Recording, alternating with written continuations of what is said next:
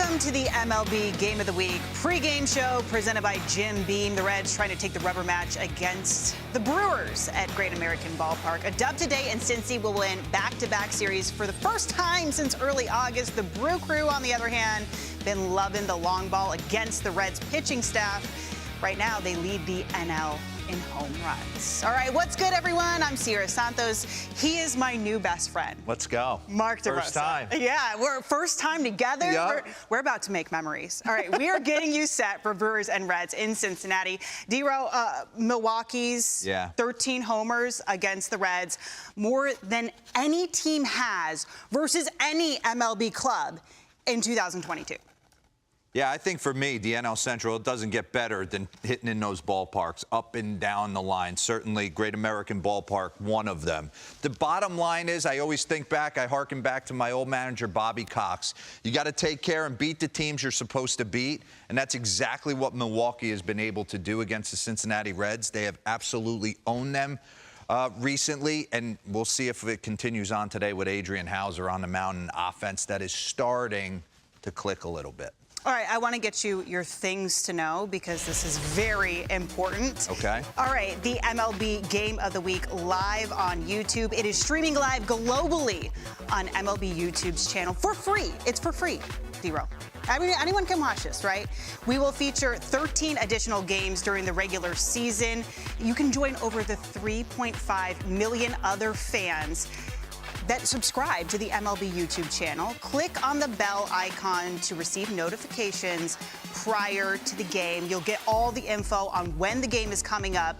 And we're going to now take a look at last night's matchup between the Brewers and Reds. Urias, Tyrone Taylor, and Jace Peterson due against Hunter Green.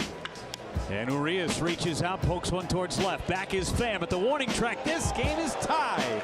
Second time that he has gone deep against Hunter Green. Ties the score 1-1 in the fourth inning. Runner at first is Taylor with speed. He's being held on by Moran. This one towards the gap in left center. It plugs the gap, goes all the way to the wall. Tyrone Taylor's going to be waved around third. Brewers take the lead on the double by Jace Peterson. Line drive left field. Yelich coming over. Yelich dives. He caught it. An outstanding play by Christian Yelich in left field to take a double away from Reynolds. That was a beauty. Second and third, 2 out. Right-hander against right-hander. Kyle Farmer at the plate. Little pop-up. It's going to be caught by Luis Urias. Inning over. As Urias sells out for it, able to make the catch and hang on. So here's Tommy Pham. Struck him out. Strikeout number 500 in the career of Josh Hader, and it's in a Brewers victory. 5 for the final. All right, let's take a look at the Brewers lineup. Willy Adames batting second. He's hitting the ball at a harder rate than last year, already with 8 homers this season, second only to C.J. Cron in the NL. Christian Yelich DHing for the 6th time this season. Rowdy Tellez batting cleanup. We're going to do a deep dive into him in just a bit. But I wanted to ask you about Adames. He's hitting the ball at a harder rate this season. Yeah. He's got a different approach to breaking balls as well. How do you think that's helped him find success? Well, first off, we know he can absolutely hammer the heater, but the reason I think and I believe that he's able to handle the breaking ball a little bit better is because he's getting it thrown to him a heck of a lot more. This is not anybody. He used to hide in that Tampa lineup. Everyone can go in there. Willy Adames could get count leverage and was probably getting a fastball.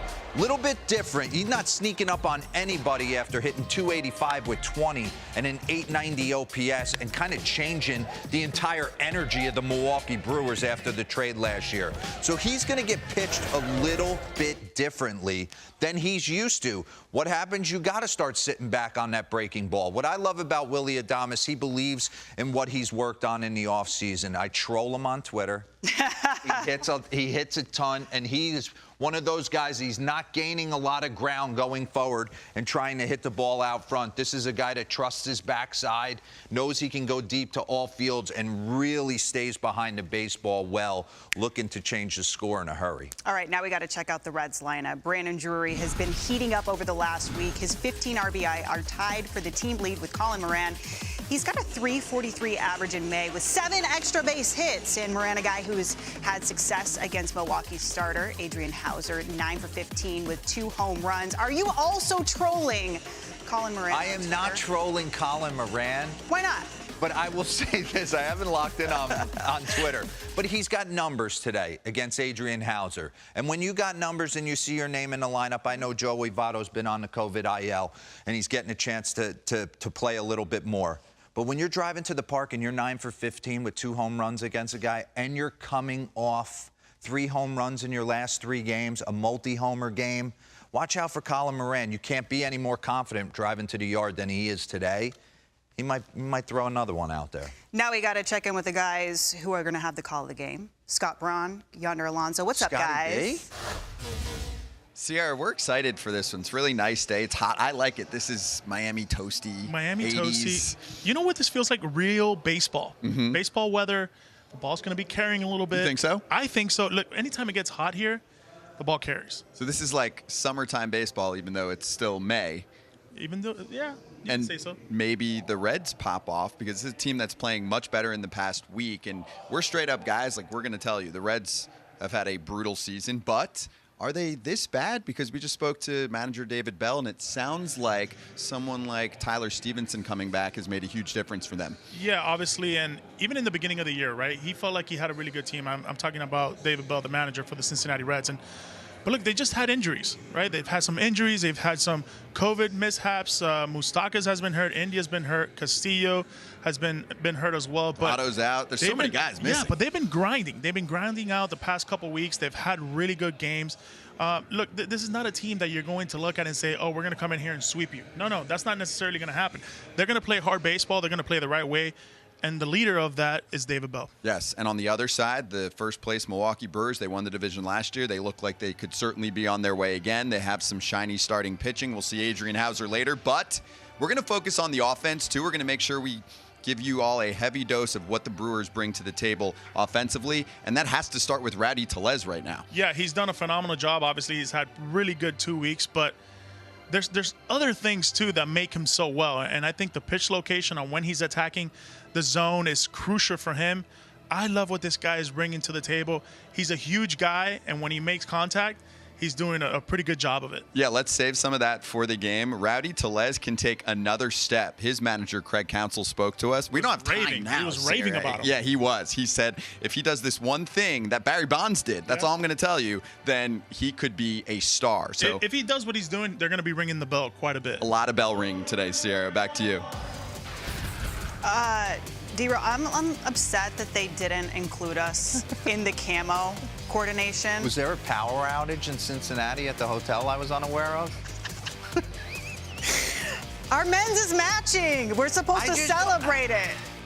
Maybe it's me. I got to up my wardrobe game. Let's go. Yonder could pull it off, but at no point would I walk into a store and go and say, yup, I'm pulling the trigger on that. We're going to Forever 21 after this. All right, it's time for your time to weigh in.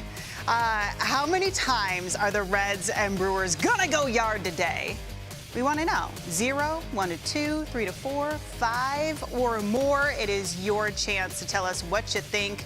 Of course, we'll tell you the results of the MLB Game of the Week poll in just a bit. Coming up, a guy who knows a little something about hitting home runs. Rowdy Tellez talks about his early season surge. We ask our YouTube creator, what is the greatest baseball video game of all time?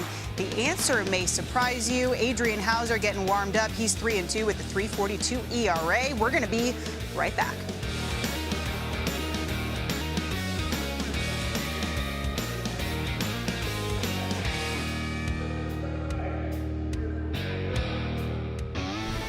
Hey, baseball fans. Live Major League Baseball games are back on YouTube. You'll be able to watch select live games throughout the regular season on YouTube free of charge. No fees or sign-up required. Here's how to find and watch the live games from your smart TV, computer, and phone. To watch from your smart TV, launch the YouTube app and search for MLB. Select the MLB channel and click the live game. To watch from your computer, go to youtube.com and search for MLB. This will take you to the MLB YouTube channel, where the featured game will be playing live. To watch from a phone, open the YouTube app and search for MLB. Select the MLB channel and the live game will be the first video you'll see. These games will only be available on YouTube, so make sure you don't miss out. If you are logged into your YouTube account, set a reminder by selecting the game on the MLB YouTube channel and pressing Set Reminder. You'll receive a notification when the live game starts. Watch MLB Game of the Week live on YouTube at youtube.com/MLB.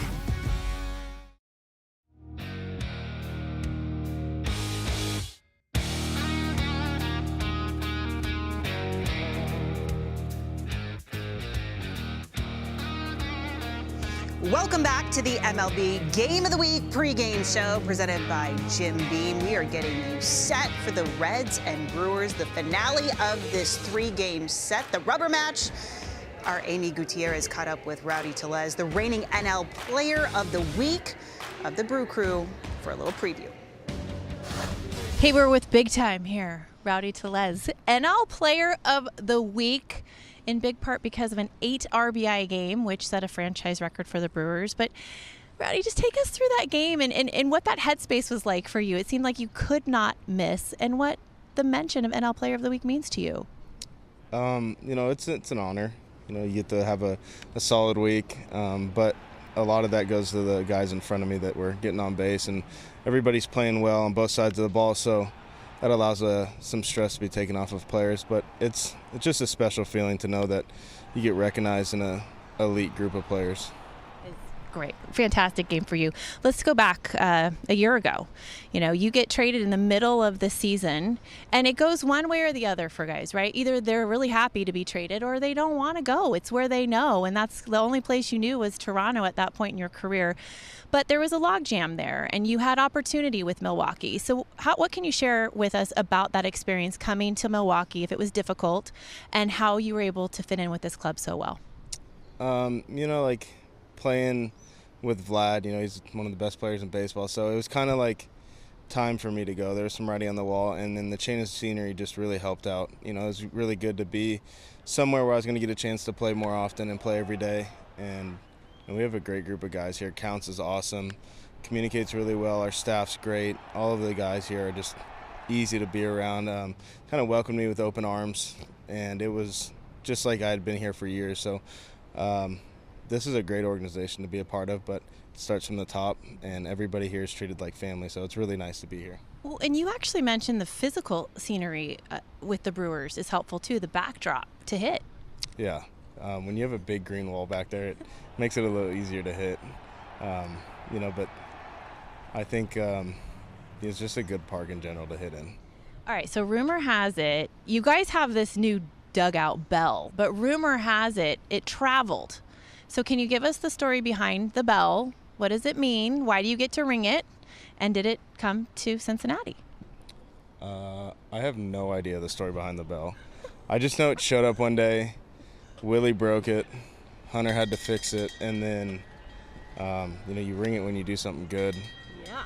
But Counts told me I'm not allowed to ring it. And then I don't know if it's in our... it is. You can see it. Mm-hmm. Yeah, the bell's in our dugout. So I guess it does travel. I do my research. Yeah, I don't pay attention. Cool. And the other part, which I was laughing at, is if you want a dugout bell, you can order one on Amazon. So they're available. You can be just like the Brewers.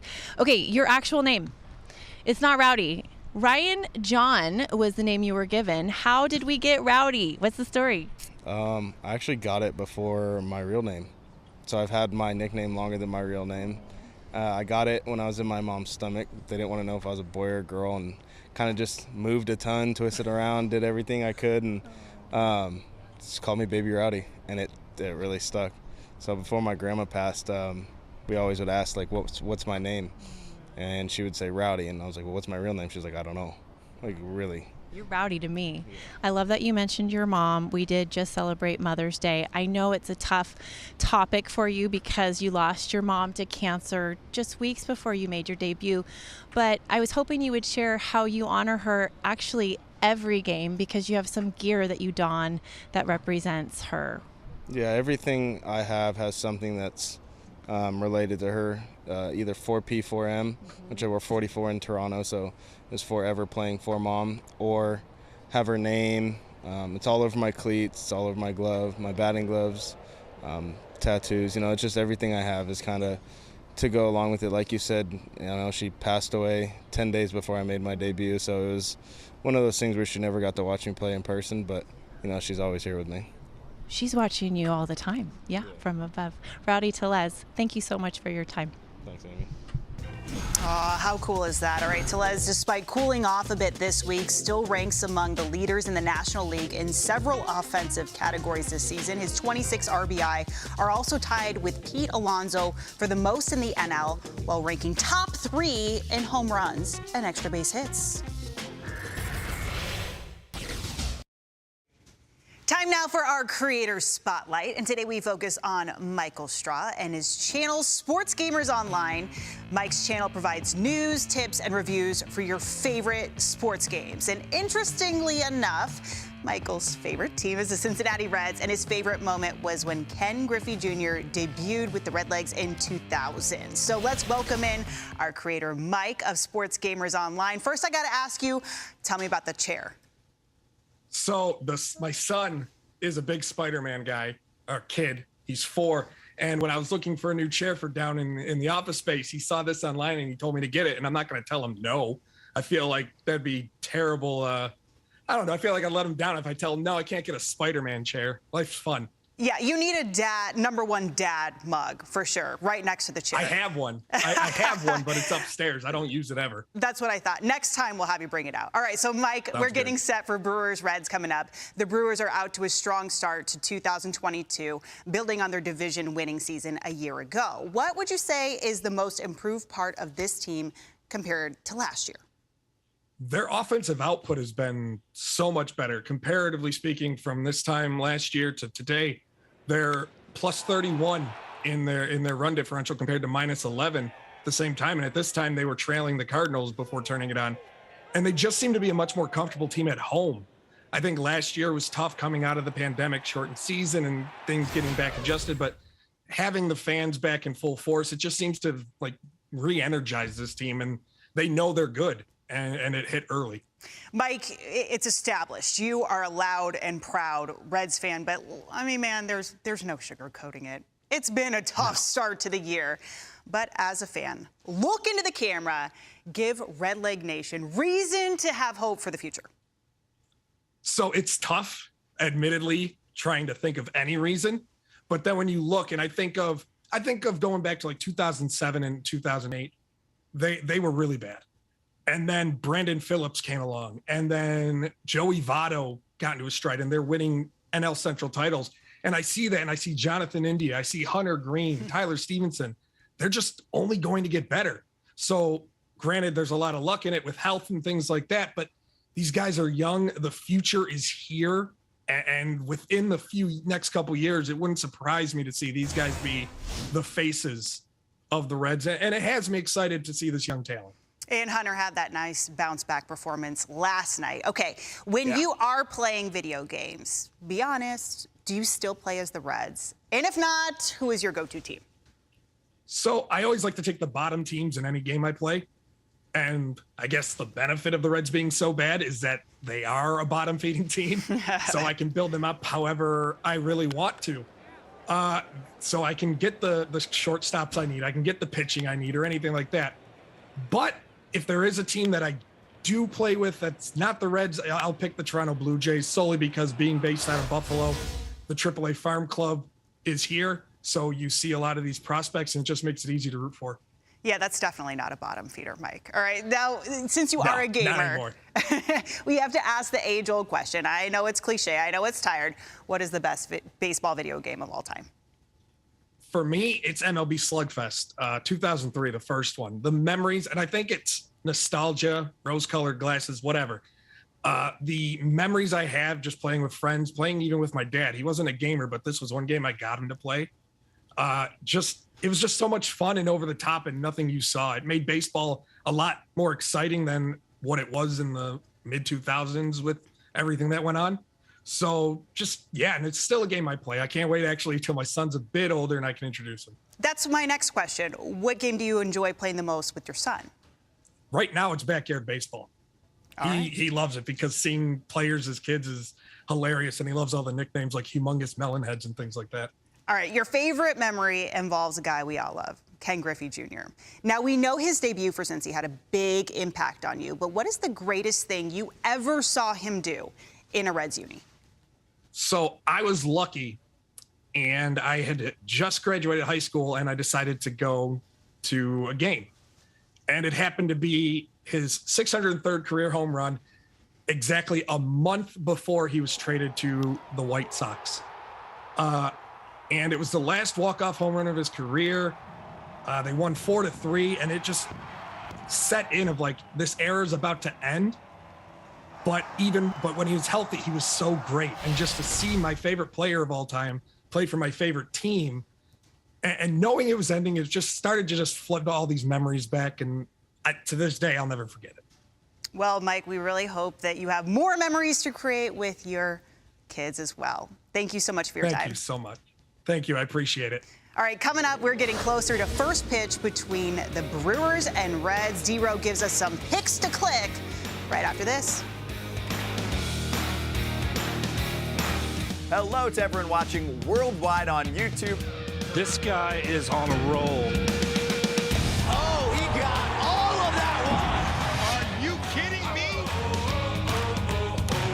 It's gone. He's got another. Mike check. Oh, yeah, got a hot mic on. Fourth inning, y'all just stroll out. What a life. Come on, baby. Here comes the throw, and they got him.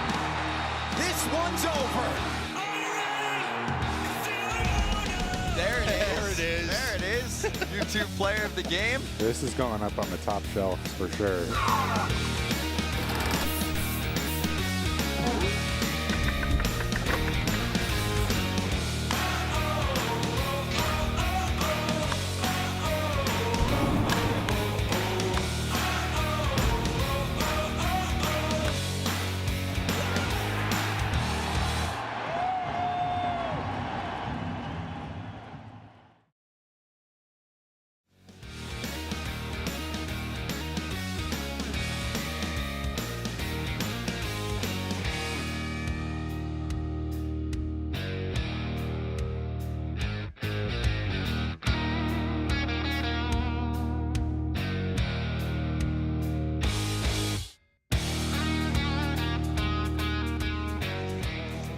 Welcome back to the MLB Game of the Week pregame show presented by Jim Beam. Brewers snapped a 3-game skid with a 5-4 win over the Reds on Tuesday night. Milwaukee has won 6 of their last 7 series they played. They're going for another one today at Great American Ballpark. And fans watching our YouTube Game of the Week now have their choice of listening experience. Simply click the gear icon in your player, choose audio tracks, and select either the primary broadcast or take your pick of the home and away radio calls. Each is available on your favorite device. Now time to get into a little StatCast powered by Google Cloud for the Brewers and Reds. Let's welcome in Sarah Langs from MLB.com to break down this matchup. Sarah, the Reds' pitching struggles have been well documented, but you've noticed one Cincinnati pitcher that's shined so far this season. Tell us about him. I have. So Alexis Diaz, Edwin Diaz's brother, has really been shining for the Reds so far this year. And if you take a look at what he's doing, he's really limiting hard contact against him. So here you see everyone in baseball with at least 25 batted balls against them. He has the 5th lowest hard hit rate. And that might sound like a lot of jargon, but what that's telling you is that nobody is squaring up the ball against him. That is the absolute best way to ensure you're going to get good results against you.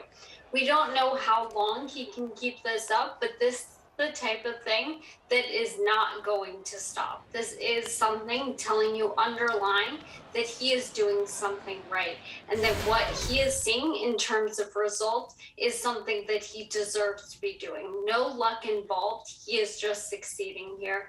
And I love to see this. As you said, the Reds pitching has been through some trials and tribulations so far, but it's great to see a rookie succeeding for them.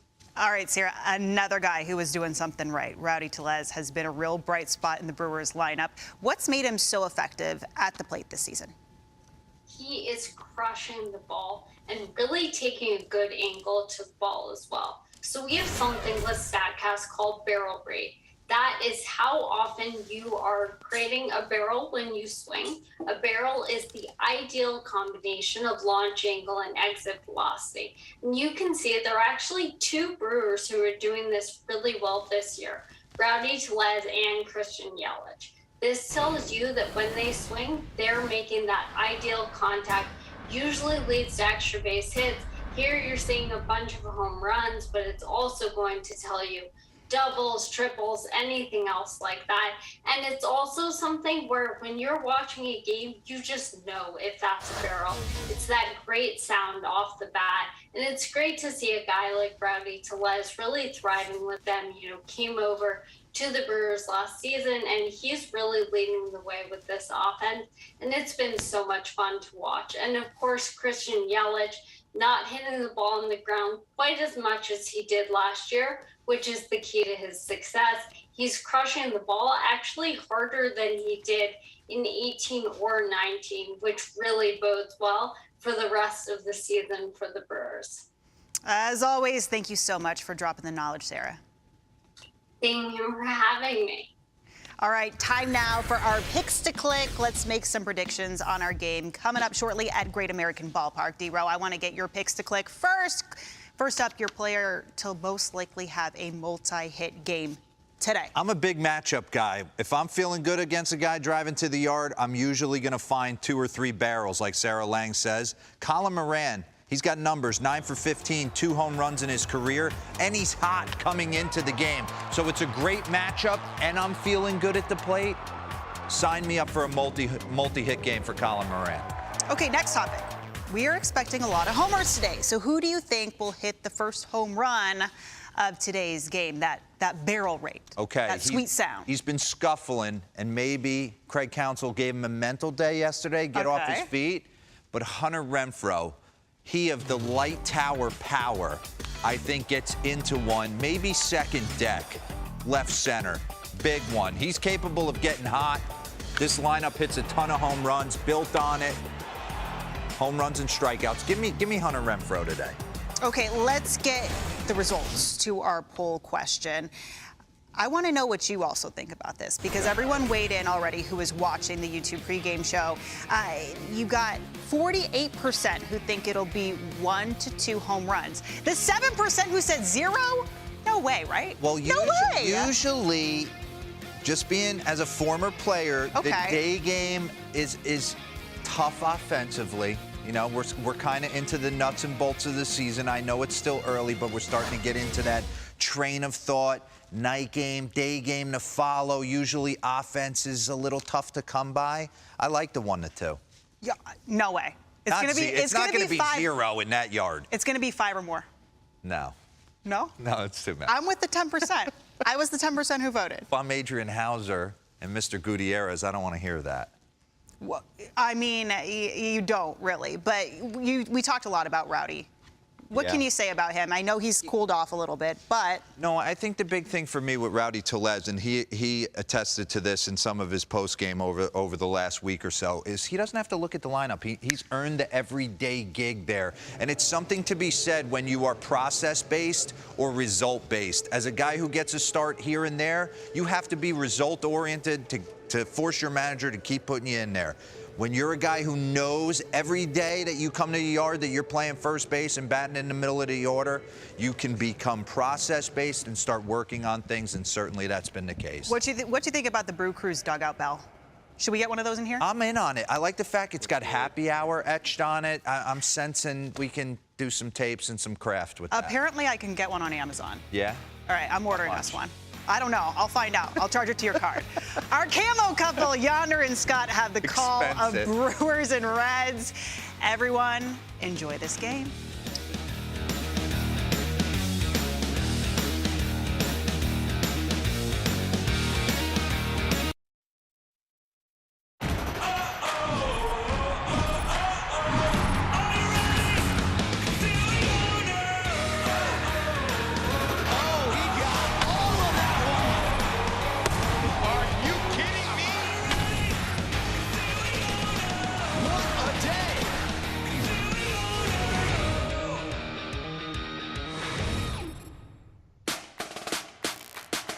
That summertime feeling in the Midwest, clear skies, sweet views, and daytime hardball with a series-deciding matchup today in the National League Central.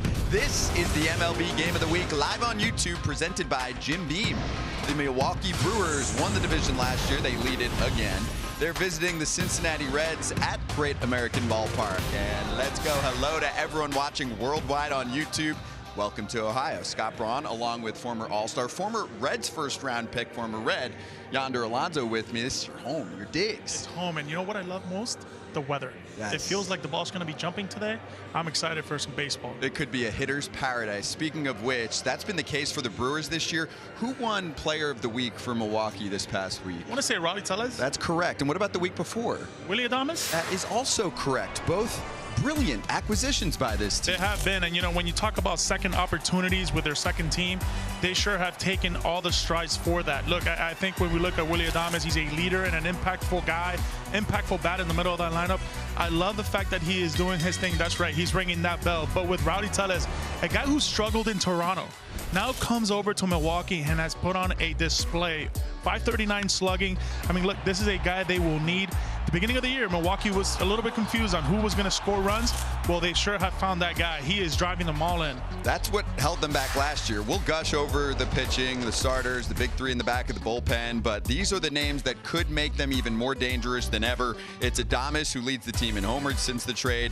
It's Tellez, who leads the team in RBIs since the trade. And for the Reds, we're not going to sugarcoat it. That's not what we do. This team has had a brutal start to the season. They've been a little bit better lately, but what do you think is going to change about this Reds team? Well, look, I think they just need to get healthy, right? And when we look at their starting lineup and we look at their rotation, I think it comes right there. You got to be able to pitch better, but at the same time, you got to stay healthy, and they haven't been able to do that, obviously, with India being gone. Luis Castillo, who's their ace, he's missed some part of the year. Joey Votto with the COVID protocols. Look, I think they need to stay healthy. It starts with David Bell. What a great leader this guy is. I think if he goes and he has that great attitude, good things are going to happen. But you still need those core guys. I think when you look at Joey Votto, look, this is a guy, we know what he is going to do, right, when he comes back. This is a guy in 2016 who hit 250 in the half. By the end of the year, he hit over 400. So I think he's going to hit. I don't think there's a problem with that. But just for me in itself, they need to start pitching a little better. Yes, and we'll see if that starts today with Vladimir Gutierrez matching up against Adrian Hauser. First pitch, 12:35 Eastern, a.k.a. local time. Let's run through lineups. First pitch in the Queen City, all on the way. On YouTube, it's all free every time. Tell your friends. And it's Hader time at Wrigley Field. Brewers trying to nail down win number one. And that is a called third strike. 99-mile-per-hour fastball. Swing and a miss. He got him with the slider. Got him. Fastball blew it by in the 97. It's amazing the way Josh Hader is able to come back, strike out a couple of guys. Hey, struck him out swinging. Dotting the outside corner. Hey, struck him out with a breaking ball. Save number 100 for Josh Hader.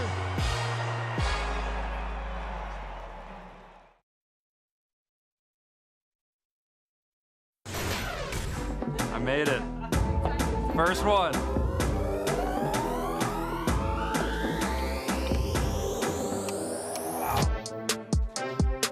I think that's pretty good.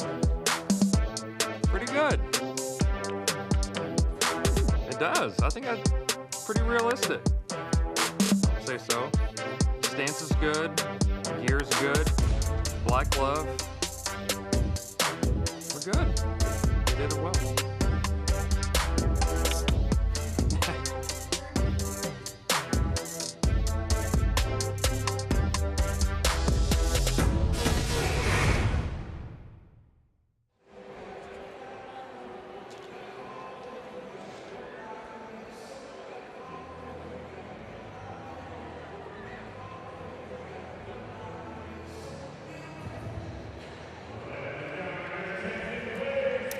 Well, if it's not a hitter's paradise today, then those smokestacks will get a lot of action. You'll see fire for strikeouts for Reds starter Vladimir Gutierrez, who matches up against this Brewers starting lineup presented by Jim Beam. Colton Wong's going to start again leading off. Willy Adames back from DH to shortstop. Yelich will DH today.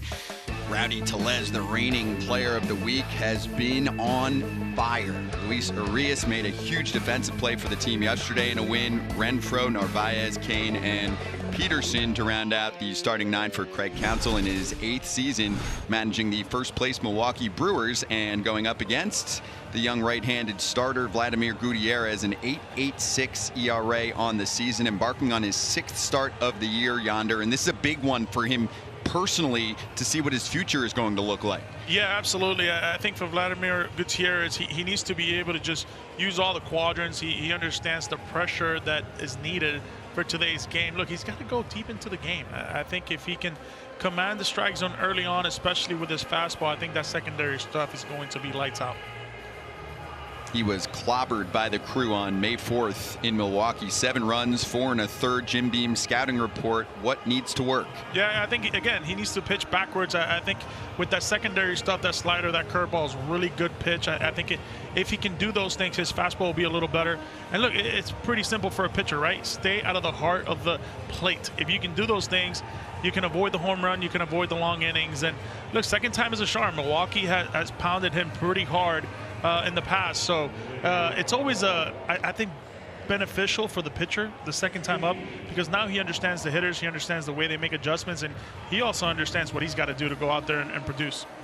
Going up against a team that offensively has been on another level this year. Here's Colton Wong getting ready to go. 1 for 7 in this series. Milwaukee at 20-11 on the season, tops in the National League Central. The Reds at 6-24 at the bottom of the division. And Cincinnati did take game 1 of this series by a 10-5 score. Yesterday, a 1-run win for Milwaukee. Colton Wong, first pitch, going after it, and he punches it into the corner, and he's going to land at second base with a leadoff double off the first pitch. Now, last week he had a brilliant at-bat against Gutierrez, a 12-pitch at-bat that ended up in a home run for the leadoff hitter for Milwaukee, and this time doing more damage again. I mean, that's a Ricky Henderson rally. First pitch swinging, ready to rock and roll. There's no pretty much overthinking this. You see a heater, you go right after it. Welcome to the party. Wong in scoring position to start the day for Milwaukee, and that brings us to Willy Adames. Oh man, this kid. Tell you what, talk about second opportunities. You know, guy in Tampa can't really figure it out. Always understood that he can play the position, can always be a good defender, but with the bat, he's been phenomenal for Milwaukee. Lights out. He lays off the first pitch. How about this weather, huh? This is summer weather right here. Man, this is beautiful. Yeah, this is perfect. Temps in the 80s. Pretty clear skies today in Cincinnati. Day for a suntan. Another miss from Gutierrez. So let's dig into what the Red starter really needs to do to become a part of this rotation for the future, because what's gone on for him so far this season hasn't been working for him, and he's been going through mid-season adjustments that you usually would do in spring training. Yeah, you look, and I think when you look at this guy in Gutierrez, he's got good stuff, right? But you got to be able to use all your pitches and use them effectively. StatCast 3D powered by Google Cloud. I mean, look at the slider batting average against, the changeup. Really, the best pitch has been the curveball, although be careful against Adames. 5 of his 8 home runs this year are against breaking pitches. Well, and you understand, you know, with the fastballs, why they're getting hit so hard. He falls behind a lot. And anytime you fall behind as a hitter, when you get to the big leagues, there's one thing you can do. Most hitters, you can hit the fastball. And anytime you got a hitter 2-1, 2-0, 1-0, advantage always goes to the hitter. And the first inning has been the biggest problem for him.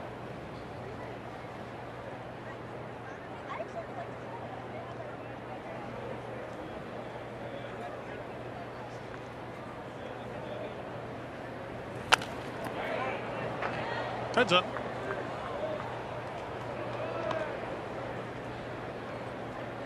When you look at the Reds and their struggles so far this season, Yonder, and you documented it a bit in the open, they are missing some big-time names that are a part of this roster, but the pitching, especially on the starting side, has disappointed a lot of young arms with talent.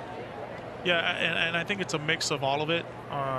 You know, there's no excuse. Obviously, that's a good pitch right there. There's no excuse for obviously starting the way they've started, but when you're missing those guys that are the veteran presence that bring that different energy and different animal side to a game every single day, kind of puts people at ease. And those guys are gone, then you fill them up with guys that are young guys that are trying to make their mark in the league. It's a lot harder. It's a lot tougher. I remember when I was here, I was always at ease my rookie year because I had Joey Votto, I had Brandon Phillips, I had these veteran presence of guys that, you know, they would kind of just calm you a little bit. There was not that much anxiety. You know, with that being said, now I think they're kind of getting that band in order. Oh, here goes. And off to third is Wong. Toast. Moustakis with the tag, and they erase the runner. Just a bad play right there by Wong. You never want to make the second out or the third out at third base. You're already in scoring position, especially with a lefty and Yelich swinging the bat. I mean, it's literally in your face. He's going, you got to be 100% when you're about to take third base on a guy. That's the first time Wong has been caught this year.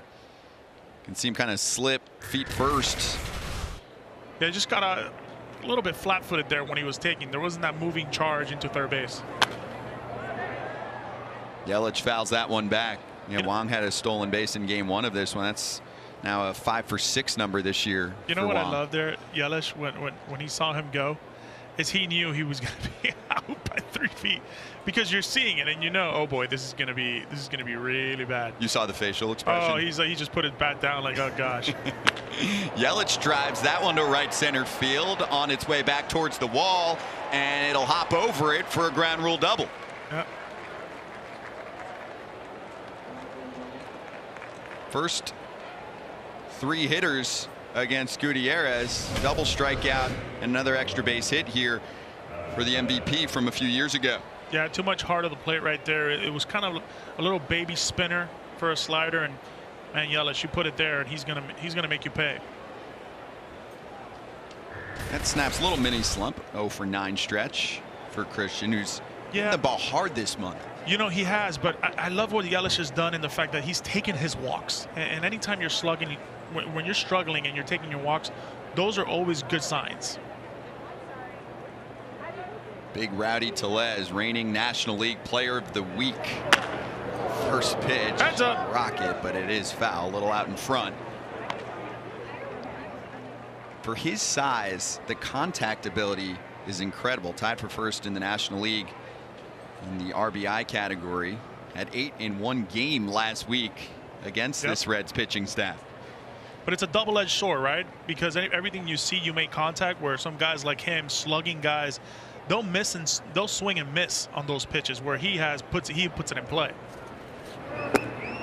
And there's a strike from Gutierrez. We also promised everyone in the pregame show that we would let them know how Rowdy Tellez could take his game even to the next level, and that would be if he can eliminate what? Well, he's got to eliminate the pitch down. I think if he's always looking up and he stays up, I think good things are always going to happen for him. When he gets in trouble, is he's chasing down, as most hitters are usually chasing down. That's when you get in trouble.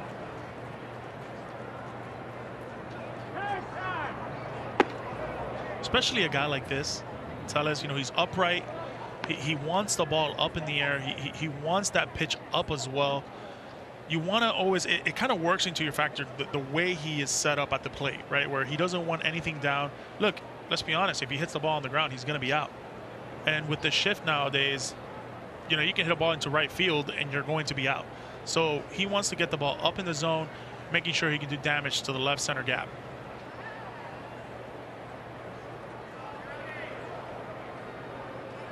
Classic shift setup on the right side. 1-2. Good take right there.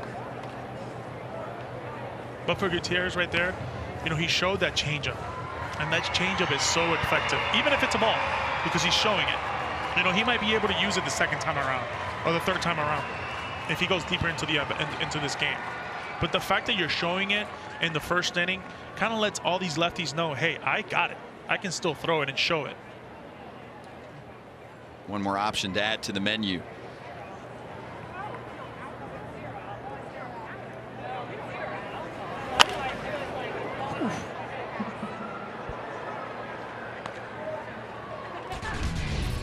Flashback to the reason why he is the player of the week in the NL. May 4th, 8 RBIs. He was close to Grand Slam territory 2 times. Did it once. The other result was a 2-run double.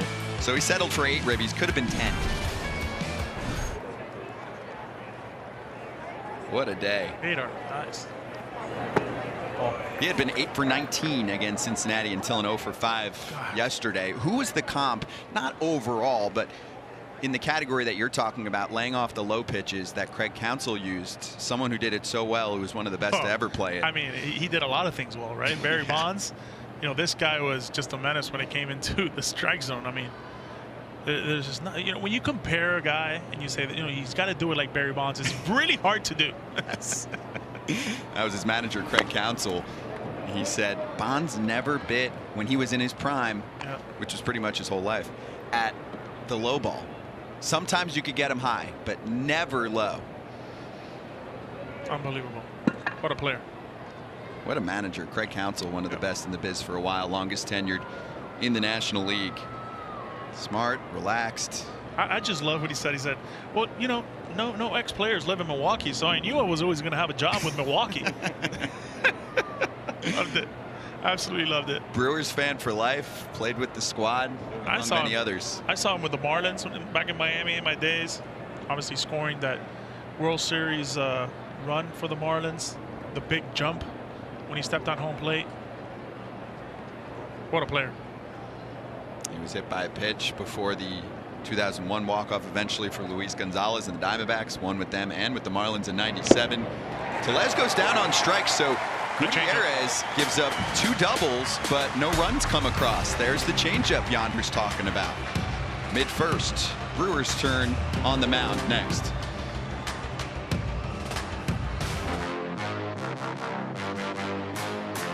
Yeah, we coming. Yeah. Treat me like God, I'm the one in the sun. Yeah. I know how to win, cause I've been the one.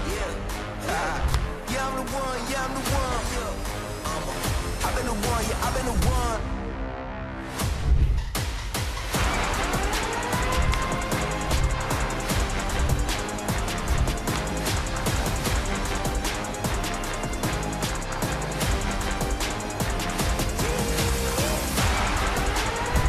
Cause I've been the one, yeah, I've been the one. Yeah. You see in my eyes, I've been the one. I cannot die, I've been the one. The greatest alive, put that on my mama.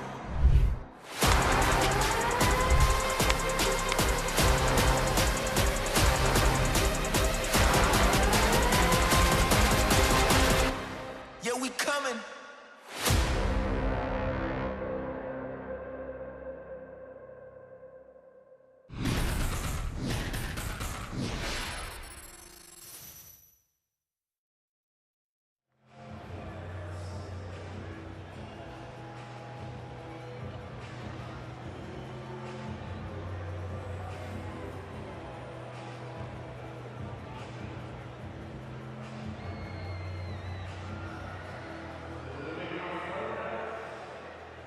The Brewers take the field, and the Reds will have their turn, the first of the day at the plate for a Cincinnati club that's been playing better over the past week after a miserable start to the year. The Jim Beam Reds starting 9, and they are missing quite a few names, but some fill-ins faring well after TJ Friedl. It's Brandon Drury leading the team in homers. He has 3 in May alone. Pham, then Moustakas was back last night and in the lineup again today. Stevenson will DH instead of catching. Colin Moran with the new nickname, thanks to Barry Larkin. We'll go over that later. Naquin, Farmer, and Garcia. And this is Adrian Hauser, one of many talented starters in that Brewers rotation. Mid-3s ERA, and if you look back to his numbers from almost a year ago, earned run average-wise, he's been one of the best in the sport.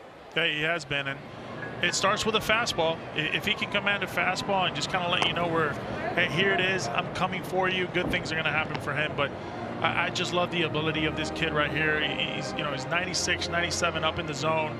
He's got a really good two-seamer, but, you know, he goes with that slider and that changeup. He's pretty effective and durable. This guy posts every single start. That's underrated in today's game. In tight to Friedel, who tried to sneak a bunt down on pitch number 1. Reliable innings. Nice pace too. You know, people don't talk about that enough, because when you have a guy like that can just go out there every single day and make his start, man, that just goes so unnoticed.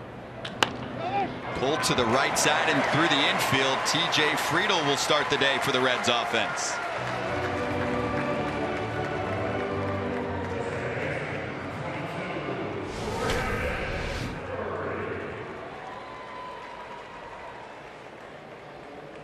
It's a good swing right there. Staying short, understanding you don't have to do too much. Put it in contact and let your wheels go. And he has wheels, although hasn't stolen a base in 25 games in the big leagues yet. Here comes big Brandon Drury. Team leader in homers and RBIs. A couple days ago, a 3-run home run off Brandon Woodruff in this series. 414 feet to center field. He's always had it.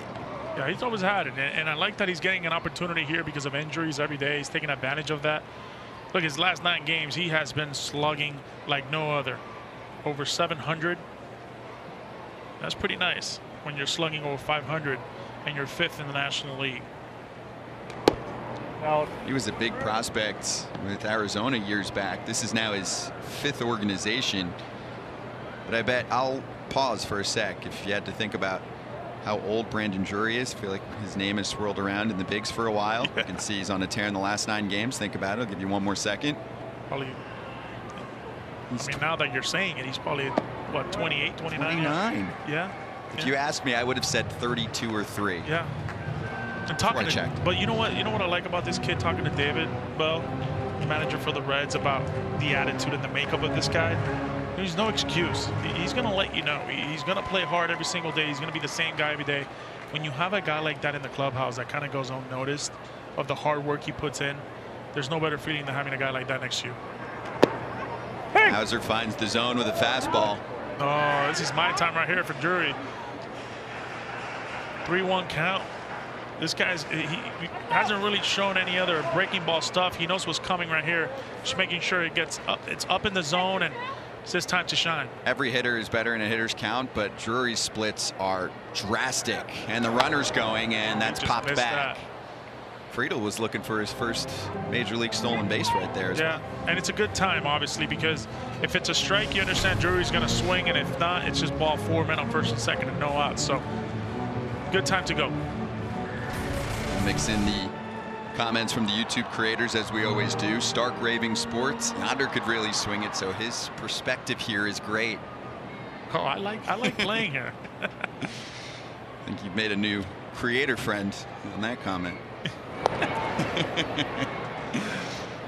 A lot of ties and connections with you, and of course being drafted first round by Cincinnati. You know quite a few players either you've played against or with on the Brewers as well. Some connections with those guys to your Padres days. I'm here for it. I'm here. All day long.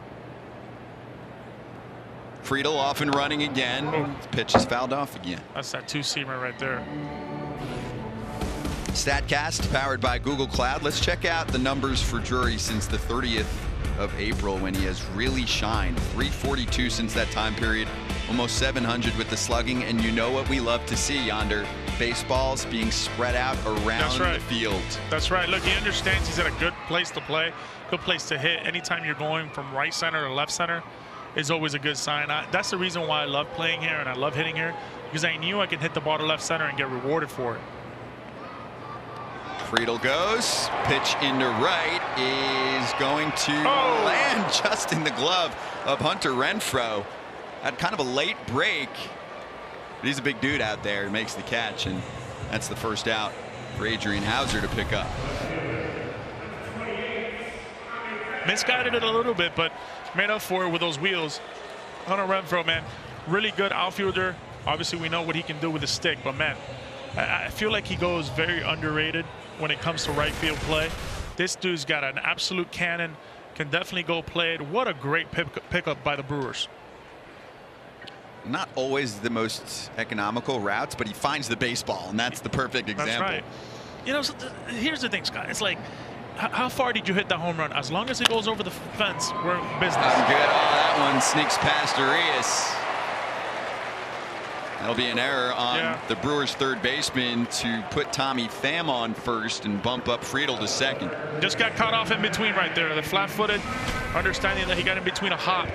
You either come up on that ball or you got to get back and stay real low. He just misguided it right there. Didn't stay as underneath as you wanted. Would you call that a hit or an error? And now I got official word. I think that's an error.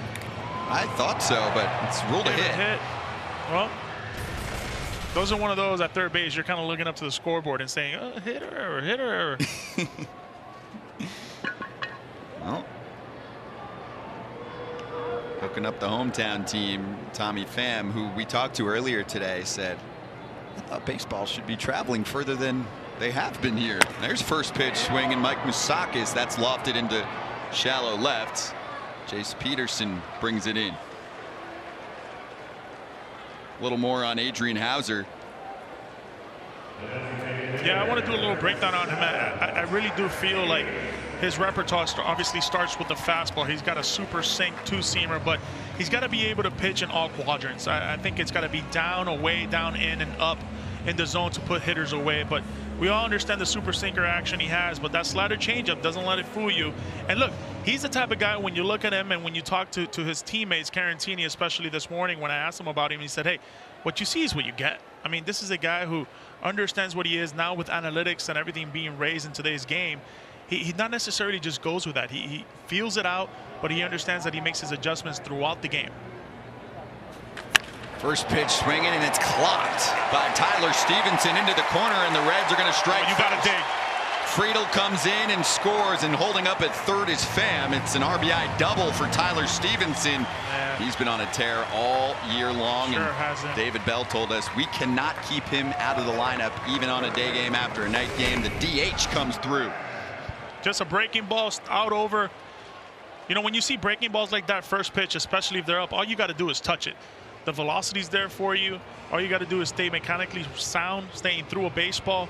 What a great piece of hitting right there. I love what this kid is bringing. Look, it just feels like the Reds, they've had a knack for really good catchers in the past, and we certainly have one here once again. First pitch attack mode from Cincinnati in the first. And when you got a pitcher like this, who you have, I guess, some history with, you got to understand, jump them early, making sure if you get a good pitch to hit up in the zone, you can't let those pitches go. Especially in today's day and age, I love the fact that they're swinging at first pitches. You know, I think hitters nowadays, they're taking more than ever, and pitchers are throwing more balls than ever.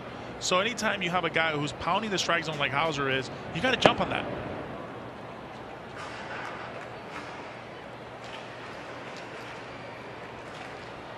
Jim Beam, Brewers defense. Gold Glovers in Kane and Wong. And Hauser's much more of a contact guy than his friends in the rotation. Even Eric Lauer now has been money with the swing and miss.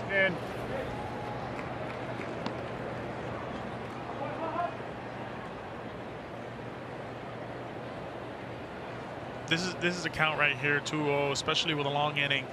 You know, you've already made your mark on what Hauser has been doing, right? He's thrown a lot of pitches, 16 pitches. You don't want to do too much to this pitch right here. Wherever it's pitch, you go.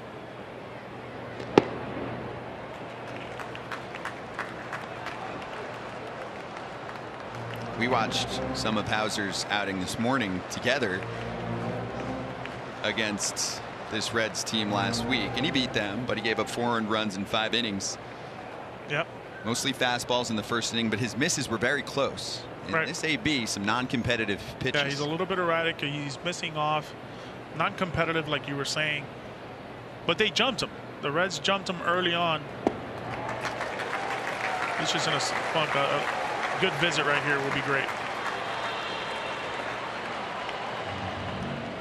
Free pass for Colin Moran, and they're loaded up.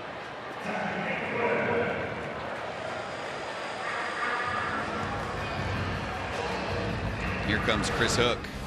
StatCast powered by Google Cloud, setting up the arsenal for Adrian Hauser, and he's worked that four-seam fastball up in the zone more this year than last year and much more than the year before, and still known for his sinker and the ground balls, although less of them this year than last season. Yeah, he's been pitching more with that four-seamer as well, especially when he wants to put hitters away. But, you know, his best pitch that doesn't really get talked about is that slider. I think it's a really good pitch. He can throw it whenever he wants, even though that in this arsenal, he doesn't throw it as much. But lately, he's been using it much more.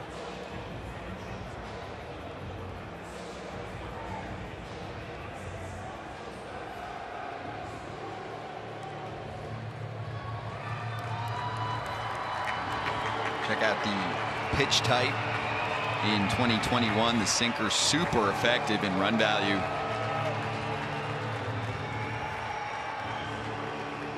Oh, it's a super sinker. Many Brewers have a premier pitch in their goodness. rotation, which is going to set us up for a poll question later, okay? Sneak peek. Tyler Naquin time. Tyler Naquin, good teammate. Did you play with him? I play with him. And he goes after the first pitch. That's going to work its way into the seats. Foul, but he was cold up until yesterday. 8th inning, 2-out, 2-run double. He pulled it to right field and made this a 5-4 contest. That ultimately was the final. They couldn't tack on another run. The Brewers played some excellent defense yesterday. Those are special numbers with the bases loaded. Man. I mean, talk about just feasting on when there's bases loaded. I'm glad he's got a good chance here. He's got a great opportunity in Cincinnati to play. He's taking full advantage of it. He had a great year last year. Really good outfielder. Just a 5-tool player guy, but you know, even better in the clubhouse. Great teammate. Good hunter. Likes to hunt. Yeah. Next to hunt. Adrian Hauser pitches 5 for 7. There he goes. Into right center, on its way towards the wall. Kane looking back. No one has it. Oh, he's got to go. And that should clear the bases. Naquin on his way to third, and he'll hold up there. It's a 3-run triple for Tyler Naquin to make it 4-0 Cincinnati. Ball just kept going and going and going. We talked about it earlier in the show, how the ball is going to be flying today, especially when it's a hot day like this. All you got to do is make some good wood on it, put some good wood on it, and it's going to go down and in. Was a little fooled, but he's got that pop. Those numbers keep tacking up. Look at him run. He was smelling it. He smelled that inside the Parker. He's had a few of those in the packs. That's right. I will tell you this, as a game caller, that baseball traveled a lot further than we've seen balls that connect with the air this year, as of course there's been a downtick in offense and home runs. Well, that did not look like a 2022 ball to center field. No, but you know, I think I have my own takes on that. You know, if anything, the ball is the ball. I mean, if anything, it will just weed out the guys that into a glove. That's Adames. Go ahead. You think? We'll talk about it later. Yeah. We'll celebrate. We got time. 8 more innings at least. 4-0 Brewers attacking Hauser early after 1.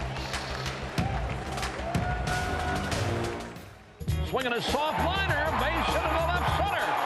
A run's going to score, and the Brewers have the lead. He's a very good baseball announcer. And if you listen to Bob for 5 or 6 minutes, you want him to say something that's going to make you laugh.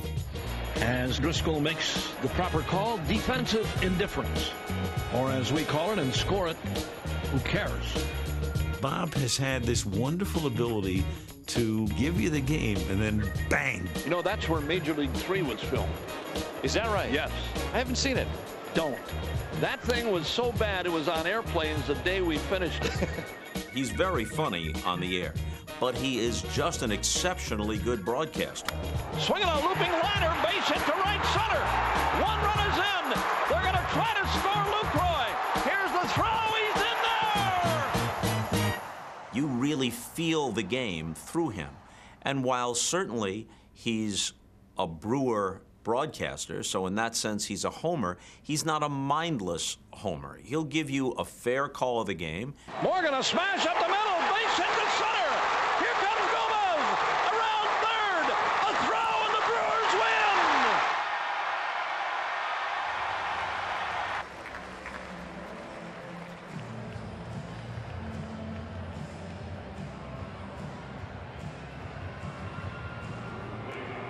A 4 spot for the Reds in the first off of Hauser. Now back to Gutierrez in the second inning. And our first poll question on the day here on YouTube, and anyone can participate. Check it out on your screen and let us know who's got the money pitch. I love this question too. The nasty pitch from the Brewers staff that you'd like to steal. If we could just grab it, hand it to you. Are you a fan of the Burns cutter, the Woodruff 4-seamer, Hader's slider, or the Devin Williams airbender changeup? The Williams changeup for me. Oh, you were quick with your answer. Oh man, I think because I'm a lefty, and if I was to face somebody, you know, that changeup, let's not forget, he throws, you know, Williams throws 96, 97 miles an hour. It's not like he's throwing 90. But I think if I was to face any of those guys, I would probably have the most trouble with Williams' changeup. I'm going to go Corbin Burns cutter, the Cy Young winner. Also is joining us in a half inning. I would say, I wish, like, if you faced a guy, what it felt like to face a 97-mile-an-hour fastball with a really good changeup. I mean, it's like you're getting teased all the time where the ball looks like a fastball, but they kind of put a pause on it when you're halfway swinging. It's not fun. And it's a tough pitch to pick up. Slow developing a for good many. one. This is Arias. Debuted last week against Cincinnati, coming off a left quad injury suffered in spring training. Yeah. He's been a spark, though, after that IL stint. He's been on an absolute tear. He's reached base in all 7 games since returning. He saved the day yesterday. Diving catch. Rocket up the middle in the 8th. Otherwise, the Reds take the lead. And good that's play. a one hop to third. Moustakas gobbles it up and puts him away. Hunter Renfroe is mic'd up today.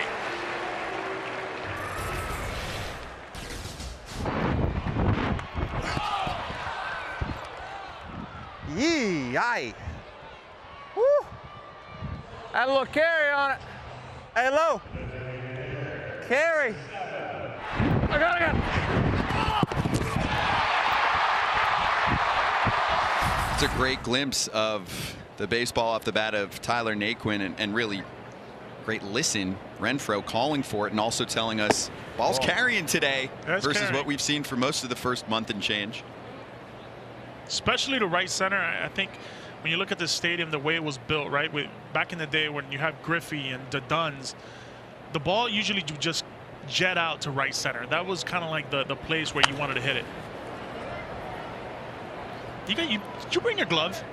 We've had 3 or 4 balls now. You know I wouldn't bring a glove. No, right?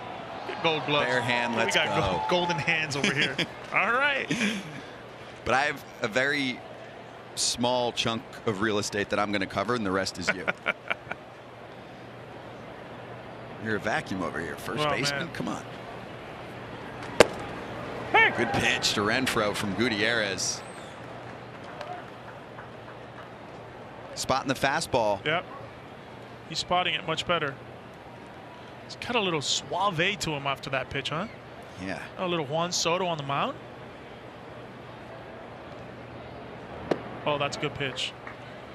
See, those are the misses. They're effective misses. You know, you want to miss down and away, right? You throw that slider, you either want to miss right on the corner or down and away. You don't want to miss up. Effectiveness is key for a pitcher. I mean, when you look at a video and you're seeing, well, this guy's just a thrower, for the most part, you just got to wait him out. Renfroe hits one hard to left, backing up Pham. He's there. It makes your fastball that much better. It makes your secondary that much better, and it keeps your defense on its toes. When you're making quality pitches like that, and when you make that good pitches to put people away, good things are going to happen.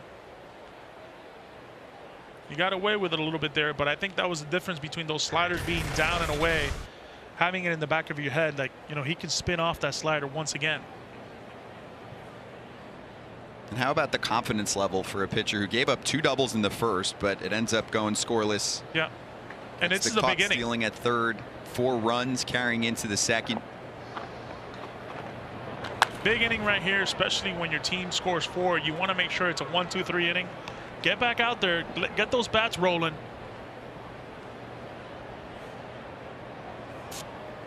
And you can just feel it, right? You can feel the energy on Gutierrez right now. He just feels that, okay, I got to get back in there. I got to make quality pitches. There's that rhythm. Every pitch, he's not walking around the mound.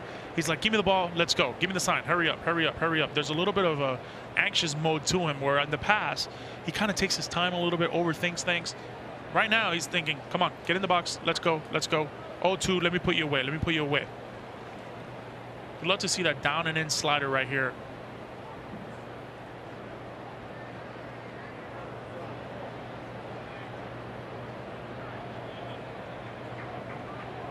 Good timeout call there by Narvaez. He had a nice pace going. Yep. Going up the ladder. Oh. There it is. What a shutdown 1-2-3 second from Gutierrez, spotting the fastball and doing great work for Cincinnati in the second. 4-0 after 1.5.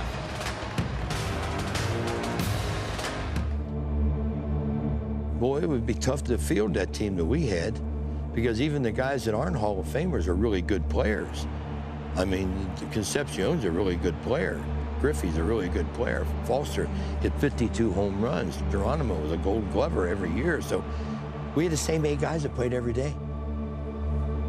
That group of regulars would become known as the Great 8, the heart of the Big Red Machine in the 70s.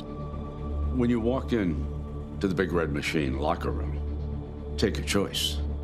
Do you go to this Hall of Famer, or that person with the most hits in the game? Or do you go to this Hall of Famer over here? Or how about this guy that belongs in the Hall of Fame? You know, you had your choice. Not only were they great players, but they had terrific personalities. Come on, Joe, hit one out of here. And that team put a tremendous emphasis on winning. There she goes. Home run. This ball is out of here. Home run. It was fun going to the ballpark back then. We had fun, but you know why we had fun? Because we won. We didn't win every year, but we never went to spring training and we didn't think we could win.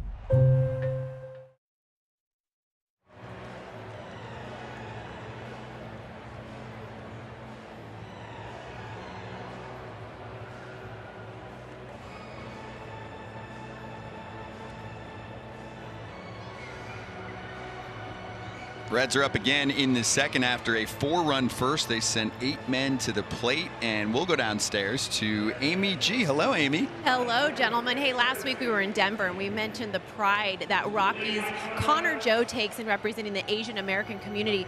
The same is true for the Brewers starter in Adrian Hauser.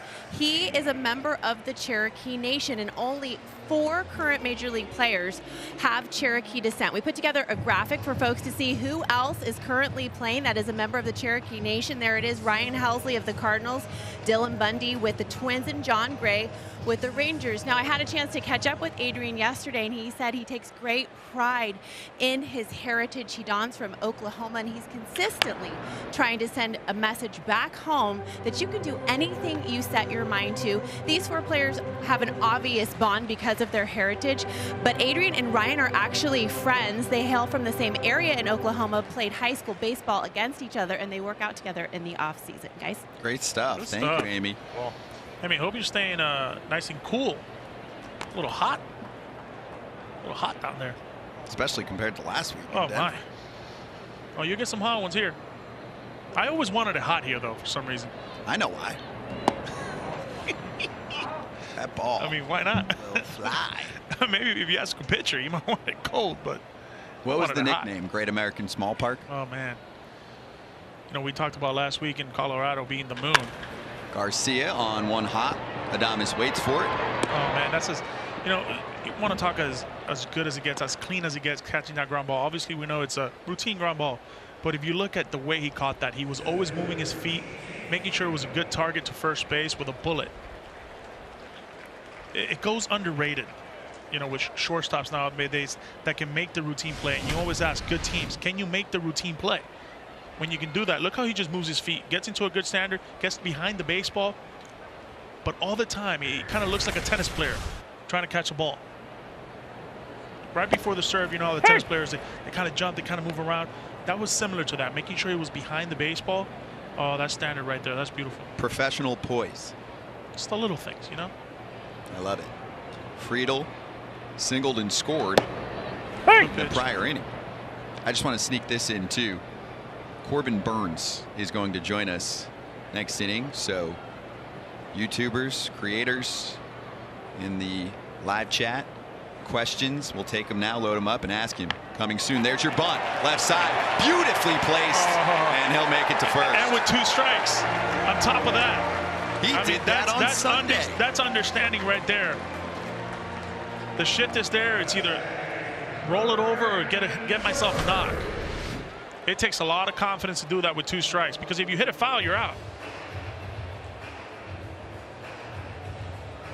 Now it's going on the scouting report because just a few days ago on Sunday, 2-strike bunt hit. I only say that a handful of times all year. Wow.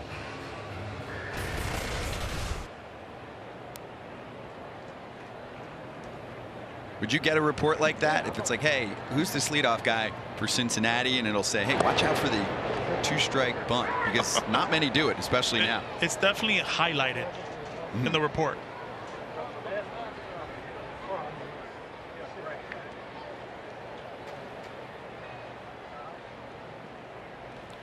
Now Drury, who flew out in the first. There's the minor league stats for Friedl and the speed there.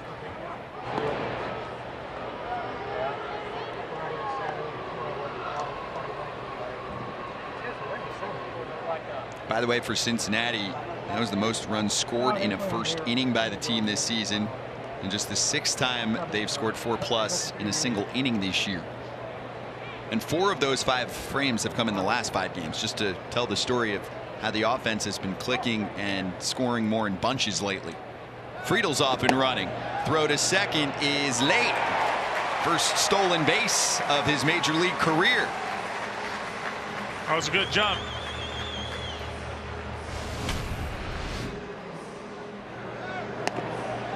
Boy, he can fly.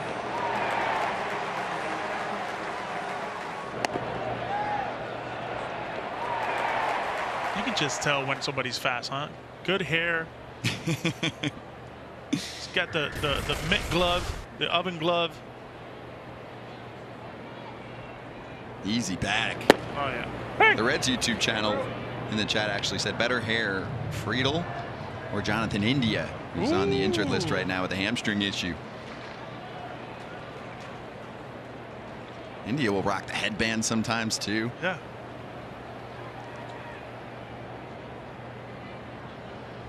Good dancer, India. Hanging out on a wedding this year. Well, Amy has more info for us on TJ Friedl. I don't know if you know about his dancing skills, but what do you have? Well, I know he's fast. We saw that. And he was destined to be a professional athlete, but his family certainly thought it wasn't going to be baseball. They thought it was going to be basketball. Check out this grouping. His dad, Terry, played with Kentucky's head coach, John Calipari, Rhode Island's coach, Archie Miller, and Xavier coach, Sean Miller, in their youth. Here's the kicker, you guys. They're all cousins. They're all related. Sean Miller recently threw out the ceremony of first pitch right here at Great American Ballpark, and Calipari visited Friedl while he was with the Louisville Bats in Kentucky.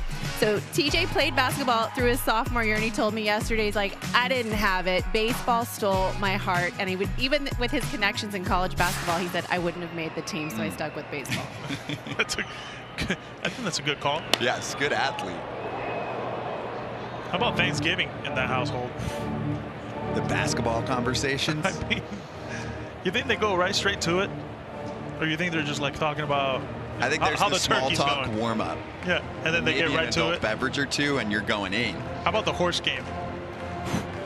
Let's go play a little horse. Why not? Let's talk recruiting. Oh. You went through all of that. Oh man, fun times. Full boat to Drury.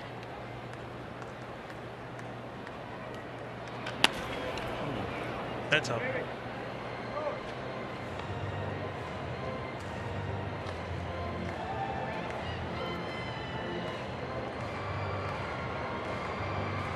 This might be a day where Craig Counsell has to hit up the bullpen earlier than expected. 36 tosses already for Hauser. You can see mostly sinkers in this AB, a slider and a changeup. Ball four. Yeah, they're making him work. They're making him work. It hasn't been, back-to-back smooth innings. They're definitely making him work. I like what these Reds hitters are doing right now. They're taking the walks. They're hitting the right pitches. Even if it's a strike, you don't necessarily have to swing at it.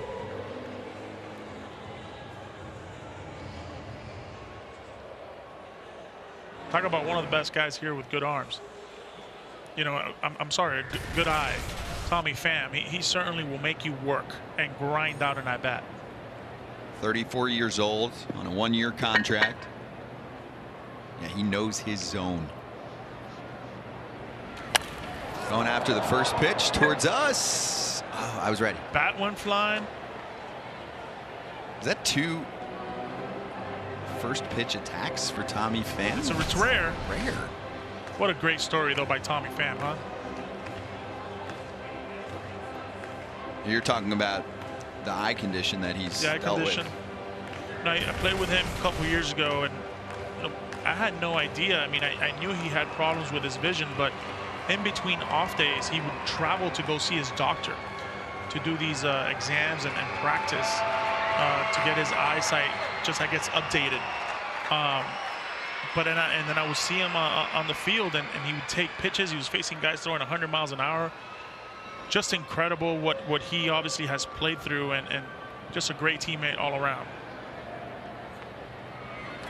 Ball. He's a guy that when you look at him, he wasn't blessed, right, with a bat. He wasn't born with a bat. This is a guy, when you look at Tommy, he's worked for everything he's gotten. Every at-bat he gets in the big leagues, every inning that he plays, it is earned.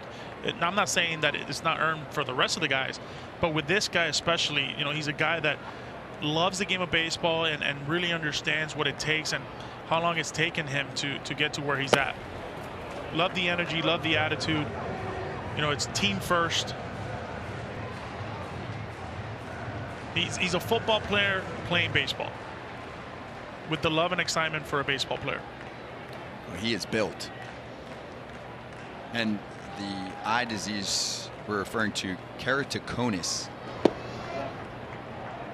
Surgery after the 2011 season, and yes, keeps we talk close tabs. You want to know how much this guy works? We saw him 30 minutes before the game, and he was doing cleans in a cage with a bag.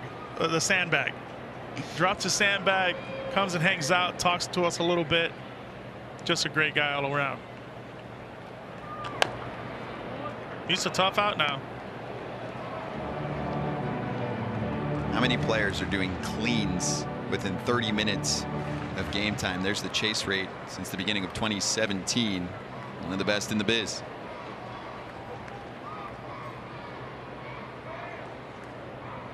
You want that number low for the global audience. Yep.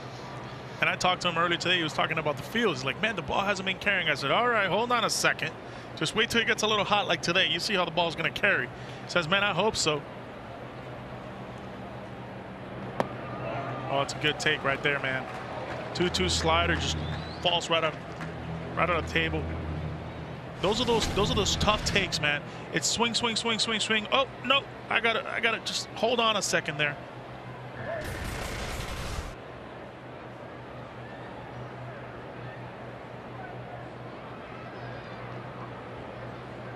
Payoff. Ball four. It's a tough at bat. Third walk, second in the inning, issued by Hauser. Bases loaded once again.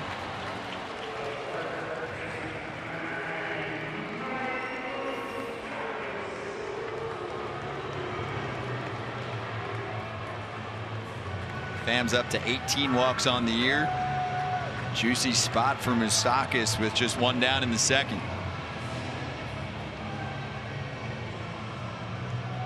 Friedel, Drury, Pham, top three in the order on board. And you don't necessarily have to be aggressive on the first pitch swinging now. If it is a first pitch swinging, you got to make sure it's up in the air. Ball.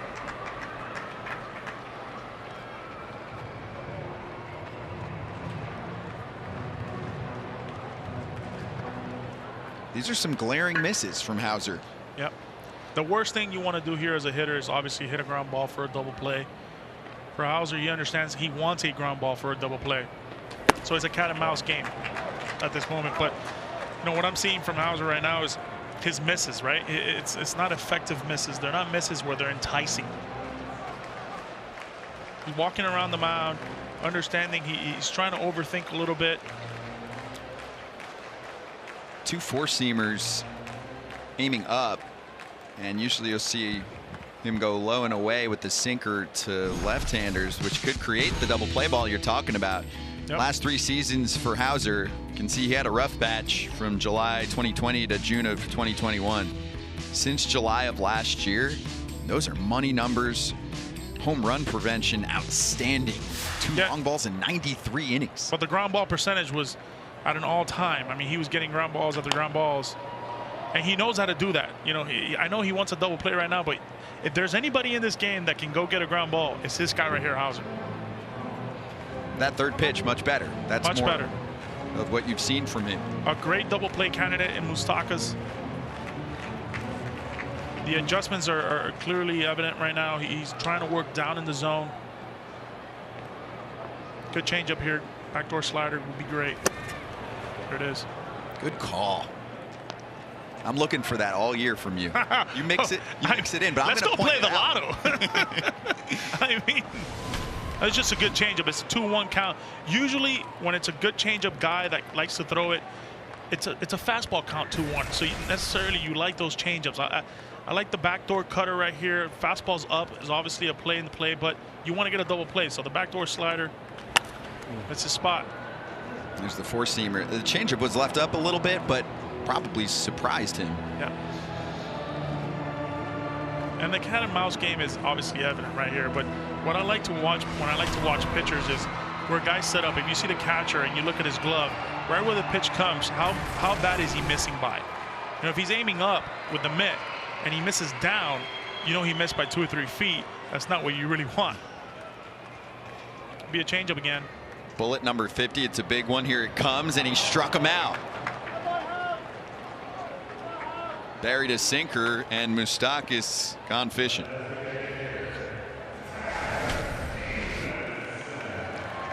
I think that was the situation of that 2-1 changeup. You know, you throw that 2-1 changeup, a good changeup like that, now it spins your whole world upside down. The sequence of it was so good. Started with 2 fastballs up, and then he goes to work. Starts working down with that changeup 2-1. That changeup right there, I think, was the it factor of the at-bat. It gets you thinking. You missed the fastball 2-2. It just gets you thinking, man, here a good changeup can come as well, but pulled the shoot on that 2-seamer down. Those are the calls that he needs. He got those last week against Cincinnati. 94 down. Borderline down. And this is the big bat, Stevenson. On base machine. There it is again. Went to a very similar spot. It's funny because Mark Wagner, he usually has a down zone, not necessarily up and not necessarily to the corners. He's more of a down umpire. He likes the ball down, and I'm evident of that. He actually threw me out one game on a pitch down. That was I would like to say it was a ball, but you know, it was a strike. But he's always, going into a game, he understands the zones of the umpires, and he certainly likes the zones down more than not.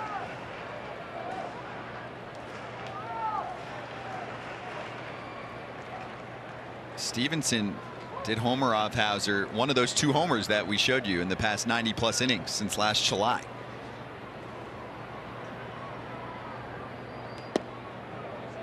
Same spot. He's not getting it.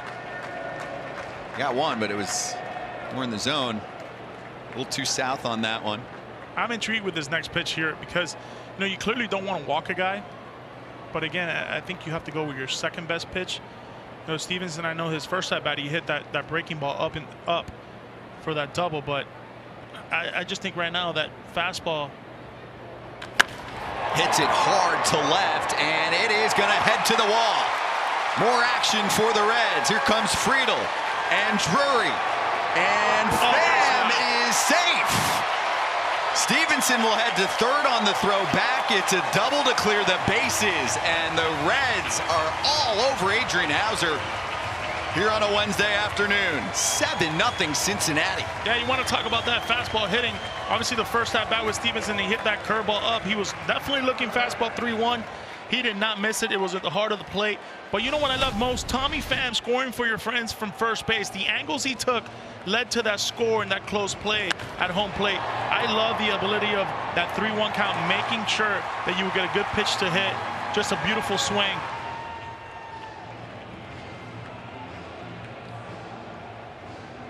Oh, there's no better play.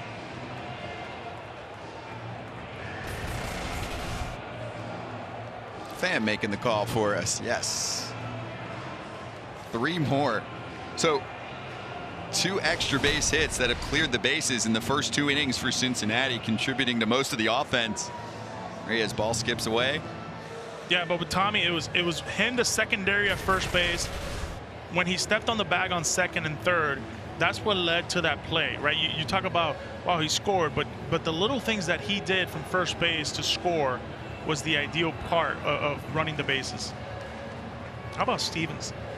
I mean, he's just been unbelievable. He's the guy. In fact, catching instructor and third base coach J.R. House is calling him QB1 this year. Lead the guys in the infield. You know who has that nickname? Philadelphia Phillies catcher JT Realmuto, who played quarterback in high school. He was a star, but Stevenson is in that similar mold of offense, defense keeps coming along. He can be the star and the leader of this team. Just his second season and his first as the full-time catcher. Colin Moran, big swing.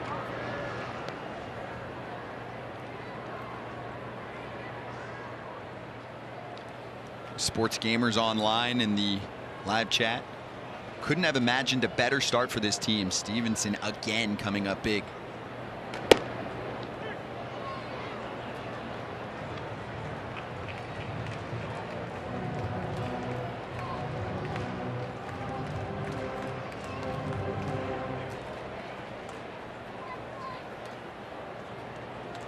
Moran's been swinging a powerful bat lately as well. It's a good pitch. That's strike 3. Didn't love the inside strike calls, but got to be happy for your squad. 7 runs, 3 in the second after 4 in the first after 2.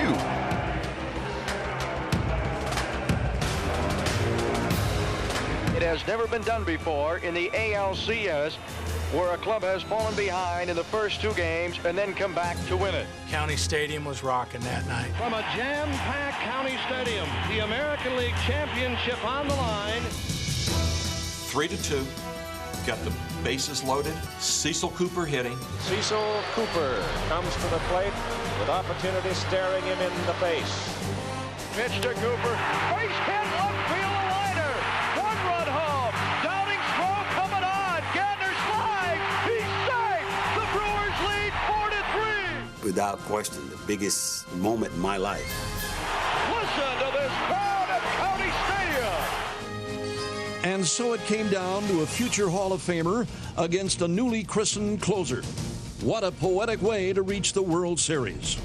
Ball line to Young, it's short. He throws. It's over. The Brewers have won the American League pennant. Milwaukee, you have a World Series.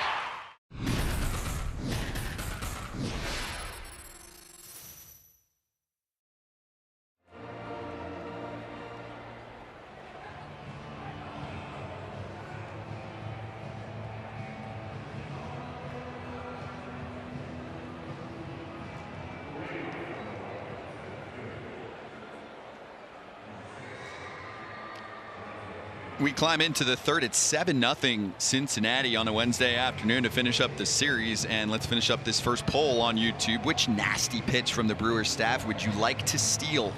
Josh Hader wins with his 37% mark on the slider, and a big day for him yesterday. 32% for Corbin Burns, not too shabby. Our Jim Beam interview right now. He's joining us for the half inning, and YouTube creators, keep the questions coming. I'll relay them over to Corbin. Hello, Corbin Burns. How are you today? Great to have you on. We appreciate it. Of course. How you guys doing? Thanks for having me. Doing great, and I want to go right to the poll question and your thoughts. You probably heard me just say it. We asked which Brewers pitcher with their nastiest pitch would you like to steal if we could hand it to someone. So you came in a close second to Josh Hader's slider. Yeah, that's rigged. It is, right? Yeah, it's rigged. The Devin Williams airbender changeup was on there. You beat that. And then the four-seamer for Brandon Woodruff. But I'm sure you would keep your nasty pitch to yourself, right? Yeah, absolutely. do you, hey, Brandon is yonder. Do you guys talk about this, in the clubhouse? Like, hey, how do you throw this? How do you throw that? Or is that something that you guys kind of just keep to yourself? Yeah, no, occasionally. We all have our own little perks and stuff that, we kind of have, and we try to bounce ideas off each other. But, there's some pitches that you can't throw. Like, I wish I could throw a Josh Hader left-handed slider, but, that's just that's not in the books. This is Lorenzo Cain coming through into left field. And the leadoff hitter for the Brewers to reach, and a lot to work with here. Did you see that little hop on the mound from Vladimir Gutierrez? Have you ever done that, Corbin? I missed it. I was zoned out.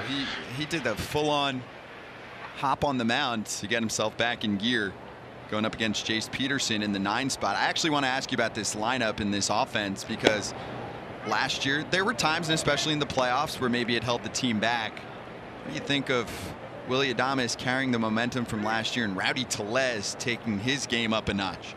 Yeah, I mean, when these guys get swinging and they get going, we can hit with the best of them. We saw it that last series that we played against these guys, actually at home against the Reds. We scored, I think 30-something runs in a series, and over a 6-game stretch we hit 20 homers. Like, that's going to be tough to beat as far as any other offense goes. But yeah, these guys are still getting into form here, and when we start clicking again, it's going to be a special run. 34 runs in a sweep of the Reds last week for your squad, 11 home runs and 18 runs on that Wednesday game. Let's bring in Amy G. Hey, Corbin, the lockout actually had kind of a silver lining for you, because you were able to welcome in your first child and get a little extra time with your new baby boy. And I was just wondering how the transition into fatherhood is treating you, and are road trips a little long? It's been awesome. That's the one thing that the lockout was kind of nice for. I was able to be home every day after he was born, help out my wife, for the first couple weeks. So it made it a little bit easier transition for her. But yeah, it's been awesome. He's just over 2 months now, and he was growing quick. And like you said, those 7-day road trips become a lot longer, knowing that you're away from them, and she's having to do most of the work at home with him. So it's a lot tougher on her as well when I'm gone, and makes those road trips long for everyone. But it's awesome. We love being parents, and I'm excited to watch them grow up. Corbin, I have questions from the YouTube creators. Let's start with Robbie Hyde.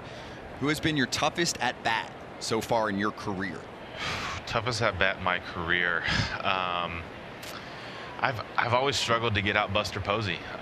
He was a guy, veteran hitter. He always, catcher, thinks along with what we were doing, and he was always tough for me to get out.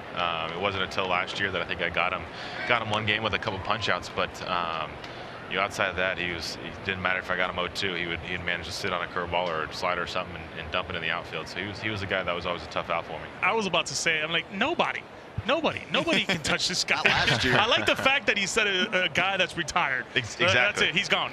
Exactly. Yep. But I did want to ask you about your times coming up, right, in college. I mean, you were very under recruited, and I think deep inside you knew who you were. You knew you were that type of pitcher who could win a Cy Young one day. But you went to St. Mary's in California. Take me through that, I guess, that back end of your history of it, and what was that like? Yeah, I was a nobody in high school. I wasn't like they are now, where the guys are throwing 100 and they're 6'4", throwing 100 miles per hour, and first or second rounders out of high school. I was all of about 5'7", 130 pounds, and playing second base. So there was no MLB in my future in high school. So I was lucky enough to get Division I offer, and then kind of took off in college. That's kind of where I started to grow, and found the weight room, found the extra weight, the extra power, and found a cutter. Yeah, I didn't really find the cutter until I got to the big leagues. It was a fastball and a slider in college, and it was good enough to get on the radar of a couple teams, and lucky enough to get drafted. And then that's when the hard work really started to have to kick in. That I was a fourth rounder, but there's 110 picks I think before me that year, plus all the guys before. So that's where you really got to grind to try to make it. And it was fun. It's been fun. I'm always intrigued by guys that have really good years, right? And then they can put it together again for the following year. What has that been like for you? You were the Cy Young winner last year, as we all know, but this year you're pretty much on pace for another one. Is it something that you think about? And if so, do you what is your MO when you wake up in the morning and say, I got to be on an anxious mode, or are you more like, hey, I know who I am, I just got to stay healthy and go have some fun? Yeah, I've learned what I'm good at and what I got to do to get outs in this league. I'm not a results-oriented guy. I'm all about the process of getting to the start. Is more about the 4 or 5 days building up with preparation and getting the body feeling right. Really to this point this year, I haven't felt like I've got to the point that I was last year. We're still scuffling on a lot of fronts, and haven't really had that good feeling out of the hand yet. So kind of still searching for that. I love that. As crazy as it may sound, I think we're still a ways off from where we were at last year. That's beautiful. Isn't that? I wish I had that when I probably would still be playing. If I don't feel that good, but I'm still hitting 300, we're gonna be all right. We're gonna be all right. Well, the bar is set much higher now, right, Corbin? That's what you do as you progress. Yeah, I mean, as soon as you get complacent, when you start going the wrong direction. So, there's always something to work on. What's a day for Corbin Burns today, especially a day game like today? Do you get a lift in? Do you run? Do you watch some video? What do you eat? Yeah, so today, let's see, I'm throwing Friday, so today isn't a crazy day. Yesterday and the day before were the heavy workouts. Kind of get the legs back under you. Kind of get a little bit sore, get that feeling again. Today was more about getting the body feeling right. Catch play, kind of feeling everything out. We got a day off tomorrow, but still have to get some catch play in tomorrow. But yeah, today's just kind of getting a feel for everything, getting the body feeling right. Any extra recovery you got to get done today. Today being a day game, it's obviously a little bit more rush because you get to the field a little bit later. You don't want to wake up at the crack of dawn to get here. That's right. So yeah, it's important to get the breakfast in. I'm a big breakfast guy every day. Breakfast and coffee. So usually it's in the city somewhere, but the day game it's in the clubhouse. But then go about your business, get the body feeling right, and come out here and cheer the boys on. What's a day off like in Miami for you tomorrow? Are you gonna go fishing? You gonna go hang out by the pool? Kind of hang out, watch a little video? Well, the morning's going to consist of playing catch. You got to get the arm going. So there's never an off day in baseball. That's right. But then, I'm excited. My wife and my son and my mother-in-law will be in Miami. So I haven't seen them for a week. So it'll be nice to kind of hang out the pool with them, get to see them a little bit, go to a nice dinner with my wife, and then enjoy Miami. Fourth strikeout for Gutierrez. He fooled Wong after giving up the base hit to Kane, and he walked Peterson. That brings us to Adames, and I'll mix in another question from our YouTube creators. Robbie Hyde has another good one again. Hey Corbin, which pitcher did you look up to and want to resemble? Which pitcher? Gosh, so I always watch a couple guys coming up. Kind of the off the wall one is Jared Weaver. I grew up an Angels fan, but I love watching Weave pitch. Just his mentality out there, even as he progressed in his career, his fastball got slower, but you wouldn't know it the way he attacked hitters and got after guys, and kind of had that nastiness out there on the mound to him. Love that. And then I always watched Nolan Ryan, just the big fastball. Always wanted to throw hard when I was young. I do it a little bit differently than he used to do it, but those are a couple of guys that I watched. It's funny you say that with Weaver. I watched him grow up as well, and watched him pitch, and I remember facing him for the first time. It felt like the guy, you watch video, it felt like the guy was throwing 98, and it was just 84 coming out. And he was a tall guy, kind of got on you a little bit, but even the 84, I mean, what a competitor, huh? Yeah, oh yeah, he had that edge to him. That's something that I think a lot of guys try to find is that certain little edge, that certain little nastiness out there to make that stuff even better. 1-0 to Adames. Coming back. Oh, that was really close. You we need a glove. It was really no. Why? Because the ball's gonna hit me. I'm gonna trainer. Hey, did you watch? By the way, it was after your game. I know your game was kind of long yesterday, but any of the end of Reed Detmers with the no-no? I think it was the first no-no from a starter for an Angel since Weaver, I believe. I believe that's what it was. I missed it. I went back and fell asleep with the early day, but I woke up this morning and saw it. I think last I saw he had been through he was through 6 or 7 no hit before I eventually fell asleep. But yeah, that's awesome. Good for him. That's what I loved about it. He only had 2 strikeouts. Hey, that's the part that's getting the weak contact, staying off the barrel. That's right. what it takes. And that's my next question to you is, with today's day and age, obviously guys throwing 100 miles an hour. It's not necessarily the 100 miles an hour. You got to still pitch. Yeah, absolutely. We see a lot of guys now that can run it up there to the upper 90s into 100 and Adames. And unless you got some movement on it, or you can absolutely locate everywhere around the zone, 100 becomes something that's a hittable pitch now. As crazy as it may sound, but if you can mix in some secondary stuff and really locate the good fastball, then you can have success in this league. This is what I love about Corbin. It looks like he's playing darts. He's using all quadrants, cutters, 2-seamers, good curveball. I just love watching you. And speaking of Yelich, what have you seen from him the past week? I mean, he looks pretty good so far. Yeah, I think he's really starting to figure it out. It's funny. Every now and then you talk to him, like, I felt something in the cage today. Today's gonna be a good day, and then he'll go out and hit, a couple homers. What did he say today? I didn't get a chance to talk to him today, but it's funny. He has his hitting sessions on the field, and like, I feel good today. I'll probably hit a homer, and then of course he hits a homer. So. You know what's funny? You say that. Like, what do you say in the morning, Scott? Nobody talks. Everybody's half asleep. Yep. Maybe an hour before the game is when you pump it up. You put a little bit of some jams, and then you're ready to roll. Except Adames and Brasso, they roll out of bed full of energy. I don't understand it. I'm jacked up a Mountain Dew. Let's go get them. They're morning guys. Here's one more from a creator, Harrison. I know we got 2 outs here in the third. He said, if you can only throw 1 pitch the rest of your life, what would it be? Kind of playing off the YouTube question. I have a feeling I know what the answer is going to be, because you can use it pretty effectively and consistently. Is it the cutter? Yeah, I think that would be a proper choice. I think I throw it quite a bit.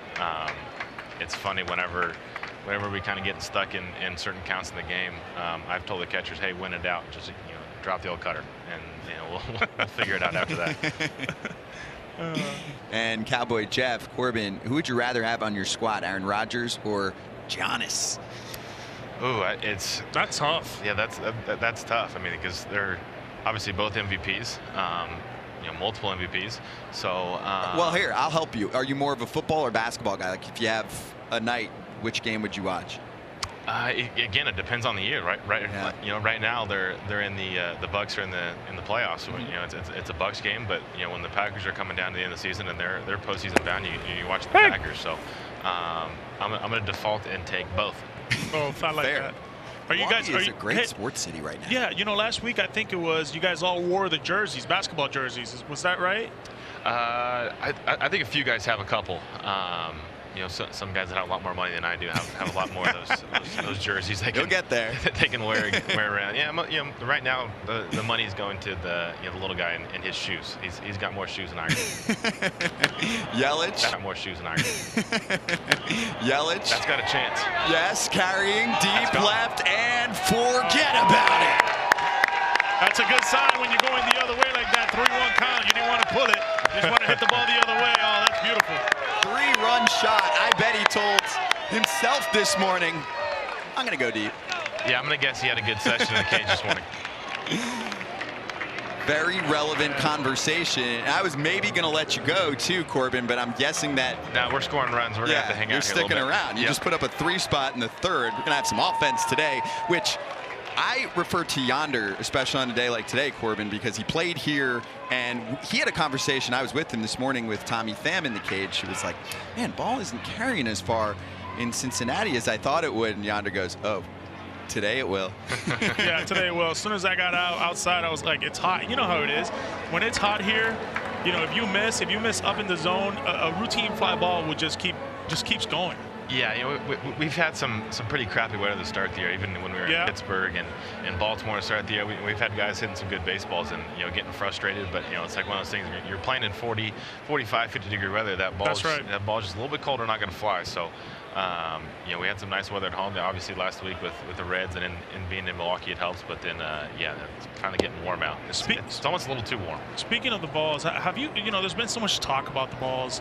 Have you kind of felt anything different with you? Yonder, you're trying to walk me into a hole. Oh, no. No, because I don't. I mean, I've asked other guys and they said no. I don't think it's made any difference. It still feels, obviously, when you're playing in 30 and 40-degree weather, the ball is going to feel like an ice cube. Yeah, right? I mean, as far as weather goes and trying to get a good grip on it, yeah, I mean, there's definitely, you know, a different feel as far as you know, those cold months to start the year. Versus when you get even now today. Right. You know, the little bit more humid, some sweat on the arms. It's definitely going to be tough to hold onto it. Ratty Telez rescued you, too, for the rest of that conversation. That's going to do it, but a 3-run shot from Yelich. Absolute pleasure talking to you, as always, Corbin. Thank you. Great stuff, man. Awesome. Yeah, thank you, guys. Stay healthy. Appreciate it. That's Corbin Burns, Cy Young winner from last year in the National League. Watching his teammate, the former MVP, go the other way and make this a 7-3 score in Cincinnati in the early going.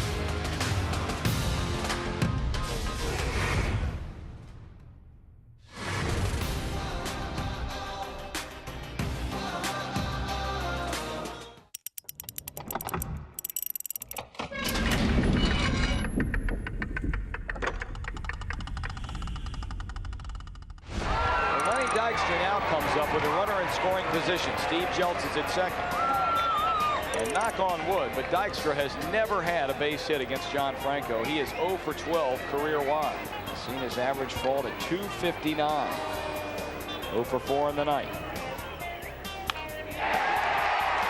Base hit right field, but they're going to have to hold Jeltz at third. Going now, the ball gets away from O'Neill. He kicks it to Benzinger. No, I do not believe this. This is the all-timer, Tommy. The absolute all-timer. He kicked the ball to Todd Benzinger. Paul O'Neill gave up on the ball game. He assumed with a base hit and unable to get the handle. Unbelievable. The former punter, I assume, in high school, kicks it to Benzinger, and it is a perfect kick.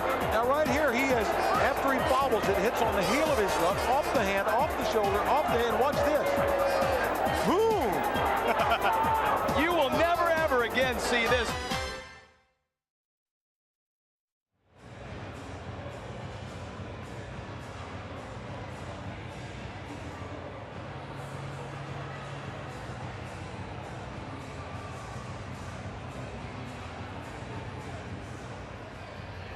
This is the MLB Game of the Week, live on YouTube, presented by Jim Beam, former big league all-star, former first-round pick of the Cincinnati Reds. This is his first home in the bigs.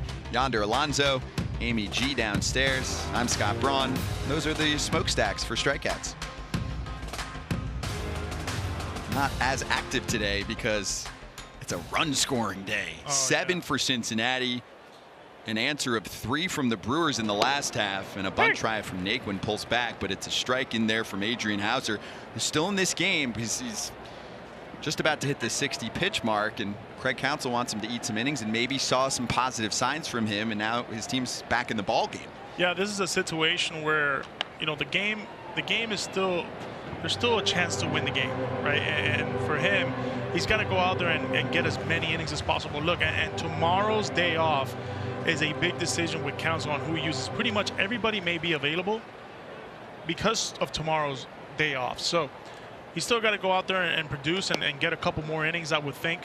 And it starts with a 1-2-3. That was a great sign. The strikeout of Naquin, quick work from Hauser, and goes with the fastball to get the job done. I also have some scoring news to report that is probably going to make Hauser feel a bit better. So remember back in the first, and I pretty confidently called that an error right off the bat for Tommy Pham. Score said at first it's a knock. It's been changed. It's been changed. Fielder's choice E5. That means all 4 runs in the first are now unearned. So Hauser with 7 runs, only 3 earned. It's a big change for the ERA for the season. Seriously. Here's the updated line. Hey!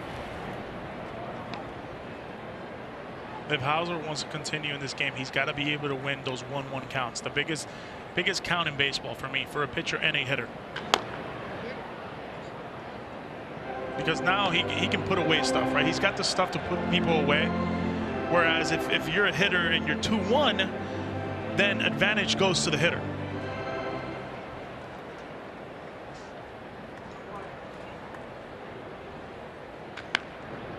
Oh, my very weak contact, charging Adames. There's 2. It's a good play all around right there. Good pitch. Good play by Adames. What we like to call the banana peel. Move your feet to the right side with a little angle towards first. That's a banana peel. Just an all-around good play. Soft hands and a strike to first base. Look at that direction. You know, I always talk about how do you have soft hands? Well, your feet indicate that. If you have good feet, more than not, you're going to have soft hands because you're always just getting yourself in a good hop. And Wong was eaten up, and the throw is there for the tag from Tellez. It's a little sloppy, but mission accomplished. 3 up, 3 down quickly from Hauser. 7-3 after 3. April 15th, 1987. Milwaukee hurler Juan Nieves threw a no-hitter against the Baltimore Orioles. Now, a no-hitter is always unusual, but this one was especially distinctive. Nieves became the first Puerto Rican pitcher to ever throw a no-hitter in the majors. As in many no-hitters, Nieves was the beneficiary of some sterling defensive plays. A little looper, and it is caught beautifully by Paciorek in left. But the real drama came with 2 out in the 9th. Yount makes a great catch, and Juan Nieves has thrown the first no-hitter in Milwaukee Brewer history. You seem so calm right now. Are you going to go find a corner someplace by yourself and just give out a big loud yell someplace? Well, I wish my mom was here. I'd probably squeeze her to death. I mean, it's, you know, it would probably sink in by the time I get in the airplane tonight, but I'm happy for my teammates very much and for the people in Wisconsin. At 22, Nieves became the second youngest to ever throw a no-hitter. An arm injury cut his career short, and Nieves would only pitch 1 more season in the major leagues. But on April 15, 1987, Juan Nieves became part of Milwaukee Brewer history.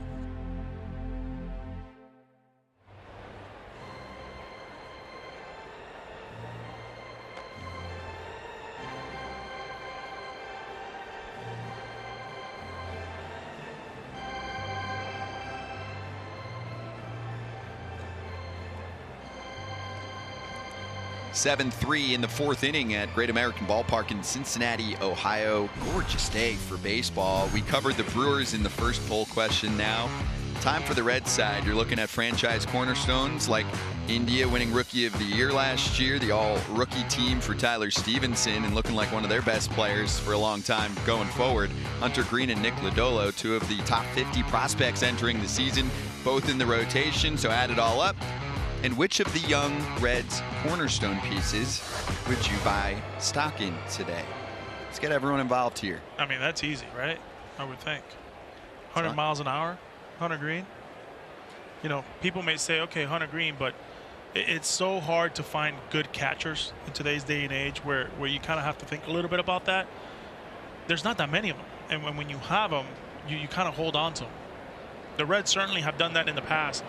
Really good catchers. Mesoraco, Barnhart, Yasmani Grandal, obviously Ramon Hernandez back in the day, Johnny Bench.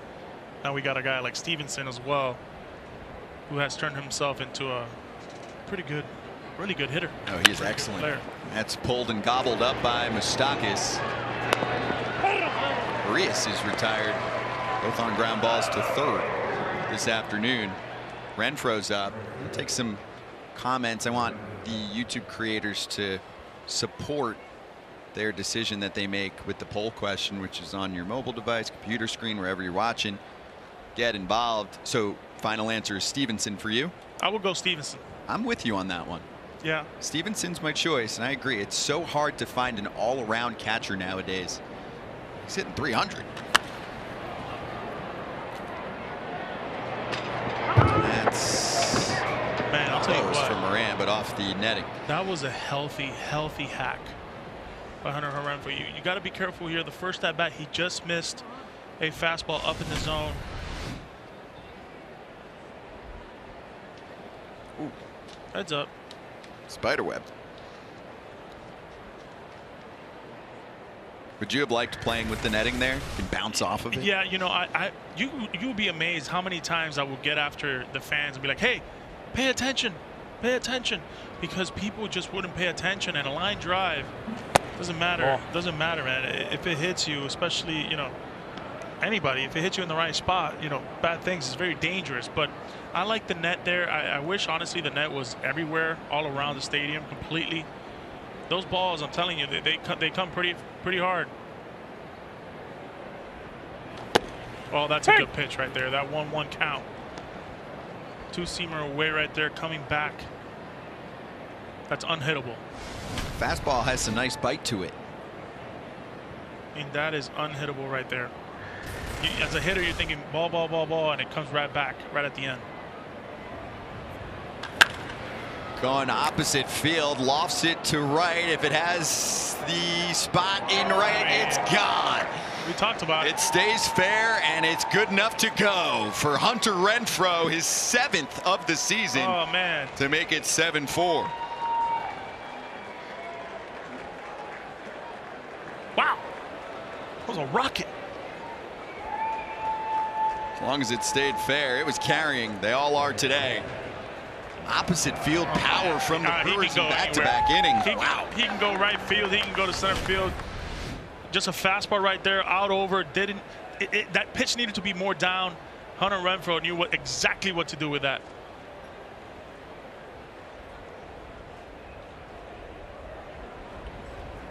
And I would see Hunter Renfroe, and you know what was my thing? Toddy, we like to party. What else does he say? That's old Cincinnati homer there. I think that should have been my call. That's an old Cincinnati homer and right there. And that is a Cincinnati homer. Carrying. Big old Hunter. 7-4. There's a bunt from Narvaez, and he is toast. I love it.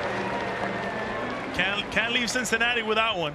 That was the MO right there for good hitters with pop. That must have felt good, huh? Going the other way right there on a fastball. Just put some good swings. But look, we've talked about it. As soon as he took that first swing, I said, uh-oh. You got something cooking.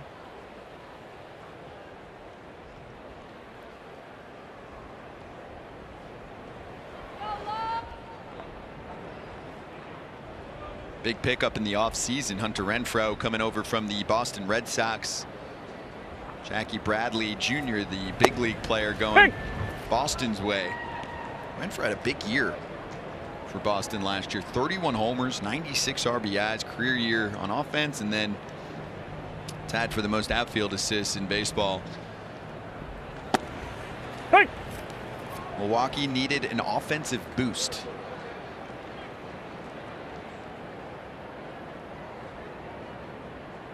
He's a great guy.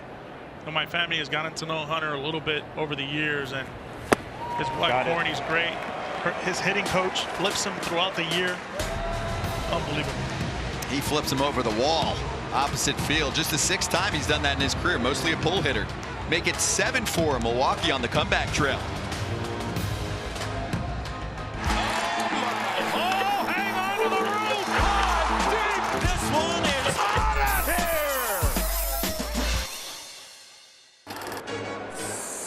Quan goes. Fastball up, throw down a good one. Tag there, he's out.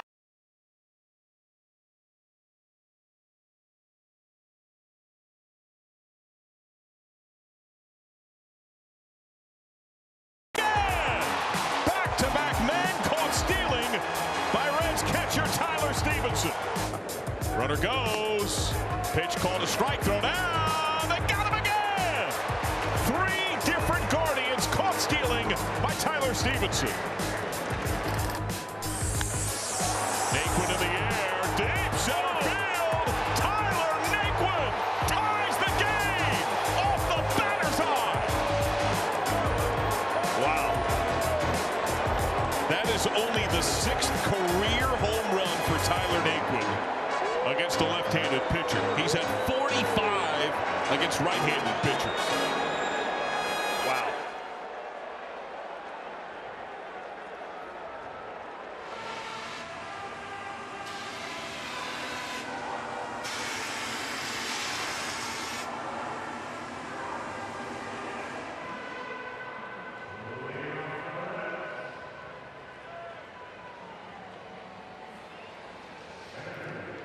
All-star starter Luis Castillo made his season debut on Monday. 4 2/3 fireballer and a changeup to die for. The Dominican Republic native was acquired in 2017, a 4-player deal, and made his debut that season. 2019 made it to the All-Star team, and he is joining us right now. Yonder is going to do some translating for us, Spanish to English. Luis, thank you so much for joining us. How you doing today? Our Jim Beam interview starts now. Luis, ¿cómo está? ¿Cómo está todo? Estamos bien, mi hermano, gracias a Dios. Tú sabes, aquí disfrutando este jueguito. Estamos saludables. I'm just asking a little bit how he's doing, how he's feeling, if he's healthy.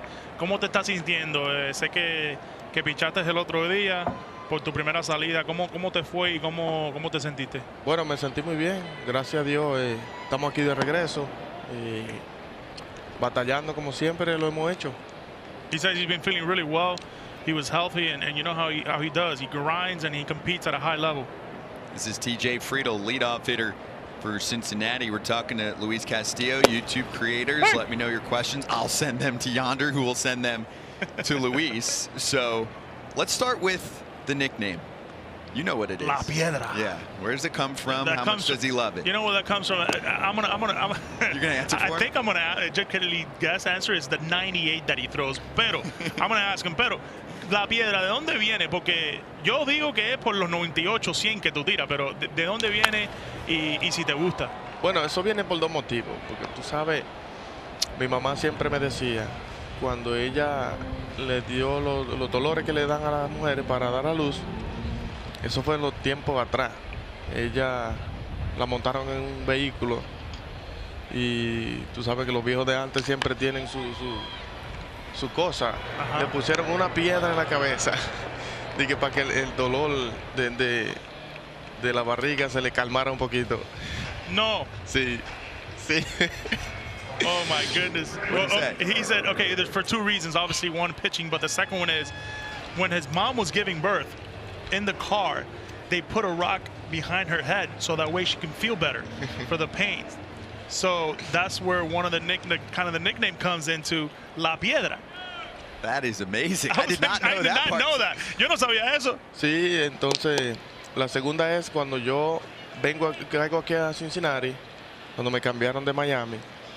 Hay bueno, ya no está jugando, es un pitcher que tenía Cincinnati aquí. Ajá. Él me vio tirando bullpen y, ¿sabes? Cuando uno llega nuevo a un equipo, uno quiere, ya tú sabes, yo estaba a tuelga en ese bullpen. Después... ¿A 100 estaba? Oye, yo creo que estaba 100 y pico ahí.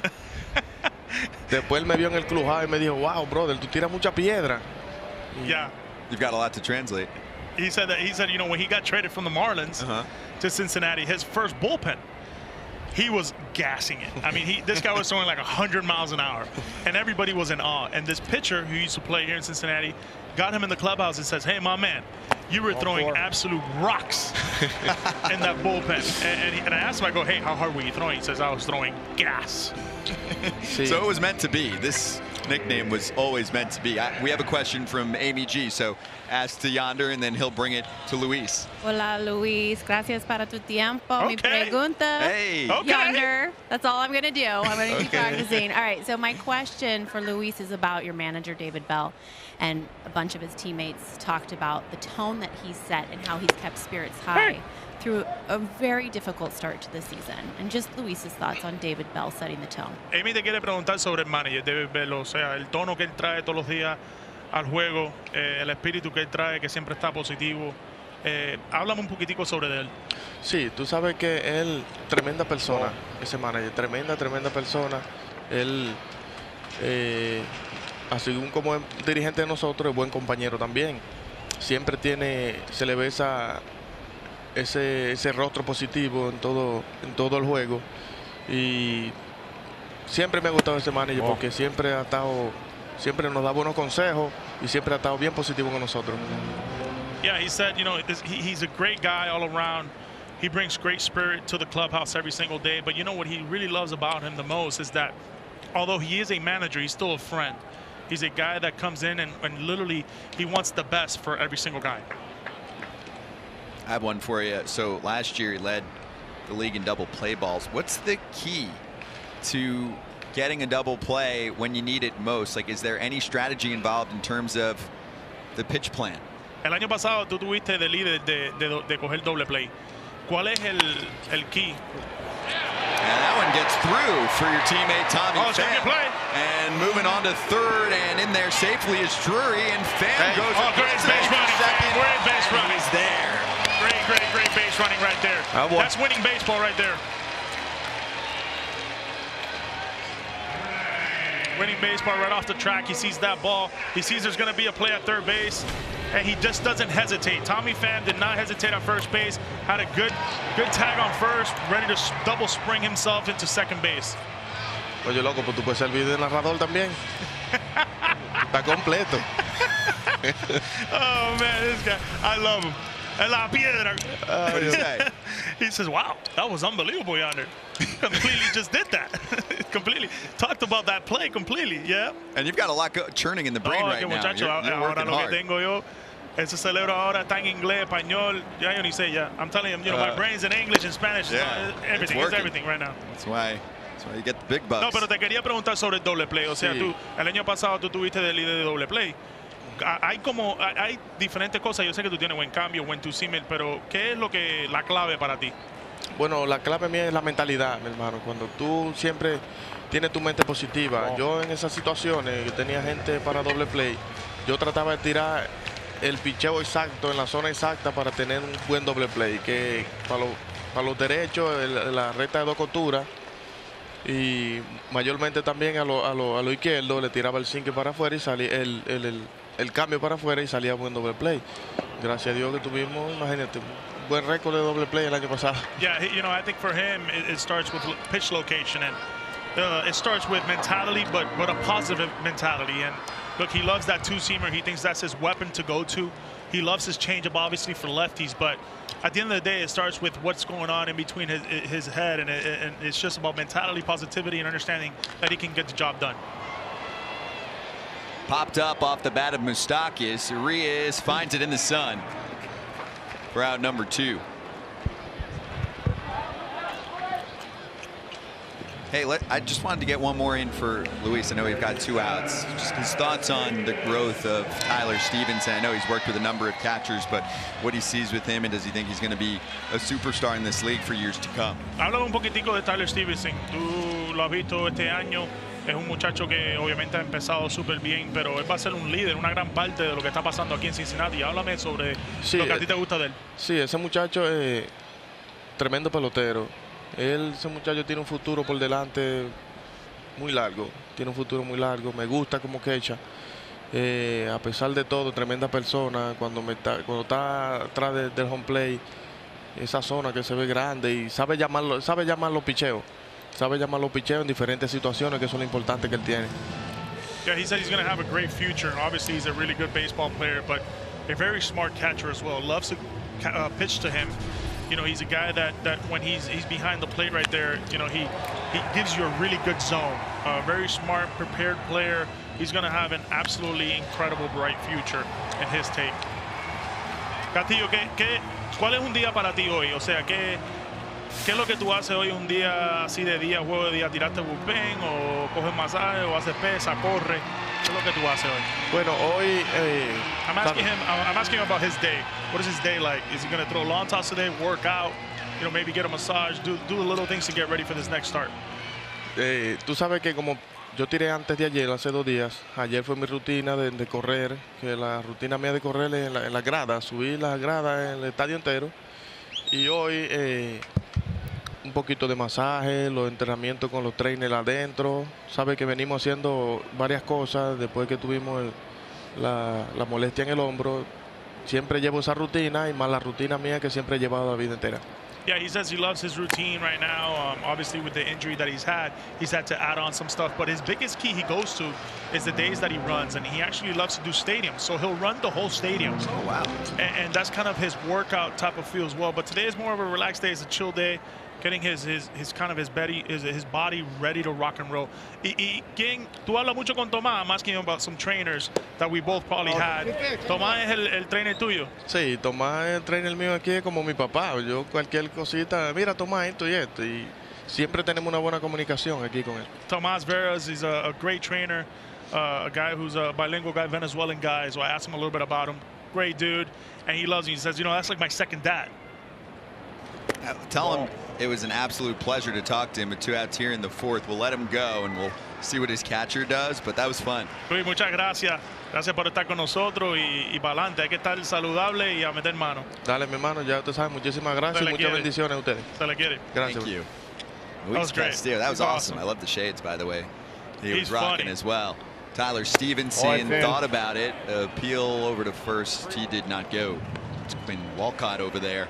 Luis Castillo hanging out with us for a little in-game interview action. And I don't know if he's done that before with Yonder doing amazing work. Oh, there's Tomás right there.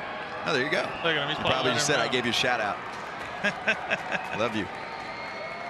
A lot of love for Yonder in the game commentary section from our YouTube creators. They're like, whoa, Yonder's calling replays, translating, asking questions.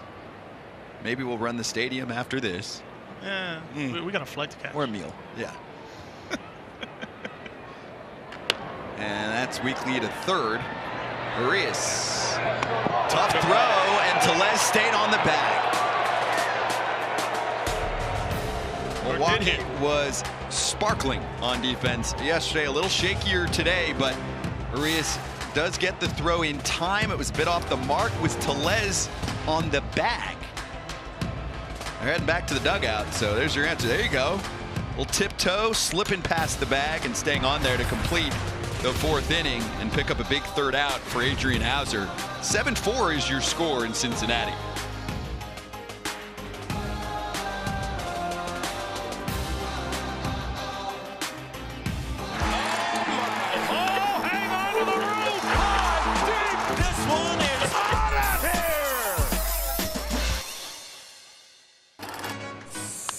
Fly ball deep right. Yelich's first of the year is a grand slam. The gorilla is off his back. A blast, a no-doubter on a 1-0 pitch. 429 feet away, his 4th career grand slam. Derek Shelton stuck with a right-hander. Christian Yelich made him pay.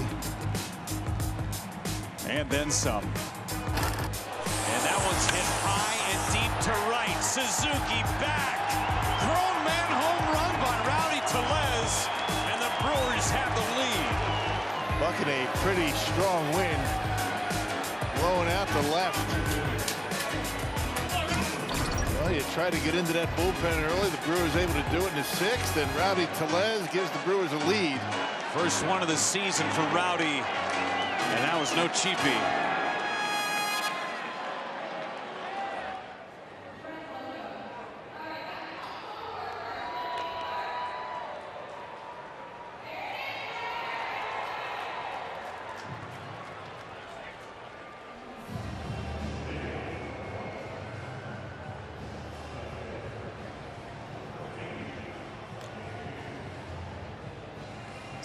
For your score in Cincinnati. Creator Spotlight time. We focus on a YouTube content creator featured in the live game commentary section, and we shine it on Michael Straw from Sports Gamers Online. I've seen many of his comments and questions today. It's the home for all sports games news, tips, reviews. And they have experts providing the latest coverage on all of your favorite sports games. And SGO is a top source for sports gamers and also racking up serious views. 87 million lifetime views, 265,000 subscribers. So hello, Michael. And he's also a big Reds fan. Thanks for joining us today. And he's a big Yonder fan too. He said, wow, that interview with Luis Castillo. That's great. It's great to get the perspective from him and the translation from my good buddy sitting next to me in the booth. Scott Braun, Yonder Alonso, Amy G, YouTube Game of the Week, climbing into the 5th.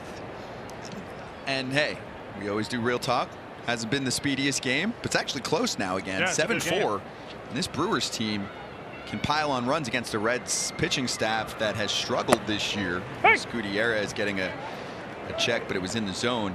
Jace Peterson walked back in the 3rd. Yeah, when we talk about Brewers Reds, I mean, last 11 games, the Brewers have hit 22 home runs. The Reds have hit 12. The OPS is at 881, obviously going up today versus 635 with the Reds. So clearly the number is on Milwaukee. But with that being said, hey, it's a ball game. Anything can happen. It's a big league game. 9-1-2 in the order due up for Milwaukee. Peterson has a great eye too. He walked in the 3rd. Good on base percentage guy for years. Really found it last year. Got hot late in the season. Slow start playing every day. And he's started to pick things up lately. 2 doubles yesterday. Checked. And it's a strikeout.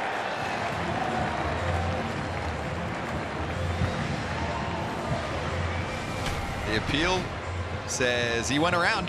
Yonder, your thoughts? Yeah, I think he did. Yeah? Yeah.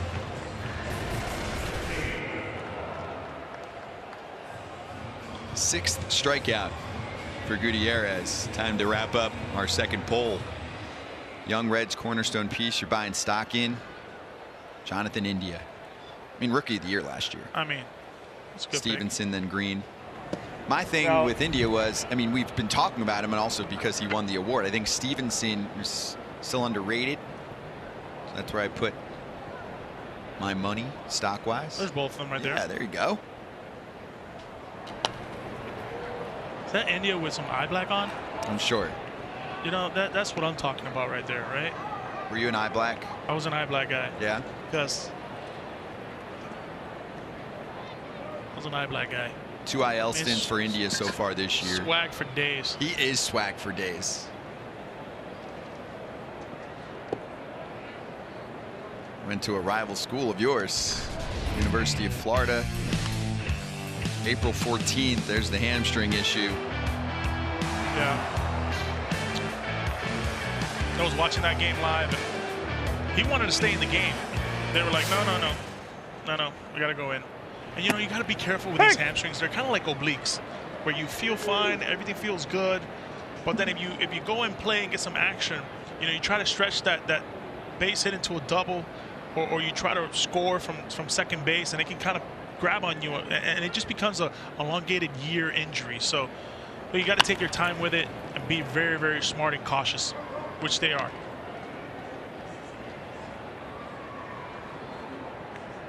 Kid with the umbrella. Did you see that? I saw that. It's a move. Usually more of an adult move. I mean, he's winning today. I mean. And that one is foul as well. Oh. Oh, he put it down. Put it away. He's got a little swag going on as well. Yeah, he does. Backwards hat, earrings, Okay. umbrella, foul ball. Never want to go home with a sunburn. Living his best day game life. I was go. kind of okay with the sunburn out in Oh, Miami. You have to be okay with it because you can't avoid it. You gotta embrace it. You gotta embrace the sleeping and waking up in the morning, going to school, and having your buddies tap you on the shoulder. Letting no, it's a little burny outside. I'm burnt. Don't hit me on the shoulder. Please don't tap me on the shoulder.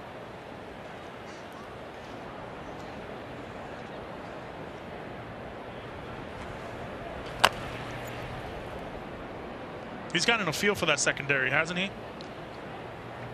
Yeah, what do you think of Gutierrez so far. Well, I think his rhythm, of course, the 3-run homer from Yelich burned him a bit. Yeah, I think his rhythm has been much better. I think he's locating a little better as well. His breaking ball has been pretty good. You know, his misses has been what I've liked so far. He's not necessarily missing in the heart of the plate, which is a good key for him. Seen the swing and miss. Season high 6 punch outs. Career high was last August with 8. 9th pitch of the AB. Oh, good changeup. Wong wins it. That's a good pitch. Could have gone either way. I mean, you 3-2, and it's usually a hitter's count. You throw a changeup like that, I'm actually giving the credit to Wong on making sure he's not swinging at that pitch. It's a good take. It's a good take, good pitch all around. Just a good at bat, grinding at bat. Great battle. Hello, Amy. Hey, gentlemen, a great story on first base coach for the Brewers, Quentin Berry. He took zero time between his playing career and his coaching career. The day he retired as a player, he decided to coach for the Brewers organization. Why? Well, he said he didn't have a real long career to get tired of or to lean on, but also because of manager Craig Counsell. He played for Craig his final year in 2017, and he knew at that point he wanted to be a part of the Brewers organization.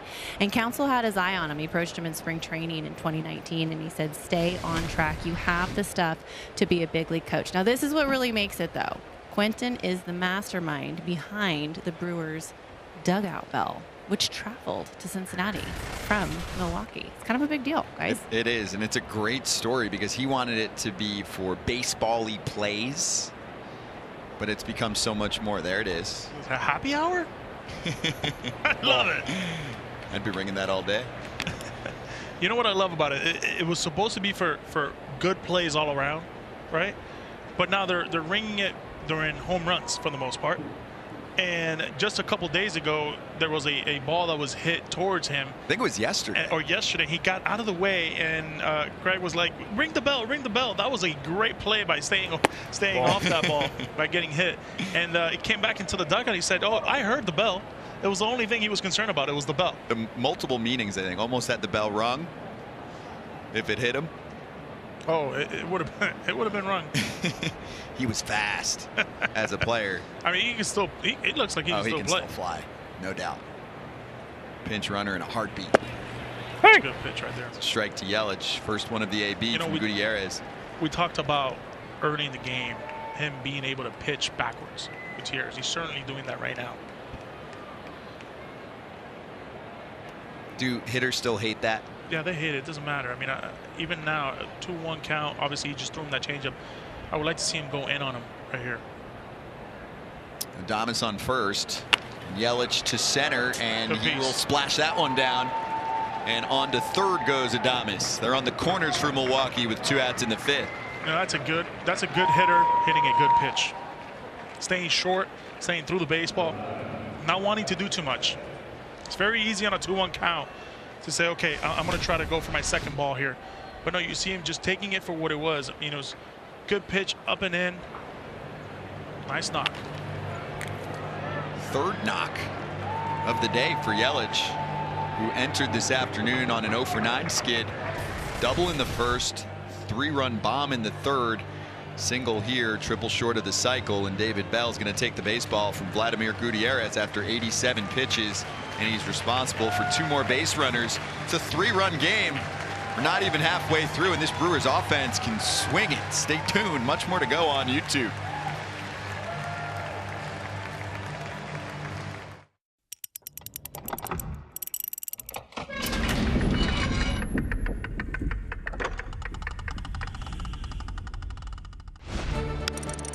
There it goes. Right field. This ball is history. 500 for Griffey.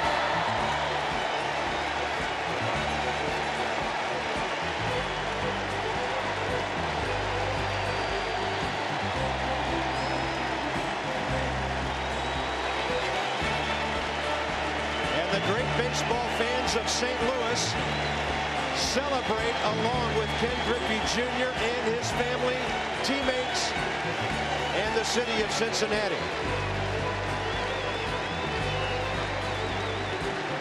What a spectacular feat for a spectacular player. Enjoying it with his teammates. Swung the bat very well all day today. And finally hits home run number 500. And how about that hug on Father's Day? What a special moment for the Griffey family.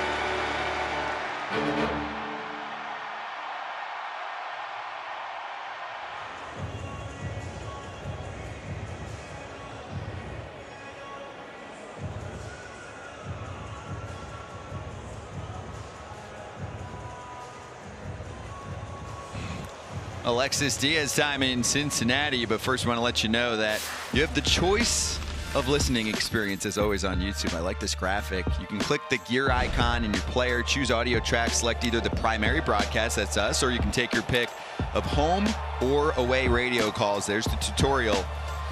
Each is available on your favorite device. YouTube hooking you up with all the goodies every week. So it's us. The radio calls, flip back and forth, whatever you want to do, we're here for it. Look at this ERA for Alexis Diaz. He has been money this season out of the bullpen, making his 14th appearance of the year, and his brother is also an excellent reliever, closer on the New York Mets, Edwin Diaz. This is easy gas coming at you with a really good slider. I really like this kid. I like his future. Oh, that hit him. Rowdy Tellez will take a moment.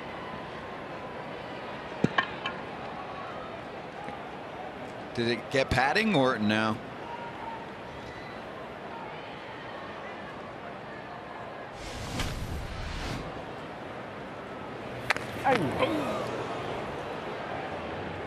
It doesn't matter if it's padding. That's some armor, right? That's what the sound is from. I think it got armor, but you know when the ball, when you get hit by a ball and the ball doesn't go anywhere but just down, it takes that gravitational downwards action. It means he got you as flushed as it can get you. He's wincing. Oh, he's gonna feel that tomorrow. Yeah. There's that 8-10 second feel of, oh my gosh, what just happened? And it's later on into the game where you're really feeling it.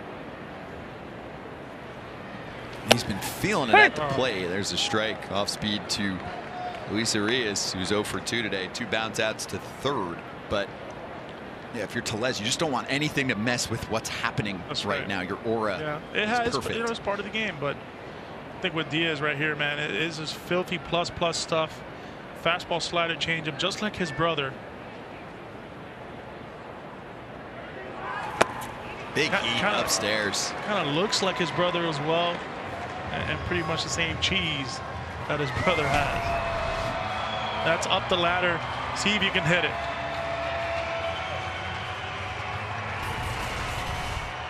I'd say if it's working, you got to continue to stay up there.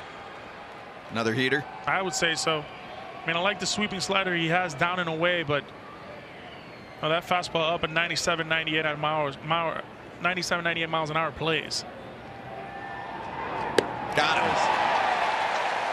High cheese, and it's easy gas from Diaz. Tough test, and he passed it. The Brewers leave him loaded, mid-5. Milwaukee down 3.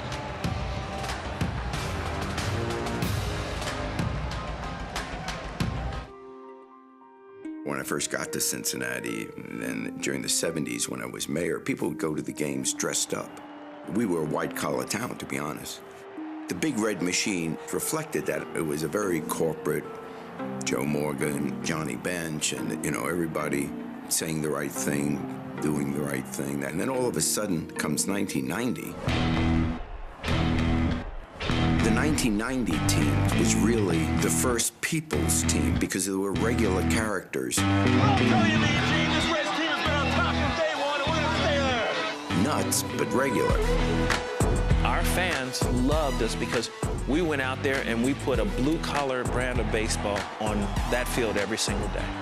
You had guys that they came to work, but work meant win the game. No matter what. If you got to fight twice, 3 times, win the game. This could get out of hand. I'm telling you, this one could get out of hand. It's out of hand. They had that attitude about them that, you know, we're going to kick your butt. What are you going to do about it?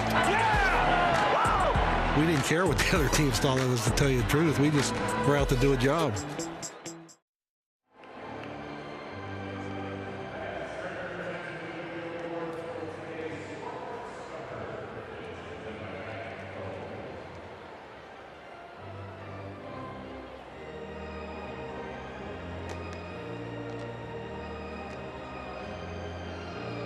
Bring your friends to the one spot with all of your favorite free MLB games. Play the hits with Beat the Streak, Quick Pick, and more. Visit MLB.com/play and download MLB Play today. Stream out of market regular season games live or on demand, plus MLB Big Inning and select pre- and post-game coverage.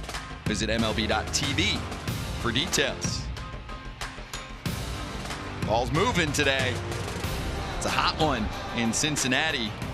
Rubber match in the series. Reds took the first on Monday 10-5. Game 2 yesterday in favor of Milwaukee. It was close.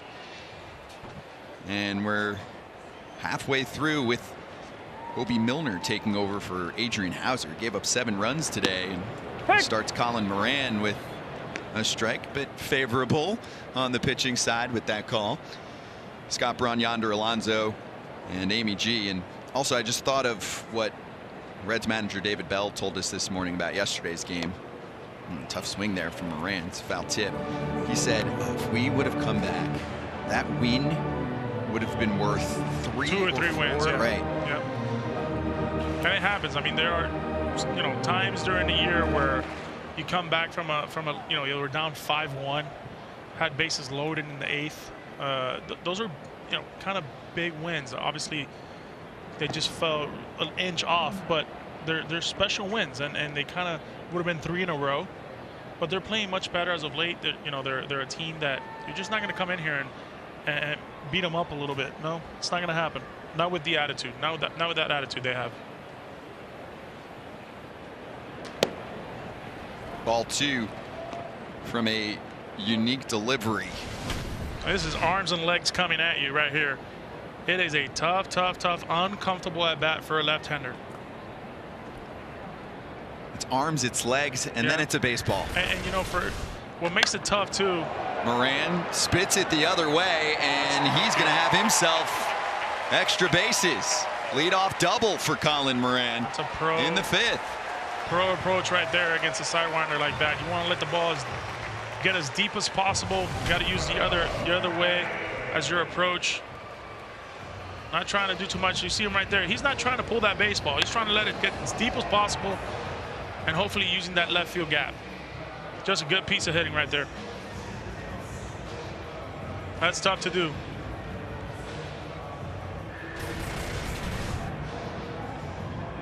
Special opposite field knocks today from both sides. Is that more of an approach on an afternoon where you know the baseball is going to move for you? Or just that's every day? No, I think that's just the approach in itself right here. Bunted foul by Nick. You got to understand who you're facing and how you feel, you know. But again, I think when you face a lefty on lefty, the approach usually is to go the other way. The reasons for that is because you don't want to hit things out in front. You don't want to be deceptive to that slider, which usually most left-handers have against lefty-lefty.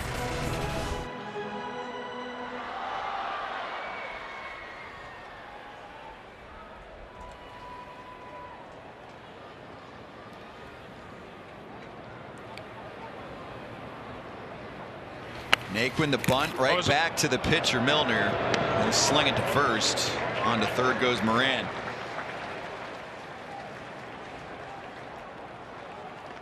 You like that strategy? Yes, here? I like that strategy. I think you know, anytime you can score and anytime you can have an opportunity with men on third base and less than 2 outs, it's always a great chance to do it, especially against a lefty like this. Lefty on lefty, it's a tough at bat. Understanding you have a right-handed bat behind you, it's a good play. And Naquin has big splits in his career. I mean, he's so much better against right-handed pitching. Now Kyle Farmer with the infield in. You know, I always play for the Grand Slam. The Grand Slam can tie it with 1 run. Right, the Grand Slam from Milwaukee can put them up 1. So as a manager, you have to take those into account. Going into the later part of this game, A grand slam, the only thing a grand slam can do to me, which is the worst, will be tie it. Farmer gives it a ride deep central, and Kane runs it down, but that will produce the run they're looking for. Kyle Farmer with the sac fly to deep central, and it's 8-4 Cincinnati.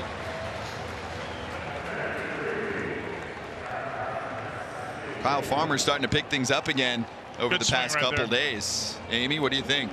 Yeah, I mean, a sac fly is a really good sign, and who better to snap you out of a hitless streak, well, than your grandma, right? Heading into Monday's game, the Reds infielder Kyle Farmer was 0 for 34, but his grandmother, named Kay Jacks, heard Barry Larkin, the Reds Hall of Famer, now broadcaster, say something about Kyle's swing. So she called Kyle and she said, "You better call Barry."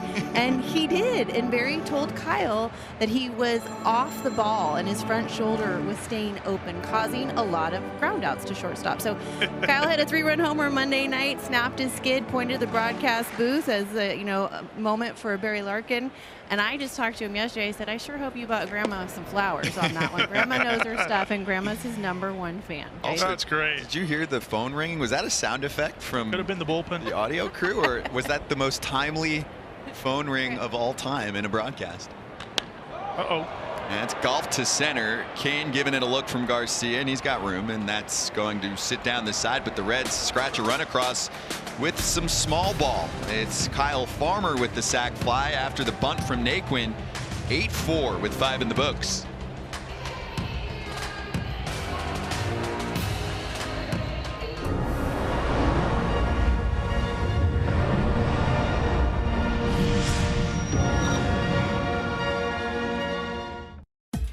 The Rockies and the Marlins getting set for action.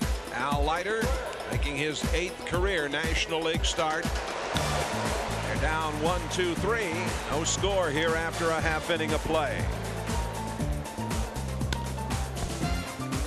Arias over to Graybeck. On to first. Double play. Florida leads it 6-0.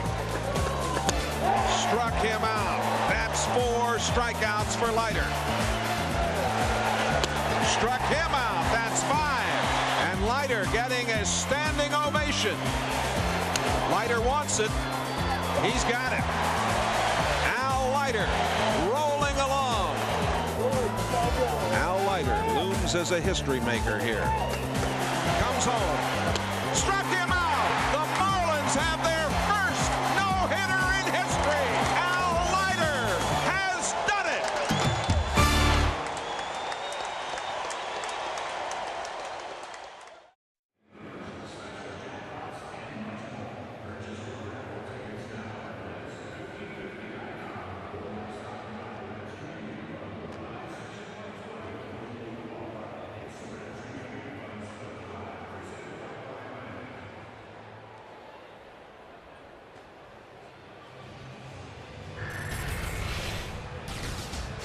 Mostly away, really? Everything away mostly?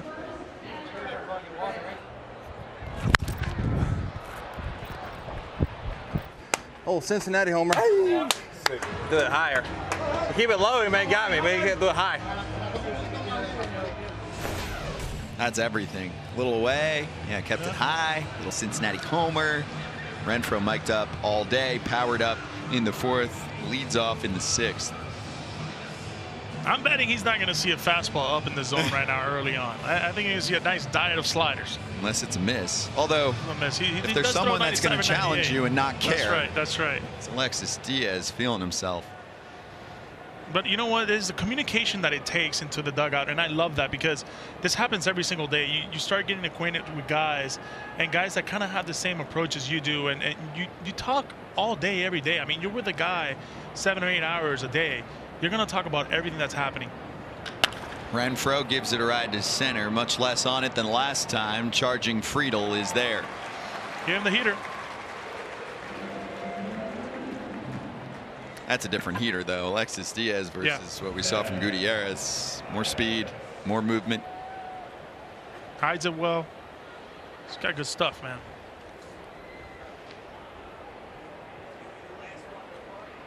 Sunshine in Cincinnati. First place Milwaukee in town. About dinner last night. Strong dinner last night. Jeff Ruby's, they delivered. That was a good spot in town. It's hard to nail down the sushi steak combo. Oh man, they do. Great ambiance. Yep. Everybody nice dress. It was nice little dinner. I was impressed. This is one of the few cities that I have yet to visit until now. Congratulations. I'll scratch the last few off. I know you lived here, so you're my tour guide. Amy? Oh, hey, you guys, about dinner last night? Thanks so much for the invitation. I ate at Wahlburgers. Oh, man. How about you take your girl out next game? We got you. That's on you, Scott. I'm taking that. I'm Mr. Invite. I've got it. I'll start organizing. You know me. I'm Mr. Order to the hotel. Get loaded up for the day. We'll take care of you next time, Amy. We got you. We got 13 more to go on the YouTube slate this year. We're in Chicago next week. We'll get into that in the postgame show. Cubs and Pirates on a Wednesday night. Deep dish? What's your style of pizza? How deep do we want to get into the conversation of what I can and can't eat is the question. What about you? It's gotta be a poll question. I'm a deep dish type of guy. Poll question. What is Scott not allergic to? Narvaez swinging a miss. It's 2-1. Your deep dish over everything? Yeah, I like pizza wise? I wonder what Amy likes. All right, Amy. What are you getting next week? There's a restaurant in my hometown of Petaluma called Old Chicago Pizza. So I think Chicago, you know yes. I'm going deep dish. There you go. All right. Go yonder. Deep dish. It's a party. Missed very wide. Diaz to Narvaez, who's 0 for 2 today.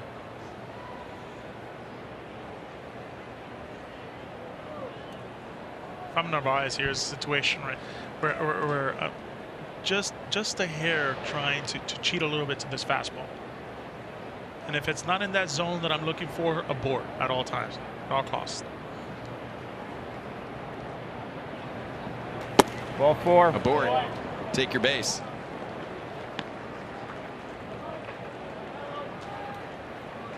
Still a lot to be decided in this one, but ultimately one man will end up with the hardware. The YouTube player of the game joins us right now. Trophy. It looks good. About to have it. This is going up on the top shelves for sure. I watch a lot of YouTube, so it's good. This might be my first trophy, so I'm going to have to make the trophy case. It is pretty sweet. Anytime you get a trophy, it's usually a good thing. There you go, Jose. Thank you. Well, this is going to be right next to the TV, so I could just see it everywhere. It's real. It's awesome. It's heavy. Customized. It's heavy. That's one of my questions. I always say, how does it feel? Because you always get the surprise of, whoa. And these are often players that have held quite a few trophies in their life. We're talking about superstars in the baseball world, and they go, wow, this one's got some weight to it. We'll do that later, and a poll question will decide it. YouTube player of the game. There's still, I believe, some scoring to go in this one. We're in the 6th. Little timeout to talk things over with Alexis Diaz. Also, pitching coach Derek Johnson on the Cincinnati side used to be with Milwaukee. I would say one of the most famous pitching coaches in our sport. He actually won MLB Coach of the Year in 2019 from Baseball America. It was a big season for Cincinnati in terms of swing and miss and top 5 ERA. Oh, great feeling right there. After a mound visit, first pitch strike. Cowboy Jeff in the commentary. What's wrong with Wahlburgers, though? Yeah, I like me a good burger. Yeah. A funny story about Lorenzo Cain. Play all these games against him, and he would get to first base all the time. He's like, man, I can't move. My feet hurt. My knees hurt. My hips hurt. I go, Lorenzo Cain, you're hitting 300. All right, man. Nothing should be hurting. He's like, man, I don't know. I can't do it. Now, mind you, he's in center field catching every ball that's hit in the gap. He's running, stealing bags, diving head first. I'm like, man, I really don't know if it's just if you're faking me out or you just feel really this bad. But no, man, what a great guy. What a great sport. Always wanting to play hard, always posting as well. He will play. Diaz got him with the slider. There's the smokestack fire. But, great guy. Hey, center field for a long time. And a good center field. Not just an average center field. A guy who demands it too. He wants to be great out there. Good pitch.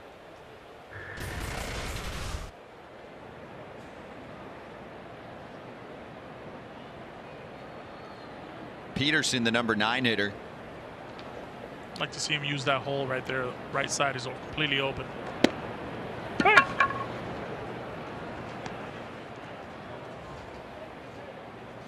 It would be interesting to see how next year with the shift, how it will play out. I think more hits or more defensive web gems. I would say both. C, all of the above. He's behind nothing in 2. Reason being, there will be more ground to cover at times, right? You can More show off the athletic athleticism. plays. Yeah. And then definitely some more hits, at least for lefties. Pull hitting lefties. Lefties. Tell you what, man. They're going to love it. Brian McCann might come out of retirement. Peterson in the air, and that one is for Friedel to camp under and call it an inning. A scoreless one for Alexis Diaz. He has nasty stuff. Mid-6. Reds up 4.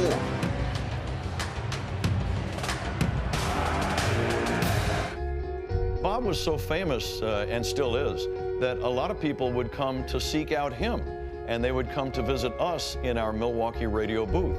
Richard Nixon, Mickey Mantle, Joe DiMaggio, Tom Hanks. I was in a restaurant with him in Los Angeles, these popular restaurants with a lot of celebrities and whatnot.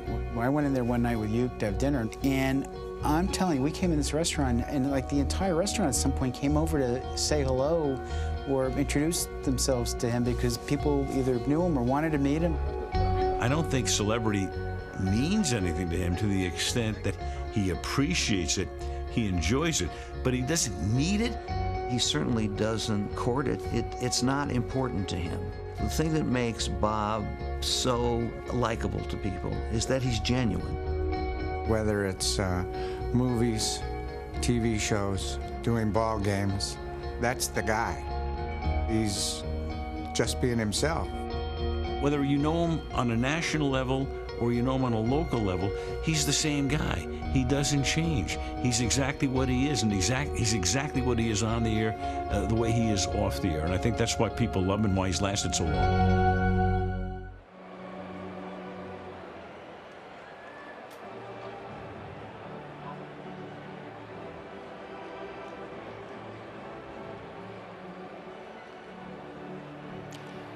This is the MLB Game of the Week live on YouTube, presented by Jim Beam. Reds lead at 8-4 over the first place Milwaukee Brewers in the National League Central.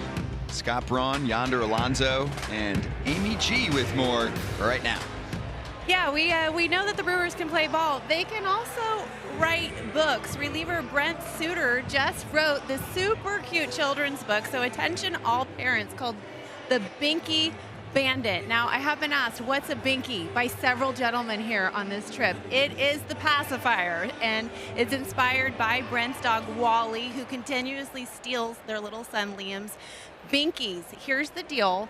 He's going to have to write a second book. He's not here today. He's not available because he's driving home because they're going to have their second baby boy any minute. Congratulations to the Suter family. If you're interested in the book, just follow Brent on his social media and you can get advanced copies. It is due out in June. The Binky Bandit, guys.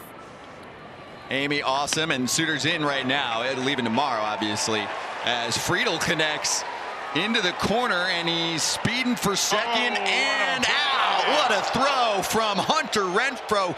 Don't test that arm. Don't test it. Wow. Great angle on that play. Understanding that he was going to have a play at second base. Just an absolute bullet and a strike. You see the motion. Look at the angle he takes right there. He understands he's got to have a play. He turns around and just makes an absolute dart into second base. Great pick right there by Adonis. Oh, man. That's how you teach him. He got him. Oh, he got him. Great tag. Just another You think assist. he was excited when he made that play? I mean, do you see he's got a celebration, as he should. A bomb and assist. You know, he led all right fielders in assists last year for Boston. I mean, it's a well-known guy. Do not run. When you're going into the meetings, you definitely understand that you don't run on that guy. Here you go.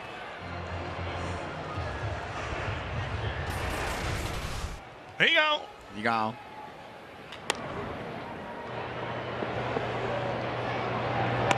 Adames puts away Drury. 2 away in the 6th.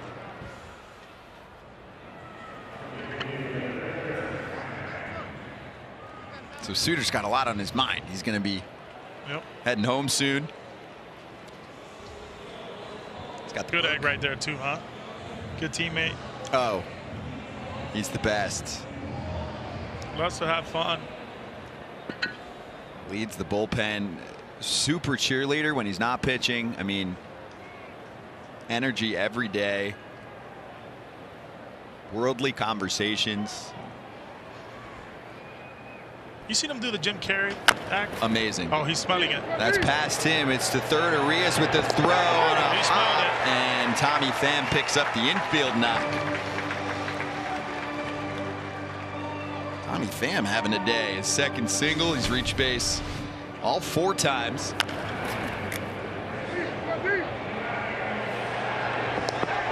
Oh man. He had 1 hit taken away.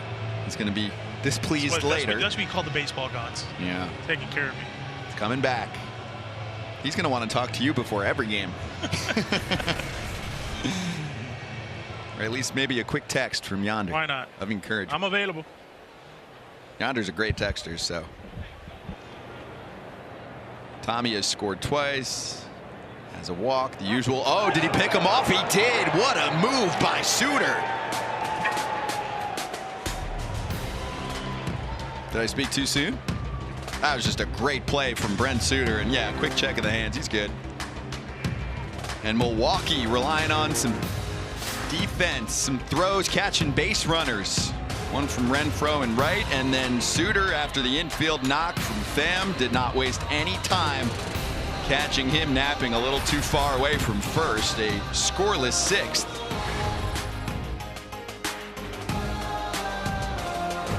The 1990 World Series, the underdog Reds versus the awesome A's. It's going to go. You would think they just won the World Series. A third strikeout for Rio. And McGee hits it to O'Neill. The Reds have won it. That ball is fair. Cincinnati's ahead. 2 games to none. And what are the odds of Cincinnati being 2-0? Here we are in game 3. The Reds have hit for the cycle in this inning.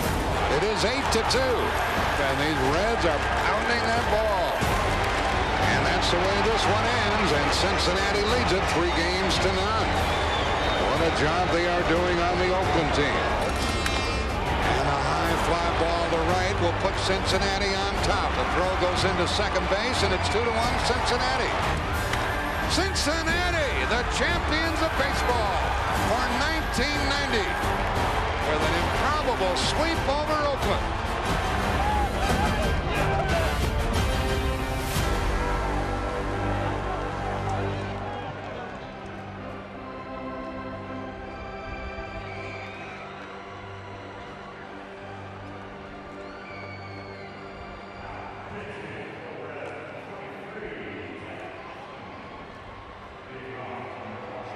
Views for days in the Queen City. Scott Braun, Yonder, Alonzo, Amy G. Reds and Brewers finishing up a series, and we're finishing up our poll questions for today. Besides the player of the game, we'll do that later, but you're looking at some notable starts to 2022. Council, first place Milwaukee, second place San Diego, same record. Dodgers doing their thing as usual, and Buck Showalter taking over a first place Mets team. So who's the best manager in the National League right now? Keeping it simple. I know we have a pretty large Brewers contingent watching, so Council, Melvin, Showalter, Roberts. Well, first pitch upstairs from Jeff Hoffman. You know, out of all the questions we've had, that's probably been the toughest. That's a really good one. It's simple, but I mean, all good 4 luck. are just, they're just so special. You know that part of being on this broadcast team, you're going to have to make a selection. I'm going to pressure you. It doesn't have to be, there's no right or wrong. It's an opinionated question. That's why everyone can participate. Just give it a click. And we'll reveal the poll results later. I'll give you mine, but you have to go first. This is Hoffman, 12th appearance, and using his stronger relievers today to nurse a 4-run lead at the moment in the 7th. Like a former teammate. Bling. There you go. Because they used him as a starter, but I really like what he's done out of the pen so far. 16 innings, so 1.62 ERA. Look at this guy, plus fastball, really good slider. Goes right after hitters. You know, he's found a home here in Cincinnati, especially in that bullpen.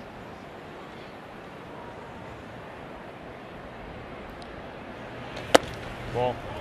It's 3-1 to Wong, and we saw Hoffman on Monday in this series, a scoreless inning. 3 pitches. I mean, his former starter. 4-seamer, slider, and a changeup. Former first-round pick.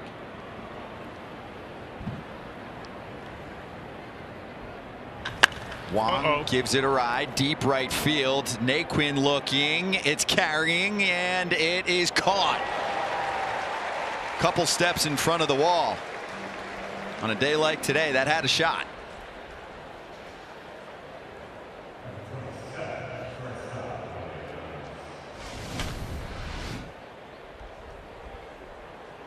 Oh, just got under it. Just missed it. Little too much lift. Just a little.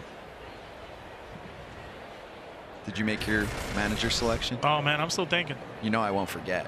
Well, you know, I'm biased with the managers that I played for. Mm-hmm. You know, and Dave Roberts I played for. He was my first base coach. Bob Melvin was my manager in Oakland. So it's tough. It's just very tough. But you know, I think what Council has done here, you know, since 2018. I mean, won the division in 2018, won the division in 2021, second and fourth in 19 and 20. But again, these Dodgers guys, they Dodgers team doesn't go away. You know, Bob Melvin has had a great start to San Diego without, you know, Premier League, one of the best players in Tatis. Mm-hmm. Manny Machado playing at an MVP caliber, but their pitching staff has been tremendous. I like all these guys. How about Yelich? Cycle watch? He's done it before. A triple away. Takes the strike off speed from Hoffman. Getting a triple here is probably the hardest thing to do in the stadium. This could be history, though. Most career cycles in the modern era, so since 1901, Yelich has 3. He's tied with a number of other players. This would vault him ahead of the pack. Is he thinking about it? Oh, he's thinking about it. Something down the line, and even if you're, you know, it sounds crazy, but even if you're going to be out at third base, you might as well just give it a go, right? Correction too. He's got 2. I'm getting ahead of myself. 3 would match him with many others. That's not going to do it. Lofted to Friedel, backing up and making the catch. Still putting pressure. Just give me a manager. One of the 4. Just say a name. Bob Melvin. I'll go Council. Okay. For a minute. Let's stretch now. Everyone else participate now. Make fun of me with my ball glove. Heart is palpitating. Well, hot dog race going on here at the ballpark. They seem scared. The youngsters from Bucks County, Pennsylvania, got a little assist from the Fanatic. Whoa! He got his bearings straight. Then he figured out where the finish line was. Slow-mo is perfect. Tucker Barnhart leads off the Tigers' third. A rip down the right field line and into the corner. Barnhart will dig for second, looking for a double, and he will slide in there safely. And then how about the slide here? Get in there, Barnhart. Look at that. I love Iglesias. I think I have eyes on a shirtless man who is sprinting side to side in the bleachers in right center. And he's trying to create a wave. And he is moving. I mean, he is really moving. Those corduroys?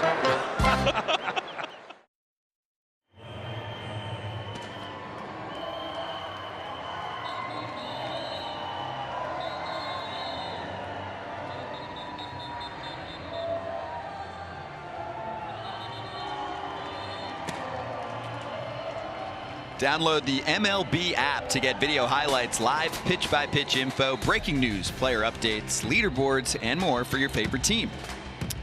Hey, which baseball movie is your favorite of all time? Fill out your bracket at MLB.com/Bleacher Features for a chance to win a Hollywood prize package, including tickets to the 2022 All-Star Game presented by MasterCard. Oh, when I see this, I think, what do you think?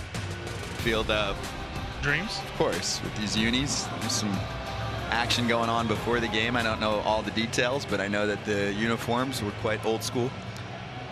I was not down there. No. We were talking to the managers during most of this game. You were not playing in that. I was not playing. You can still crush one over the wall. Oh, man. You know you can. J.C. Mejia, first pitch, and Mike Moustakas fouls it away. Next man up in the bullpen for Craig Counsell.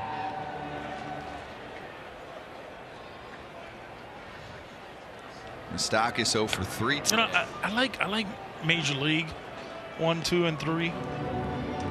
So that Major League would be your choice, Yeah, which is going to be popular with Brewers fans. My son Troy right now has got a thing for The Sandlot. He likes the Sandlot 1 and The Sandlot 2. The new one too is pretty funny. Loves it. Every night he's like, I want to watch The Sandlot. All right, we're going to watch The Sandlot. That every single night. Love it. You're going to start memorizing lines then. Yeah. You know what I love? This ballpark. Oh. First trip here. Great American. Ball. Moustakas thought about it, held back. It's a nice, very comfortable up here. Very nice. Some River Queen right there. Did you ever go on the riverboat? I did not. I was listening to the Brewers broadcast yesterday. Rock does such a fantastic job with Jeff. And here's one to a charging Colton Wong to put him away, but they were talking about a day off they had on the riverboat. We might have to do it next time. This copyrighted telecast is presented by authority of the Office of the Commissioner of Baseball and may not be reproduced or retransmitted in any form, and the accounts and descriptions of this game may not be disseminated without express written consent. Don't copy our conversation about the riverboat. Bronson Arroyo had a boat here when I was here. He had a boat? Yeah, had a boat here on the river. Invite some of the guys at times. That was fun. Ohio River looks like a good time. You're not going high velocity like no Miami Cruiser. Just hanging out. Yeah, chill vibes. This is Stevenson. Mejia, by the way, was called up yesterday, and that's solid contact. It's just a different click off the bat, Amy. Yeah, you guys, I mean, have a day, right, for Tyler Stevenson, but the bigger picture here is he is so needed on this team. When we were in with manager David Belt earlier today, he called his bat in the lineup invaluable, and he was gone for a while. He missed 13 days, 11 games after he suffered a concussion when he collided with the Padres' Luke Voit back in April. Of course, the Reds taking no chances dealing with a concussion. It's actually the third he's had over his lifetime, the first coming in high school, the second when he was single A, and the way he described it was really interesting. He said it is so frustrating because there is nothing you can do. You sit, you sleep, and you try to get better. He said he kind of felt like he got in a car accident, a sore neck, and it's just really one of the most frustrating injuries to recover from, but boy, has he come back strong, and they needed him, guys. Yeah, he's back in a big way already with another 3-hit performance. They do erase the lead runner on the fielder's choice. The drop is called on the exchange. Otherwise, this is an easy 2 yonder. Yeah, it is. This is just trying to force that second one. Understanding it was going to be a tough play, but back to Stevenson. I mean, the game is just, when you watch him, it's slowed down for him, right? And you can really tell how easy he goes about it. Listen, folks, it is very, very difficult to hit a baseball. It's very hard to obviously do what he is doing, but man, it's just a pretty thing to watch every single day. Now it's Naquin with 2 outs in the 7th. Ball.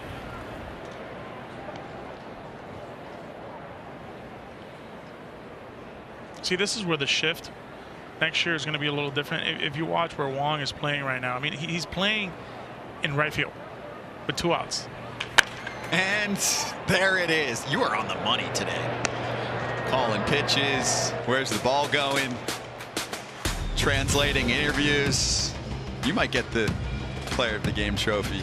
We'll see. We got too much offense left to go. Stay humble, friends. 8-4 after 7. Hello to everyone watching worldwide on YouTube. This guy is on a roll. Oh, he got all of that one. Are you kidding me? It's gone. He's got another. Mic check, mic check, mic check. Oh, yeah, got a hot mic on. Fourth inning, y'all just stroll out. What a life. Come on, baby. Here comes the throw, and they got him. This one's over. There it is. There it is. YouTube player of the game. This is going up on the top shelf for sure.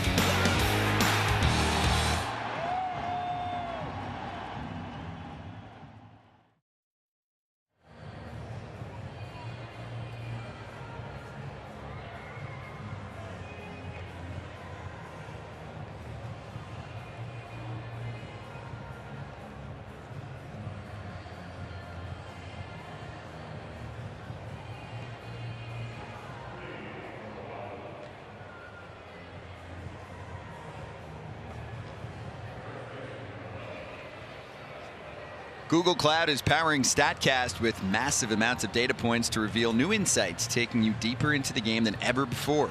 Google Cloud is the official cloud technology of Major League Baseball. StatCast powered by Google Cloud with help on barrel rate. 2 Brewers doing it as well as anyone in the big leagues.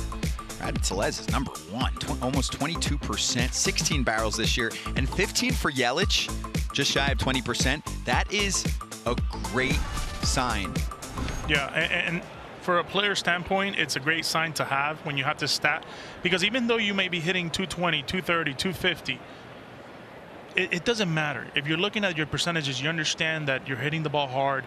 It's not so much of a mechanical usage. Like if you're struggling and you look at this stat and you're saying, well, you know, I'm top 5 in barrels, there's nothing to change. You just got to continue the process. And I love Joey Votto used to say this all the time. When you're struggling, you got to embrace the process of it, because once it's gone, it's gone. And it's funny when it's gone, you're like, man, why can I not do that every time? How easy it was to get off that slump. But it just feels like when you're in a slump, it feels like it's for months at a time. That was Ratty Tellez reaching for one, ground ball out. And if you're unaware of barrels, you're looking at a certain sweet spot contact that's made in terms of exit velocity and launch angle. So the requirement is exit velo, which we talk about all the time these days, at least 98 miles an hour. And at that speed, ball struck with a launch angle between 26 and 30 degrees always gets you a barreled classification. If it's higher than 98, it expands, of course. So correct. Just some quick math for you, and you can look it up. Baseball savant. That was a lot. Was it too much? That was a lot. I'm like, if you're watching this game in, pick a country, and you're new to the sport or a beginner, and you're going, what's barrels? Well, it's good. Barrels Sweet are spot very contact. Good hitters line out. That's the name of the game. Good hitters are always going to line out. And it's a great call on sometimes star players just being unlucky in the beginning of the year, but trusting the process. I saw it last year with Paul Goldschmidt, smoking the ball in the beginning of the year and just wasn't falling. Same thing with Kyle Tucker of the Astros. It eventually came together. So it's like, don't change anything, right? Yep. And it's going to hook foul. Jose Ramirez, you know, he started off a little slow last year. We ended up you saw what he did at the end of the year. I mean, he's off to a great start as well. But good hitters are, you know, as long as you continue with the process and your work is there, at the end of the day, your numbers are going to be there. What's scary with Tellez is that another metric used these days is expected slugging percentage based off the contact you're making, and his is even higher than the slugging. Great. Got him. Looking. 2 outs in the 8th.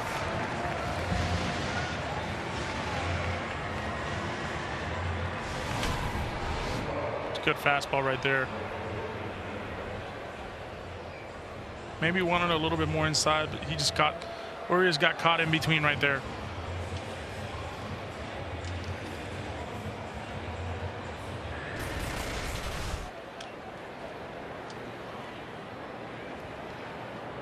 Renfroe 1 for 3 with a homer. He's backing up. Answer to poll question, please. Number 3. Best manager in the National League. Who won? There you go, Craig Counsell. Knew it. Yeah, I think. Look, I think what Craig's done has been unbelievable, especially a guy who went to high school here. Soon he's going to be the most winningest manager in Milwaukee history, Brewers history. I think what he's done here is very special. He's clearly found a home here. Dad worked for the team. Hit hard off the bat of Renfroe. It's a 2-homer day. We like to say, Toddy, Hottie, we like to potty. My God. Double deck blast. 8 on the season. 1 to right, 1 to left. It's 8-5. Oh my God. He knew it as soon as he hit it.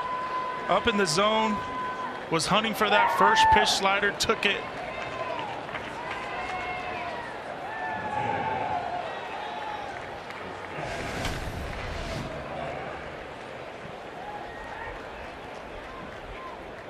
That extension right there at his finest. Oh, that just sounds unbelievable. There was a rocket cannon coming out of that bat. He's done this quite often in his life, in his major league life. 16th career multi-homer game. When there's one, you'll see 2 quite frequently from him in his career. That's a lot. 16 multi-homer games, still probably in the middle of his career, and he already did this on the 29th of April against the Cubs. He hit a ball 339 feet for his first homer. I really want to know how far this second one went. Further. And I think you might want to be mic'd up every game now. That wasn't a cheap one. Huh? It's like he's on the broadcast with us. How much? Tell me one more time in my ear. 421. Ooh, that wasn't cheap at all. That was not cheap at all. I'll tell you what, it's Mike. Who's going to be the next guy getting Mike? 2 bombs, an assist, the outfield, having a little fun. Our producer, Chris Bracey, has an easy email to the Pirates and Cubs next week. Hey, just saying. Just letting you guys know. Hunter Renfroe went for 2. Who wants it? Hot Mike. Isn't that what you said? Hot Mike. Hot Mike. I said a lot of things. Hot Mike, cuidado, piso mojado. I mean, I'm all over the place. People are loving it. Dodger Films in the game commentary it just said, always liked Yonder. Oh, thank you. Gracias.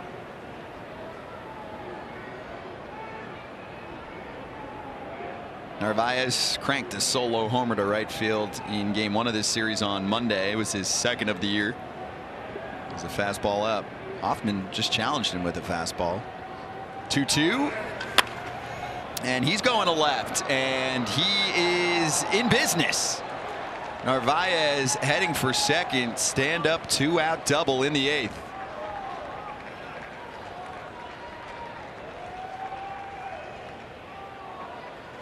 He can hit. Yeah, he can hit.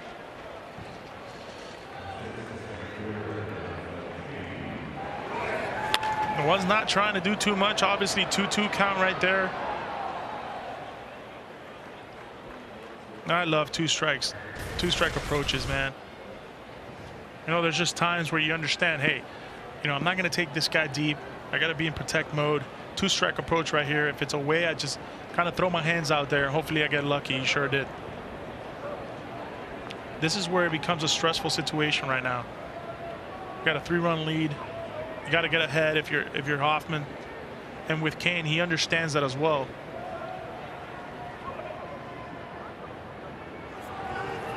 Ball.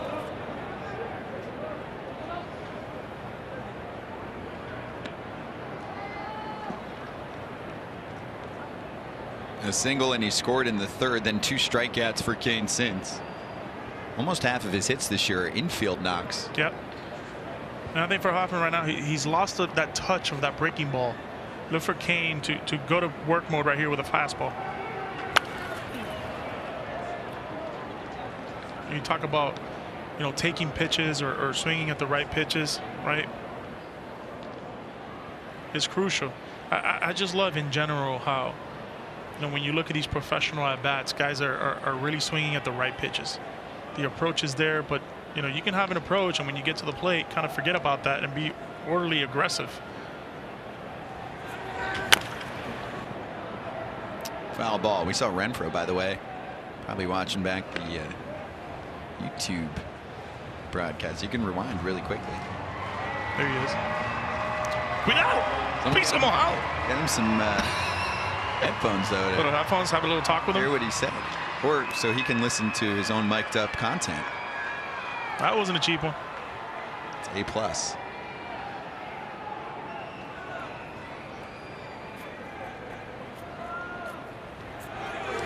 Ball.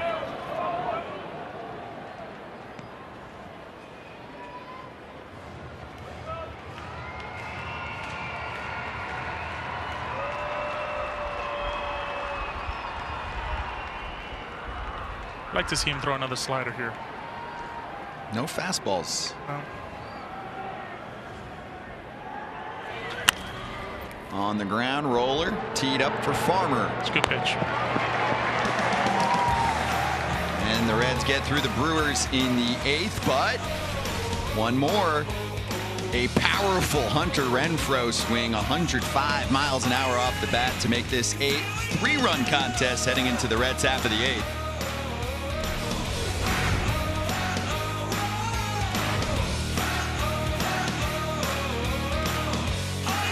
The big right-hander with a handlebar mustache. Up until 81, they needed that closer. They needed the confidence that came with a guy like Fingers at the end of ball games. Rollie Fingers was and is the best. When he signed with the Milwaukee Brewers, we knew that when games were called upon for his services, that our chances of winning dramatically increased. Rollie Fingers comes in and gets his man. When he came into a game, you knew the game was over. That was the way we felt. Rollie Fingers, the ace reliever of the Milwaukee Brewers. And Fingers never missed a beat, dominating the American League. 81 was the year that Rollie won the MVP and Cy Young, and I do not believe over the course of 162 games, Rollie Fingers made a bad pitch. He was also the Fireman of the Year and winner of the Rolaids Relief Man Award. Both his talent and unique style soon brought him a cult following in Milwaukee. Rollie the Magnificent with his curling handlebar.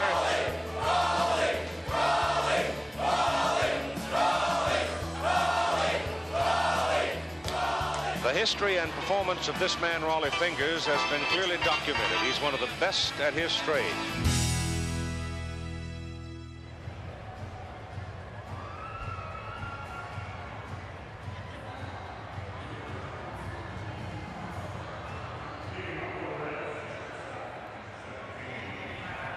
You're watching the MLB Game of the Week live on YouTube, presented by Jim Beam, and you can head to the Milwaukee Brewers YouTube page for exclusive content, historical flashbacks, and much more.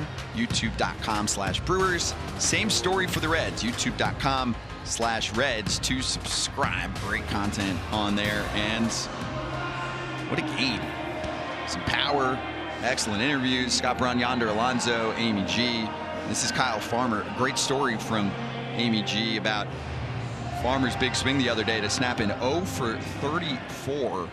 Some advice from Barry Larkin, and one of our creators today in the chat, his former player Jermaine Curtis. He said, Larkin is the man. He helped me a ton in my career with the Reds. Really enjoyed listening to him this week, locking in on the Reds and the Brewers. Barry's creating nicknames. I think he was the one who started Bam Bam Moran now for Colin. But with Farmer, if you're just joining us, the story was Grandma heard him talking about his swing. He makes the call. Then he points to Larkin after the home run in game 1 of this series to snap a long 0 for his first hit since the 28th of April.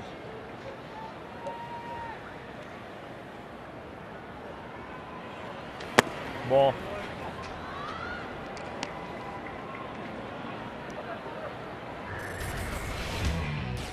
Back to the dinger.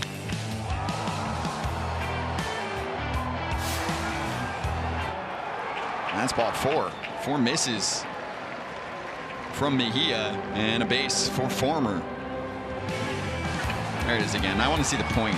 Yeah. There it is. To the broadcast booth where we are. It's where the Hall of Famer Barry Larkin was sitting, and that's some good love for one of the most beloved men in this city. That's right.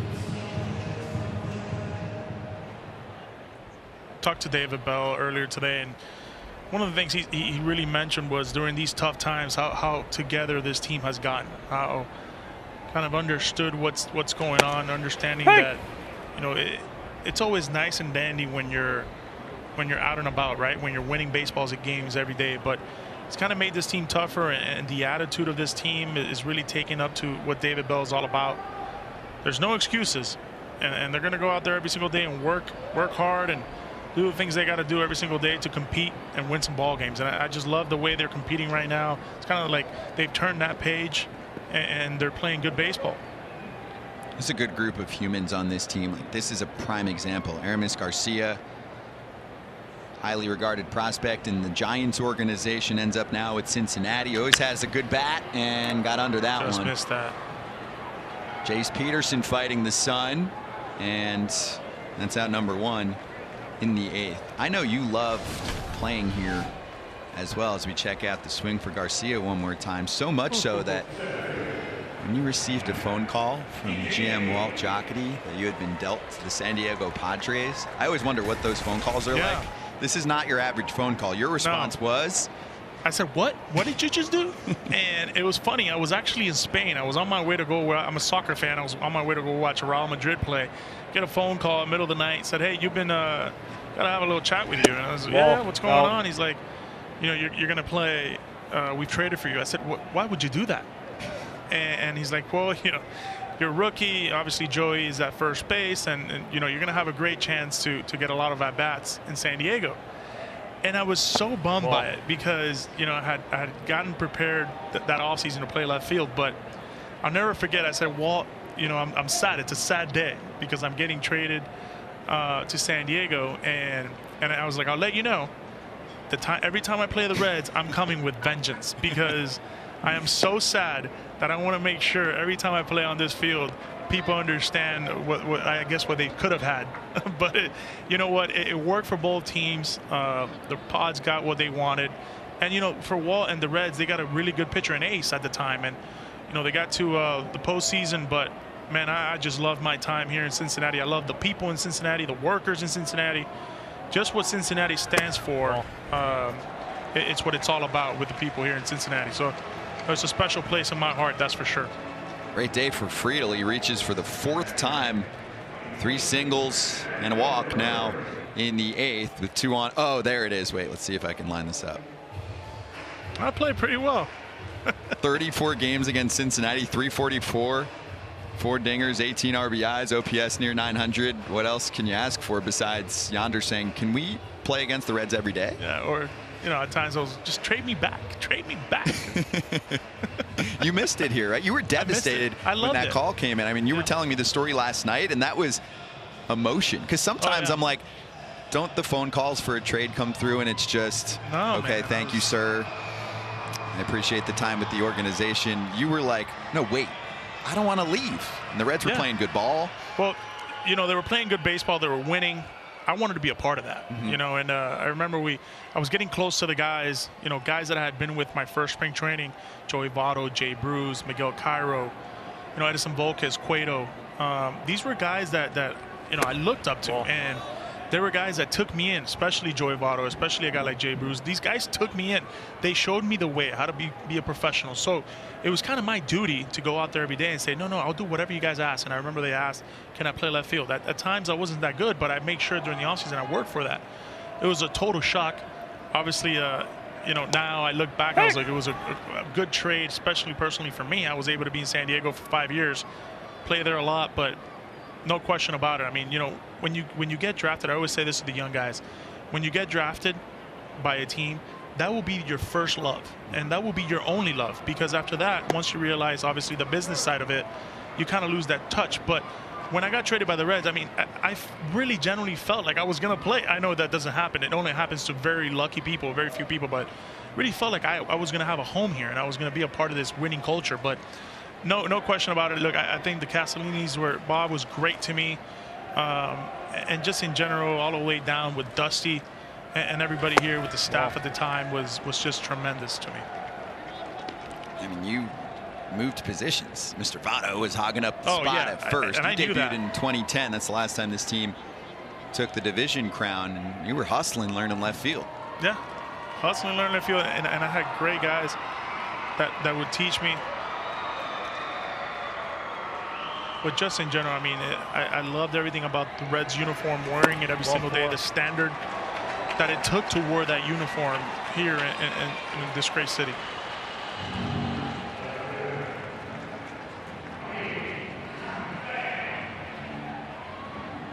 Well, for this team, the pride took a hit in the first few weeks of the season. I mean, it was really rough. They split the first 4 games with Atlanta and then dropped 20 of 21, but things are looking up. I mean, they are potentially on their way to winning a series here against the first place Brewers, the winners of the division last year. A chance to add on before we get to the 9th. It's Pham, and they're loaded up with 1 out, and Mejia will continue here. This is what Pham's all about, though. You look at the stat sheet for the day: 2 runs, a walk, and 2 singles. Just a grinding player every single day. And you get this every day. This is a guy that wants to be in the lineup every day. 80% of him, he used to say it all the time, 80% of Tommy Pham is a lot better than anybody else. You're right. He has battled through some injuries. It's a good pitch right there. Doubled up on the slider.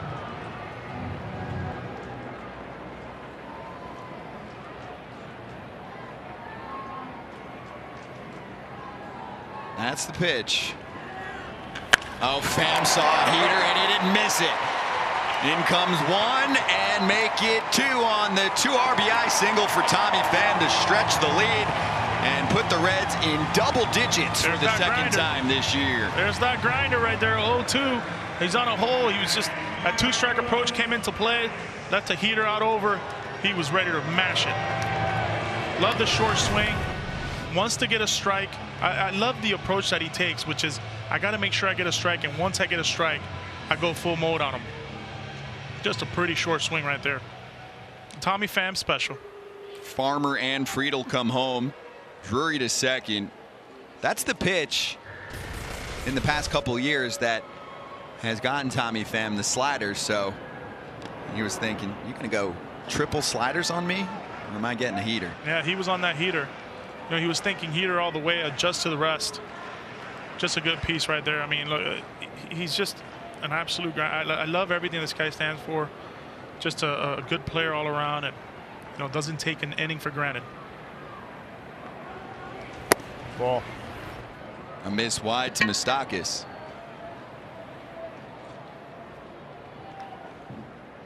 The Reds hadn't hit double digits until a couple days ago against one of the better pitching teams over the past few years.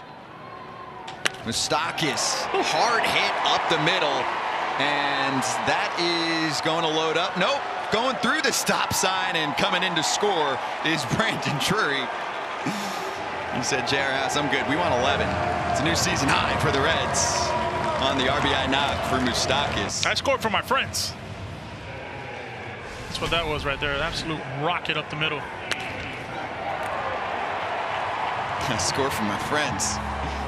Look at him hold him up. Ready? No. It's okay. Just kidding. Scored easily. There's your season high for Cincinnati. That'll do it for J.C. Mejia. Look at Moose. Give him a nice little thank you. And Moose getting to his former squad. 6-run affair in the 8th. New pitcher coming in.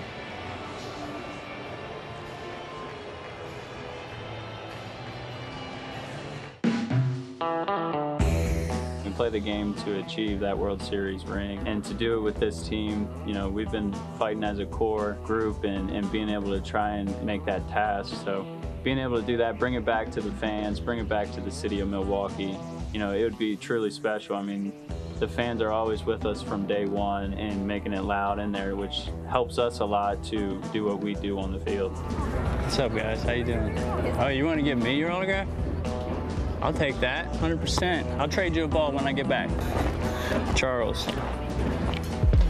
If I had to tell younger Josh today, you know, any tips, I would say just continue to stay within the moment. Don't let the bad overwhelm you, you know, because there's going to be good and bad throughout this roller coaster ride. You're going to go up, you're going to go down, sometimes you're going to crash, but at the end it doesn't determine who you are, nor does it determine your game. So get as much knowledge as you can in this game because it goes quick, but you have to enjoy the process.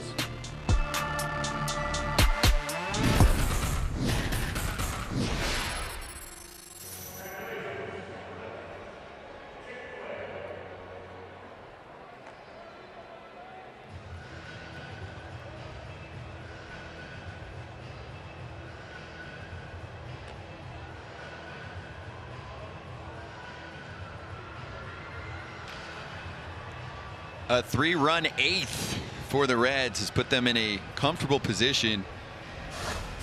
And we are still going with a new pitcher in Luis Perdomo about to step in against Tyler Stevenson. We'll hop to Chicago next week for a night game between the Pirates and Cubs, Tigers, Twins, Royals, and Cleveland on the 1st of June. And then Vladdy Jr. and the Blue Jays visit Kansas City on the 8th of June. Pre-game show 30 minutes before each game. Post-game show for 30 minutes after each game, presented by Jim Beam today. And we'll be with you to talk all things Reds, Brewers, interviews, player of the game trophy, the whole deal. Luis Perdomo pitching on back-to-back days. Tyler Stevenson. Welcome to the game with 2 on and Tyler Stevenson with a hot bat. Hey. Tyler Stevenson, they remind you a little bit of a QB1 Joe Burrow. Oh, Joe Burrow of the Bengals.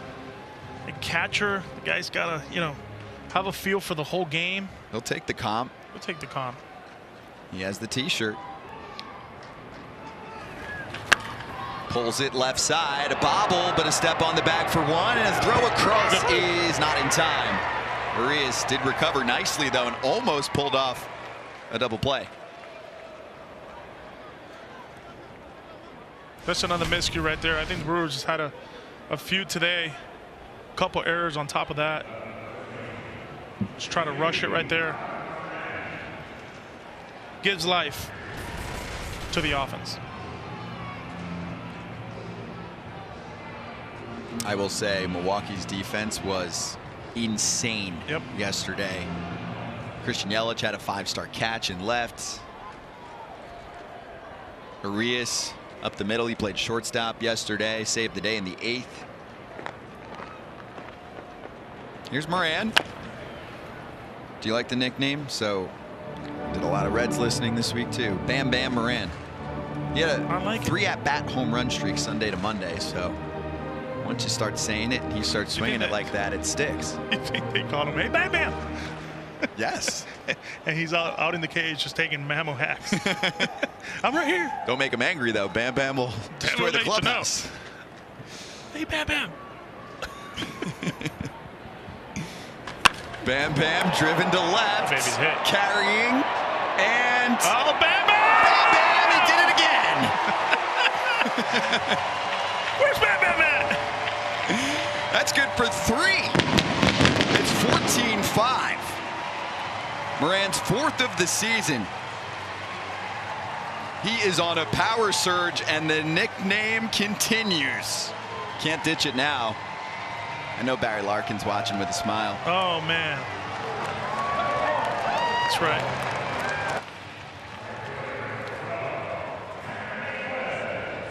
That's got to feel good right there. Out over the plate, not trying to do too much, staying inside that baseball on that changeup. Oh, good piece right there the other way. Hey, we said it. The ball's going to be flying out. It's a little hotter today. You put some good wood on it, you're going to get rewarded.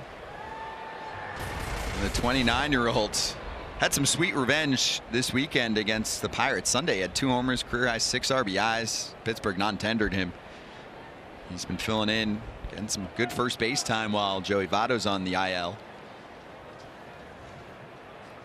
Tyler Naquin with a drive to right, and that is going to punch off the wall. Don't do it.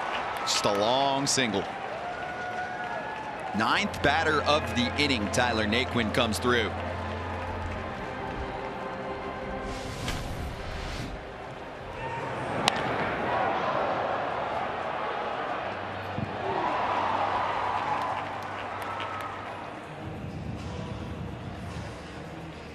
That's a good piece right there on another changeup. Not trying to do too much right now for Perdomo. He's got to minimize. He's got to make sure those pitchers are a little bit more down in the zone.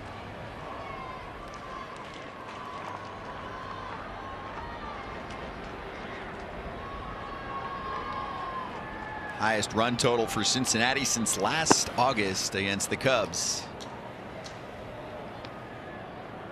It probably means more, especially because David Bell told us this morning, to do something like this today and in the series in general, the offense they put together against Milwaukee's pitching staff.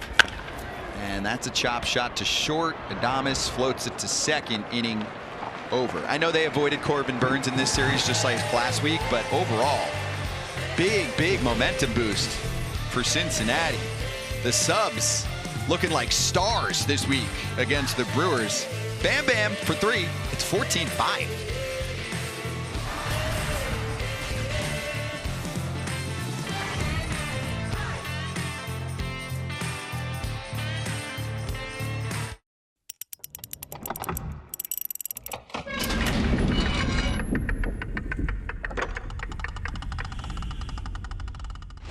Grace holding on the bag against him. The pitch. Swinging. There's a shot deep in the right center. Racing back to Lucci. Still going back into Death Valley. It goes right over his glove. He missed it. But Ruben Rivera missed second base. Now he's heading for third, and they're going to throw him out by plenty. But the throw to third is botched. Now he's heading home. The loose ball in the infield. And he's out by 5 feet at the plate. And that was the worst base running in the history of the game. The game should be over, and Ruben Rivera just did the worst base running you will ever see. Unbelievable. Ruben Rivera was the only man in the ballpark, apparently, who did not know what just happened. He came around second and ended up completely lost in the infield. Unbelievable. Instead of just staying at third, he decided to try and make up for his botched base running and made a second monumental mistake and was thrown out. It wasn't even close at home plate.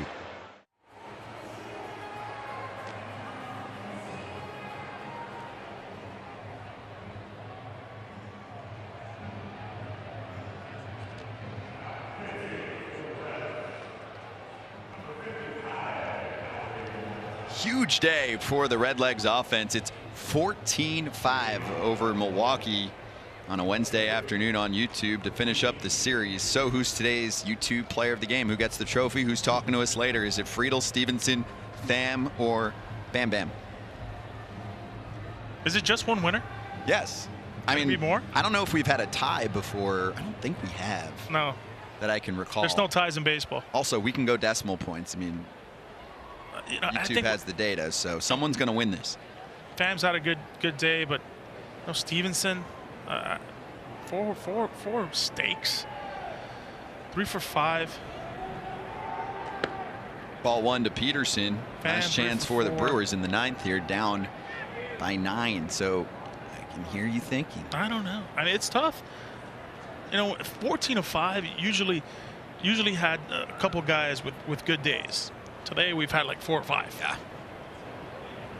Thankful that we at least have 4 options on the poll. Moretta misses up. Some comments from our YouTube creators. Cowboy Jeff. Reds ate their Wheaties this morning. They sure did. Sports Gamers Online, who's our creator spotlight. Give you his note in a moment. Strike 1 to Peterson. Sports Gamers Online. I couldn't have anticipated a performance like this. The Reds are about to take back-to-back series. Great stretch. That's right. Well, we said it all along. They're playing much better baseball, playing good defense, clean baseball all around, and they're hitting, timely hitting, running the bases the right way. You know, so much gets unlooked on how you run the bases, how you do the little things, and you know, you give yourself an opportunity or a chance to win ball games, and you know, they certainly have done that the past 8 or 9 games. This would be back-to-back series for the first time since July and August of last year. And Peterson puts that one in the air, carrying deep right, and it is gone. First row.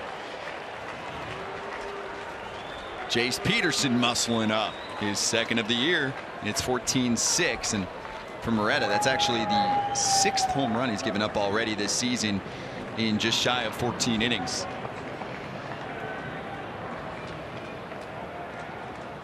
Just a good changeup out over. It was up in the zone. Just got enough of it. As you can see right there, staying through the baseball, not rolling over it, keeping that top hand on.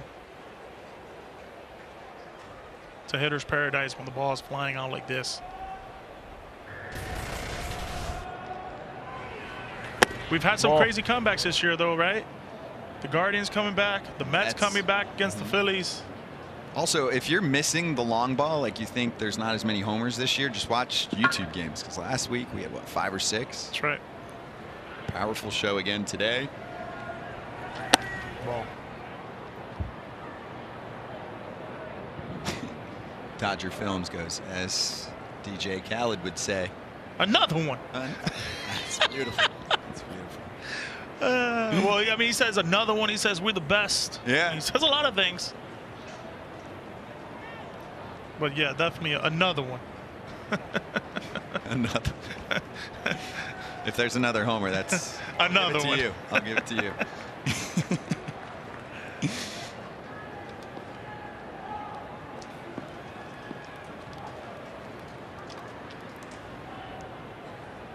If you're the Brewers, off day tomorrow, and then down to Miami, 3 against the Marlins. That's a good streak right there. Yeah.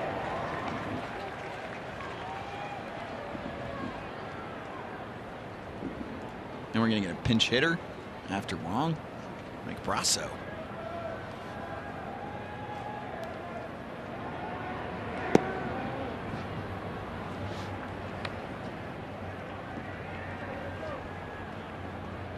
Did you give me a final answer for YouTube player of the game? You know, I'm going to be annoying all year. I'm going to go with Stevenson. 4 RBIs. You know, it's a day game. If you're catching a night game. It's going to twist foul for Wong. It had the distance. I think what he's brought to this team, and we saw clearly when he was out, the team was a lot different. You know, as he's been back, they've played a lot better.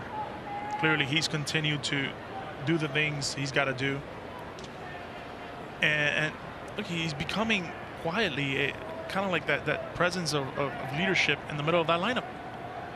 Now you add him. Oh. Ooh, solidly struck up the middle. Colton Wong with a single. You know, you add him into the mix with India, with Joey, with Pham, with Moustakas, and now we got these pieces, right? Now we can go to work in this division. But no question about it, I think when you look at this roster, there are some young guys that are improving, and they're improving very fast and quickly in the big league level. I'm going to go Moran. Gonna go more Bam Bam? Just to talk to Bam Bam. He had the homer. Why not? I mean, if we talk to him, yeah, we got to show that. So that maybe we can go with the sound on the. We got to go with the sound, right? It's bold, but we can try it. A walk, a double, a homer, scored 3 times. Hey. Strike 1 to Mike Brasso coming off the bench. We talked about this last week. All right, so 3.5-hour game.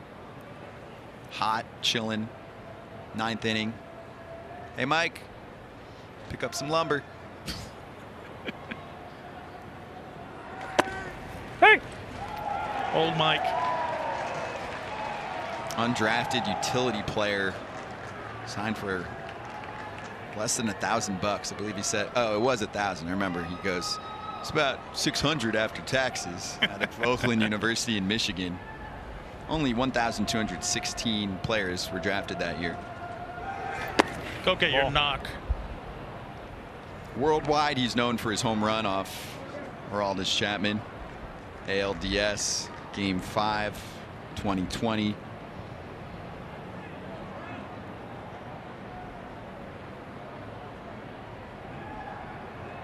He struggled last year. He was dealt to Milwaukee this offseason. They've liked him for a while. And look at him go. Brasso. Gone. Another one. I think that hit the top of the fence. Oh, my bad.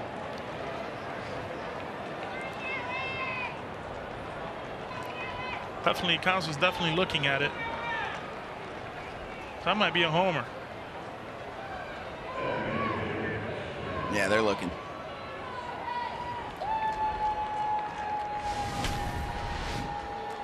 What did it bounce off of? Top wall or? Oh, that's a homer. Yeah, it's a homer. Top wall into seats. Yep. And back. Boom. Give it to him. Tell you what, it's an absolute rocket, 100 miles an hour off the bat. Slider that just it was kind of that cement mixer, and he absolutely unloaded.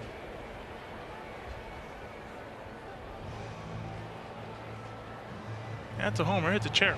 Yeah, we're good.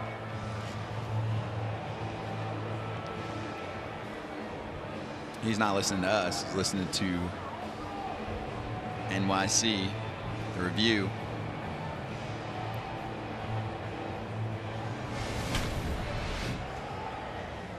He has the top of the fence, and then it kind of ricochets right off that seat, that chair right there. Yeah, I don't think this is going to take long. Already taken longer than I thought. After the review, the call in the field is overturned. It is a home run. Count it. Say it again. Another one. Well, now it's going to get a little dicey now. A grand slam can tie it. Moretta has really struggled. He's given up 7 home runs this year, most among relief pitchers in all of baseball. For Brasso, by the way, he crushes lefties. Great for him to get an AB against a right-handed pitcher and come through for this team. Apology, no grand slam. 14-8. 14-8, 2-run shot, and scores Wong and himself. 2 3-run homers, though. That's right. And that is blocked off the You gotta go. Christian You gotta go. Cycle You gotta go. to second. You gotta go. He's gonna get there. Triple City. Christian Yelich. Go get that ball. Cycle. And some history. Since 1901, when we've been tracking, Christian Yelich picks up his 3rd career cycle, joining this list. And how about all 3 of them coming against the Cincinnati Reds? Trey Turner, another one on the list. He's active. Oh, he smelled it right off the bat. Look at him take those angles on that ball. Look at him step on those bags right there, understanding what was at stake. Easy triple. Easy 3.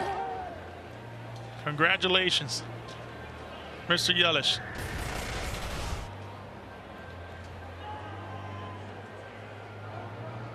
Look at this 9th for Milwaukee. Homer, base hit, 2-run shot, triple, and Tellez digging in. That was crunched.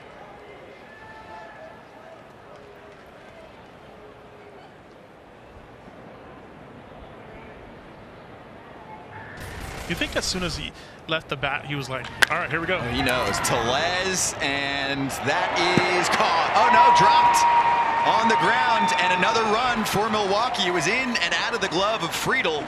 Make it 14-9, Milwaukee down 5. Wow. I mean, you got to get the pitcher, no? I mean, they got to be moving right now in that bullpen, that's for sure. Baseballs are getting smoked. Friedel in the glove, and then slipped out. Almost made a fantastic catch in center. And this will do it, yes. David Bell is going to make a move. Are you feeling it, Yonder? 5-run game?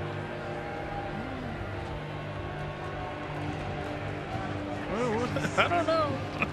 Some Reds fans are sticking around to make sure they win the series, and obviously so are we. If a 162-game season could be summed up in one play, for the 90 Reds, it came on June 24th at Riverfront Stadium against the Dodgers.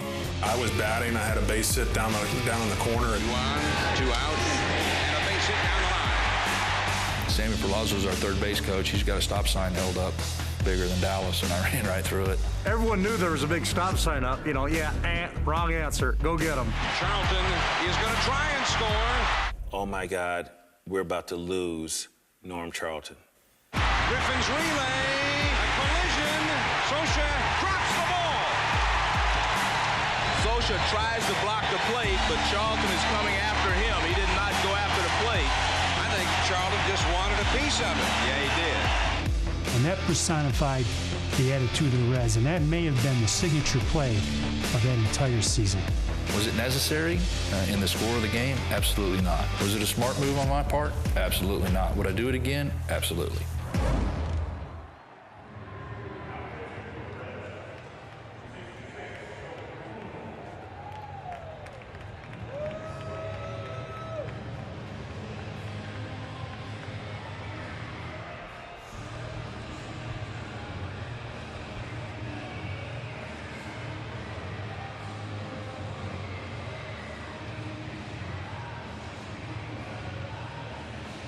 Don't call it a comeback just yet, but there are no outs recorded in the 9th and 4 runs coming through for Milwaukee. This was 14-5. Stick around, folks. Now going higher leverage eventually. Joel Kuhnel in the game. I mean, if he struggles, you're using your best weapons in a 14-5 game entering the 9th. Yep. It's 14-9. Yeah, not ideal right now, especially with no outs, but big old Joel Kuhnel out of the University of Texas. Urias, Renfroe, Narvaez, runner going, and that's smacked. Fair ball. Tellez to third, and he's being rounded home, and he will score. Another pitch, another hard knock for a run. It's 14-10. And I think right now for David Bell, there's definitely some concerns. Why is that? Because of the Grand Slam situation. When you're in Grand Slam range, everything's beating right now. Sports Gaming Universe may have to re-rack the player of the game vote. LOL.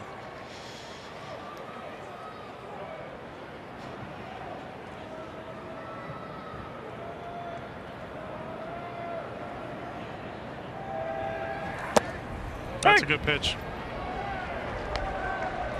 Renfroe has 2 home runs in his pocket.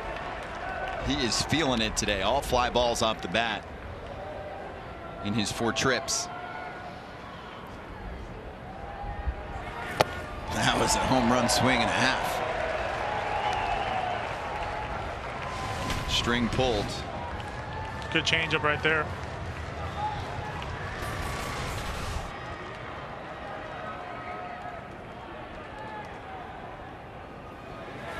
Got him.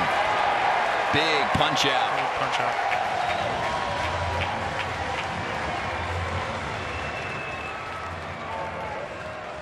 Competitive pitches in the zone. Did you like the plan for off speed?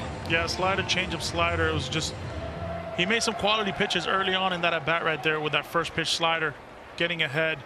Obviously using the aggressiveness of Hunter Renfroe. Made some quality pitches right there. Kuhnel made his season debut on Monday, a scoreless inning, a couple strikeouts against this Brewers team. ERAs in the mid-4s. Watch him use that changeup again. Hey!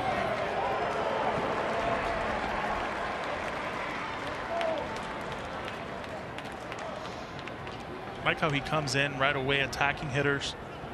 Not really fooling around at all.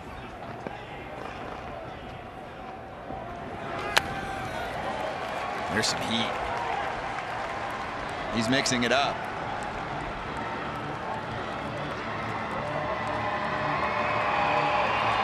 Sinker, slider, changeup, four-seamer, all in the arsenal for the 11th round pick.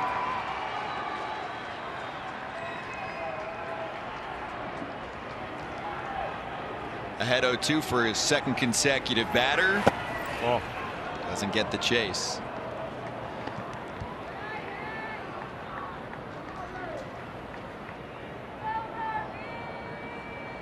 It's a harder style changeup. It's a changeup that the one he throws that it's just more of a rollover changeup, not a miss. And that's driven deep to center, riding back, and it's going to go over Friedel's head. And this should score another for Milwaukee. Urias, come on down. RBI double. It's 14-11. Don't stop the flow for Milwaukee. Wow. He didn't get it there where he wanted to. And Kuno out over, up in the zone.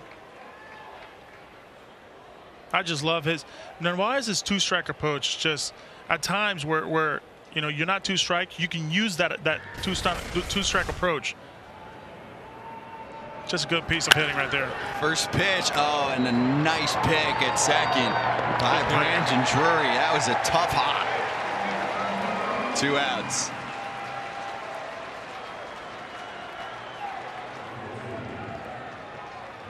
Everything off the bat in the 9th from Milwaukee has heat.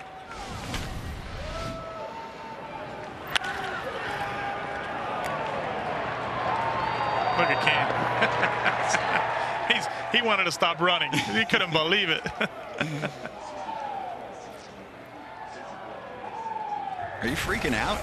I mean, this was 14-5. It's 14-11. 1 out to go on the Cincinnati side with Jace Peterson up, and then we flip it back to the top of the order. This is the 10th man to bat in the 9th. Peterson led off the inning. Yeah, and all he wants to do right now is just get on base. Tie and run on deck. That's his duty right now. Got to get on base any way how.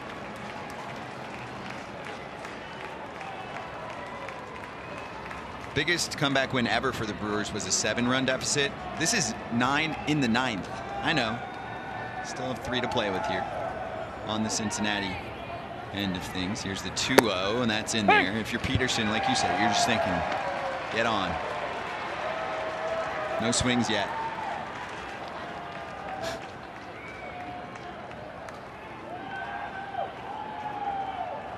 (29) combined hits, 25 runs. 1 strike away. That's a good pitch right there. He's really falling in love with that changeup. It's got some bite to it. Left-handers are not seeing it as good as you would hope.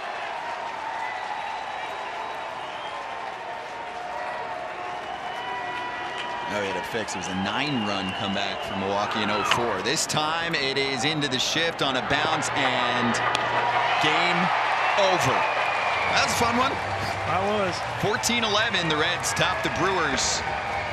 Big day for offense. The over today.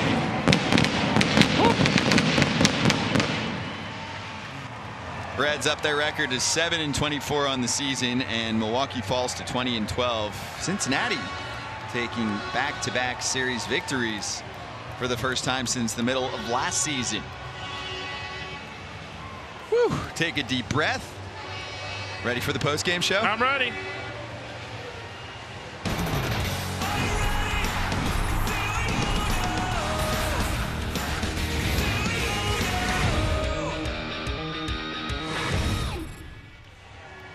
It's the post-game show presented by Jim Beam. Yeah, cool off after a hot day and bats that were full of heat on both sides this afternoon, but it ends up in a Reds win. 14-11 is your final score. The offense just never stopped clicking today for Cincinnati and pretty much for Milwaukee. I mean, a big day, double-digit run scoring on both sides, and it ends in a Reds win and a big turnaround week for Cincinnati. After a very rough start, Scott Braun along with Yonder Alonso, he had the bomber jackets on earlier. It's too hot for that stay, and also just you're feeling it, like the sweat from potential history. Yeah, it felt like 9 runs in the 9th. You're like, is this going to happen? Felt like a Bengals-Packers game. Yeah. With the 2-point conversion and the field goal on Milwaukee's side, and just a straight 2-touchdown, 2 extra point day for Cincinnati. How impressed were you with the way that the Reds pounded Brewers pitching this entire series? I mean, 2 out of the 3 games they won and put up double-digit runs. Yeah, I mean, I think it was the MO, especially today being a hot day.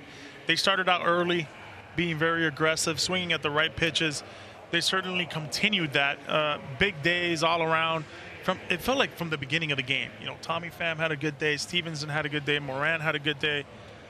But I just feel like this team is an aggressive team, a team that's going to play a lot better. They've played a lot better the last 10 days. And look, we're seeing it, back-to-back series wins.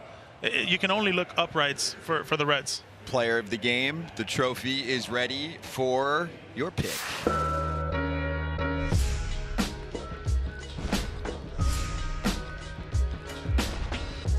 Winners of the past and now the present. Who did you say?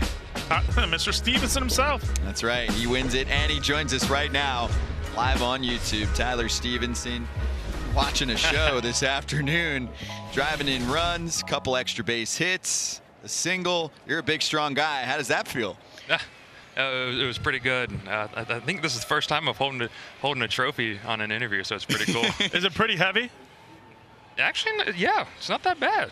Yeah, that's not a cheapie. That's no, not at all. Spent serious bucks to make that happen. You'll get one with your name engraved. Tyler, congratulations on the trophy, and also most importantly for your team, the win. 3 for 5 day, 2 doubles, 4 RBIs. If you can remember it, because I know it was a long game, can you take me through your first 2 ABs where you went back-to-back doubles, including in the first driving in runs? Yeah, so we faced Hauser back when we were actually in Milwaukee not too many games ago, and obviously we kind of have a history with each other, facing him a lot, and I just saw a curveball first at bat and it hung up, and that's something I want to be really aggressive on, is just like hanging breaking balls, and sure enough it was a double. And then obviously the second at bat, it all kind of started. I know Frito's over here, but to bunt with 2 strikes, it's the second time I think he's done that in this past week, which is crazy. I've never seen it, but it just shows the confidence that he has for it, and for him to start that off, and then sure enough just wait for a good pitch, and then luckily get I guess the bases clearing, it was, I don't know, bases loaded, whatever it was, and Tommy was aggressive coming around third and scored from first, so it was awesome. Tyler, take me into your season. You've started out strong. You're becoming a leader in this lineup. How much fun is it, and how much are you learning on the fly? Yeah, I mean, it's awesome, and I mean, I'll say it my whole career, just what Tucker Barnhart did for me last year and everything that he's done ever since we met, just to show what a true professional he was, just to learn from him, to sit back and really enjoy the time that we had together. And then just transitioning into this year, just kind of keeping that, having the conversations with all of our coaches, and I'm still learning too. But it's something that I want to be great at, and we're just taking it day by day. What would Tucker have said to do in terms of navigating a young pitching staff through a potential ridiculous comeback effort in the 9th inning? I mean that in a very entertaining way. Milwaukee is a team that can really swing the bats this year. We've seen it, and it's 14-5 in the 9th and a little bit of trouble from your pitching staff. Can you take me through the situation, your nerves, and how you were able to deal with your pitching staff through a W? Yeah, I think the biggest thing is being aggressive in the first pitch strike is everything. But after they hit the 3-run home run, Yelich came up, first pitch, ambush, and then same with Tellez and Urias. I think they're all on fastballs as well.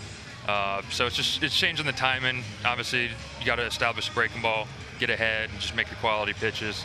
And yeah, I mean, the Brewers are a great lineup, and I mean, no lead is ever too safe, because it can happen quick, as you can kind of see. But like I said, just really getting ahead, that's the biggest thing. Yeah, and I think moving forward for you as well in this team, 14 runs today. You guys have been playing much better the past 10 games. What's in store for you guys leading up to the next couple of weeks? Just continuing the momentum. And I know health has obviously been the biggest thing for us this year. And hopefully India will be back soon, which will be a big help. And obviously Senzel and Joey, and obviously a handful of other guys down the line. And I think Mike Minor will hopefully be back soon. So that's going to be a real veteran presence really with our young pitchers. I think he's going to be a huge help just for some of these guys like Lodolo, with Hunter, and obviously all of our young bullpen guys. But we're getting there. We're just continuing to take it day by day. And like I said, just day by day. And once we get healthy, just kind of get this thing rolling. It's been nice for some of the bench players to receive playing time and emerge while you're missing some of your friends on the injured list, like Bam Bam. Are they calling him that? Barry Larkin, I think, was the one that coined the nickname for Colin Moran the other day, and he's on a tear lately. Yes. Oh, man, he's awesome. He is a unique guy, but he is awesome. He's very quiet. But, yeah, I mean, I think this homestand is maybe, 4 homers? Yes. So he's seeing the ball real well. And, yeah, I mean, guys are taking advantage of opportunities. That's what you got to do in this game. Did you hear about the nickname that Lark said on the broadcast? You said Bam Bam? Bam Bam. They're calling him Bam Bam, and we said it today. And as soon as we talked about it, he goes Oppo. I like Sid the Sloth from Ice Age. That's a good one. Ooh, that's really good. It was funny. Derek Johnson was actually the one who kind of came up with it. But anytime that he's hit a home run and stuff, you got to give like the little sloth logo. I love it. Like he's holding onto a branch. And then the one for you that I'm hearing lately is QB1. J.R. House gave you a T-shirt, and that's kind of part of the motto. Can you explain what that's all about this year? Yeah. So every spring training, ever since he's been a part of us, like catchers, we have a theme, and it's pretty fitting. Especially with how well the Bengals did last year, and then I guess it is my first year being a full-time starter behind the plate, and obviously two kind of go hand in hand with being a quarterback and being a catcher. So it's pretty fitting, and that's kind of the theme we're going with this year is QB1, and actually had a chance to meet Burrow during opening day whenever he threw out the first pitch, so it was pretty cool. That's awesome. You were dropping the Burrow comp earlier, so yeah. I love it. Yeah, Tyler, what a day. That was really fun to watch. We appreciate it. Safe travels, and we'll talk again soon, okay? Thank you all. Appreciate it. Tyler Stevenson, your YouTube player of the game. Trophy is all his. He wins big. 52% of the vote going to the Reds. I think all-star catcher. I think this could be the year for him. He can really swing the bat, hits the ball on the screws quite frequently. Good plate discipline. I mean, he is the total package. QB1. Total pro. For him. Total pro. Great interview, too. We are gliding our way through the post-game show. So much more to go. Another interview as well. Yeah, get into it. Work those lats. Hello to everyone watching worldwide on YouTube. This guy is on a roll. Oh, he got all of that one. Are you kidding me? It's gone. He's got another. Mic talk. Mic check, mic check, mic check. Oh, yeah, got a hot mic on. 4th inning, y'all just stroll out. What a life. Come on, baby. Here comes the throw, and they got him. This one's over. There it is. YouTube player of the game. This is going up on the top shelf for sure.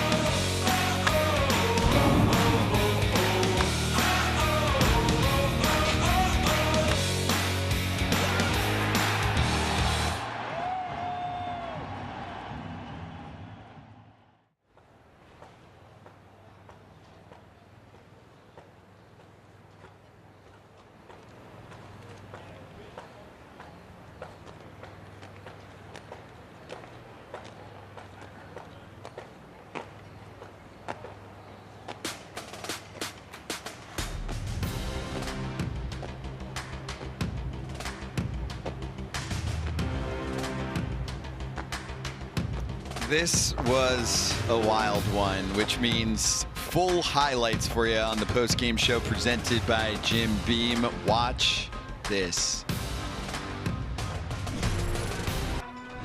Kolten Wong getting ready to go.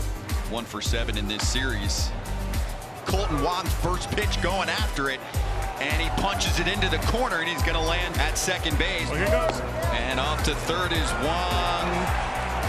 Toast. Yelich drives that one to right center field on its way back towards the wall, and it'll hop over it for a ground rule double. Tellez goes down on strikes, so Gutierrez gives up 2 doubles, but no runs come across. Pulled to the right side and through the infield. TJ Friedl will start the day for the Reds offense. Looking good. That one sneaks past Arias. Just got caught off in between right there. The flat-footed, understanding that he got in between a hop. First pitch swinging, and it's clocked by Tyler Stevenson into the corner, and the Reds are going to strike. You got a dig. Friedl comes in and scores, and holding up at third is Pham. It's an RBI double for Tyler Stevenson. There he goes. Into right center, on its way towards the wall. Kane looking back. No one has it. Oh, he's got to go. And that should clear the bases. Naquin on his way to third, and he'll hold up there. It's a 3-run triple for Tyler Naquin to make it 4-0 Cincinnati. And there's your bunt, left side, beautifully placed, and he'll make it to first. And with 2 strikes. Friedl's off and running. Throw to second is late. First stolen base of his major league career. That was a good jump. Bases loaded once again. And this is the big bat, Stevenson, on base machine. Hits it hard to left, and it is going to head to the wall. More action for the Reds. Here comes Friedl and Drury. And Pham is safe. Reds are all over Adrian Hauser. Got more shoes than I do. Yelich. That's got a chance. Yes, carrying deep left, and forget about it. That's a good sign when you're going the other way like that. 3-1 count, you didn't want to put it. Yeah, I'm going to guess he had a good session in the cage this morning. Now we're scoring runs. We're going to have to hang out. You're sticking around. You just put up a 3 spot in the third. 7-3 in the 4th inning at Great American Ballpark in Cincinnati, Ohio. Going opposite field, lofts it to right. If it has the spot in right, it's gone. It was a rocket. As long as it stayed fair, it was carrying. They all are today. Moran spits it the other way, and he's going to have himself extra bases. Leadoff double for Colin Moran. It's a pro in the 5th. Pro approach right there against a sidewinder like that. You want to let the ball get as deep as possible. You got to use the other way as your approach. Naquin the bunt right back to the pitcher Milner. He'll sling it to first. On to third goes Moran. Farmer gives it a ride deep central, and Kane runs it down, but that will produce the run they're looking for. Kyle Farmer with the sac fly to deep central, and it's 8-4 Cincinnati. But Milwaukee just kept punching back. Hunter Renfroe, this is us live now, by the way. His solo home run. You got all of that one. Oh, he sure did. Feet. No gimmies there. Double-decker hanger, got it. He was mic'd up today, so we love him. Thank you, Hunter. We appreciate it, man. It was really good content. 3 walks in the bottom of the 8th lead us to Tommy Pham. That'll work. Tommy Pham going 3 for 4 today with 2 RBIs. Love what this guy is bringing to the game. He brought it all out since the first inning. I just love his at-bats. I need 2 words from you on the nickname. What is it? Bam, bam. And actually, we were surprised the that sloth. It's the sloth. Way off for Colin Moran. See what they say tomorrow on that Reds broadcast. Jace Peterson got it right after the first row of seats there in right. Mike Brasso pinch hit homer. It. Another one we said at the moment, even though initially the ump said, Bronny, yonder, you're wrong. We were like, nah, that was a goner. Okay, don't take our home run call away. There you go. So Brasso made it 14-8. This is in the 9th. It was 14-5. Christian Yelich, Oh, he smelled it right away as soon as he hit it. He knew what was happening. Cycle. Mr. Cycle. Third of his career. That is not easy to accomplish. All against Cincinnati, too. And then Narvaez. That's good for a double. And all of a sudden, this is a 3-run game. Are you kidding me? Yeah, get it. Jace Peterson. Ball game. Kunal did a nice job of corralling the ship because it was getting a little nuts. Yeah, he pounded the strike zone. He was definitely got some 3 tough outs. Jim Beam game summary: 25 runs, 29 hits, a cycle. Starting pitching was not at its finest today. A lot of offense. Tyler Stevenson with a huge day. The catcher gets the job done, and you were awesome calling pitches, translating. You had a day. We called some homers. This was a full-fledged, all-around YouTube broadcast today, which also included our good friend Amy G delivering the notes, the stories, and a post-game interview. Amy. Yeah, but that last inning in the 8th, we put up 6, gave ourselves enough cushion, and we had enough confidence in our pitchers to get this done. You're one of the stories in the game that a lot of people don't know about yet, but it's one that needs to be told. The Reds signed you as an undrafted free agent, but at the time to a record bonus, and it took you a while to get here, 5 seasons. So will you share your thoughts on this journey and what it means to you knowing how much the Reds believed in you? Yeah, that was definitely crazy. It was a crazy time. And then I signed as a free agent. And since the day I've been in this organization, they've had the utmost confidence in me.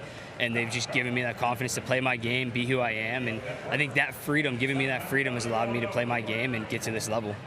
Let's talk a little bit about how the season started. It's been a rough one for you guys, and now we're seeing you guys start to turn the corner a little bit. You've won your last 2 series now, and you're getting pieces back to your lineup, and those puzzle pieces are coming back. How good does it feel to have them come back, but also to start to find a groove? Yeah, I think, at the beginning of this year we were challenged, and there were a lot of challenging games and challenging schedules, and it just builds character. And I think the best thing we've done is just move forward and move on and try and take each game at a time. And each day is a new day to come to the ballpark and play the game. And like you said, we won our first series against the Pirates, and now we're building off that and getting momentum and getting these guys back in the lineup. Once India, Votto, Senzel, once these guys come back, it's going to be incredible to have them in the lineup to keep going. I want to ask you about a particular piece in Tyler Stevenson. He came back from a concussion, but your manager said his bat in the lineup's invaluable.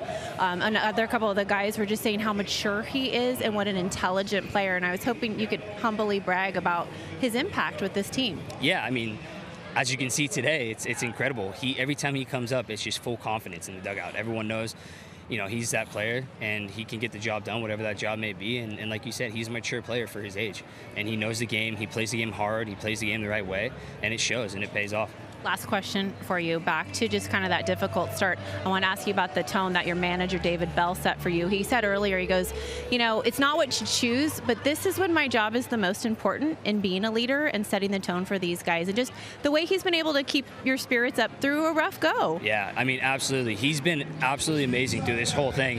Since I've been up here, since the games that I've been to, he's just been amazing and keeping the spirits high, keeping the morale high, and no matter when things get tough, he's right there with us, and he's right by our side, and that's what you need as a player. You need someone right there with you to he's going through it with us. We're all going through it together, and now we're moving in the right direction. Well, I had a chance to talk to a couple of the other Reds while we were waiting to get to TJ, guys, and I said, my heart was racing for you, I'm going to be honest, and they said, hey, that was fun. So the Reds, they're in a good space. As we mentioned, they've won their last 2 series, and this is really a team whose spirit has been seemingly unwavered by a very rough start to the season. They're going to be fun to watch, and it seems like they're finding a groove and turning it around. TJ Friedel's one to watch. Gentlemen? This is a good group. We mean that. We're straight shooters always here on YouTube.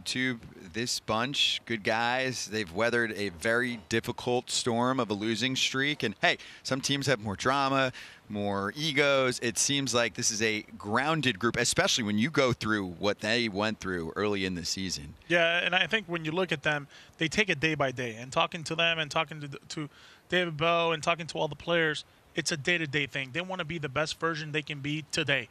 Tomorrow, we'll see what that brings. But certainly today, they came out swinging. They did all the little things. They play clean baseball, and they got the outs when they needed to get them. They won a series against back-to-back series, but a series against a first-place, very strong Milwaukee Brewers ball club. Much more to go on the post-game show presented by Jim Beam. We're wheeling into the final segment where we'll preview things looking forward and also answer a question or two from the creators. There's a lot of guys growing up that, I would say I watched playing baseball, Randy Johnson, Dontrell Willis, the Billy Wagners, and, you see them playing hard, you see them with all the success they've had, and as a kid growing up, obviously baseball is the dream, and, you want to get to that level.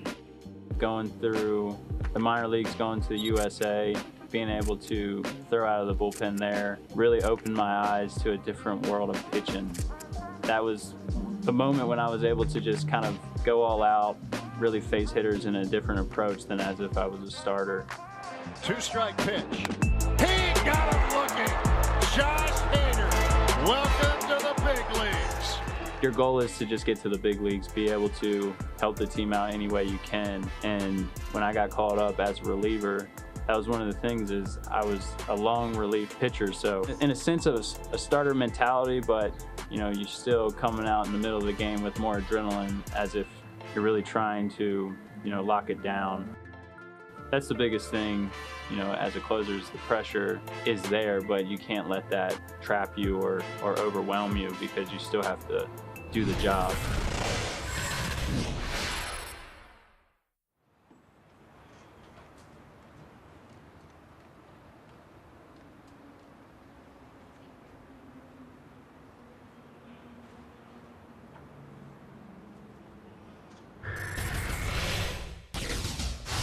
No one loves day games more than Hunter. Come on, dude. Look, I'm good. It just got to get to like 11:15, and I'll be all right. It just takes me a few hours, a few coffees. More late morning guys. Yeah. Than an early morning. Yeah. Sunscreen's for quitters! Oh, that's hot. Hot. It's hot. Need a towel. First pitch of the game. Double. Love that. That's how you started off. Yeah. I'm going to be crispy after this game, son. Crispy. Got a lot of folks here just here for the tan. Oh, big time. My skin doctor when I retire is gonna be like, so all these little spots on you, did you have an activity where you stood in the sun all day? Yeah, absolutely I did actually. Yee, aye. Woo! Had a little carry on it. Hey, low. Carry. I got it. Got a good old no catch. I didn't get to the wall quick enough. Yeah, that's one of those things. It's like a take charge thing. Like whoever takes charge first will fully commit to it. You know That's what I'm saying. I looked up at him, and he's still running pretty good. And I was running on the track like this. I was like, I'm at the wall somewhere, and I wasn't quite at the wall yet. I'm definitely gonna puke today. I have to pee. Oh, I'm in the hole. Mostly away, really? Everything away, mostly?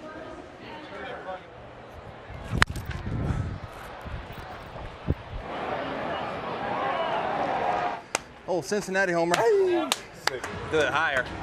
Keep it low, he may have got me, but he can't do it high.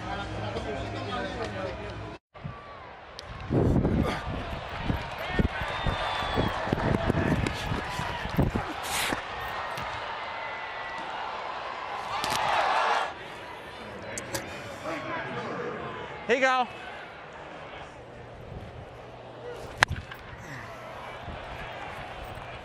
That wasn't a cheap one.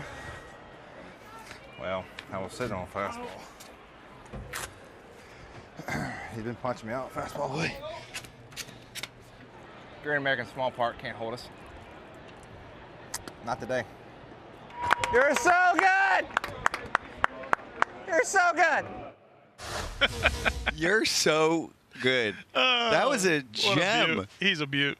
What a selection to mic up Hunter Renfroe. You really get to know the guy when you hang out with him all day, mic'd up. I mean, how many one-liners did he drop that I loved? Good old no catch. He's awesome. He's talking amazing. about the suntan. Oh, he was fantastic. I could do an hour on all of those comments. Like, you could do a show where it's just he talks and then we comment on it. Anyway, curious creators have comments, questions, the whole deal, and I want to make sure we mix those in. Our YouTube creators doing an excellent job in the live game commentary section all day long. Number 1, Austin Kleshka, always with us with the home run ball flying. What is your favorite home run celebration that teams do? Mine is the cowboy hat. I like with the cowboy Angels. hat. You know, I like the bell. Here. It's pretty good. There's a lot Baltimore of things. has the chain, which the Padres had last year. The Blue Jays jacket. That's good. Go-to one as well. But you know, everybody's happy when you hit a home run, so I'll take them all. Yeah, last year for me was the Red Sox with the shopping cart, just to see some of the big dudes have to fit in the cart and then they roll them down. Robbie Hyde, do you think Tommy Pham will be a trade prospect come July? I'm going to go big yes on that one. Yeah, One-year deal. Yeah, absolutely. I think there's going to be a team that's going to want what he does, right? He runs the bases well, good defender, and a really good bat with a good eye.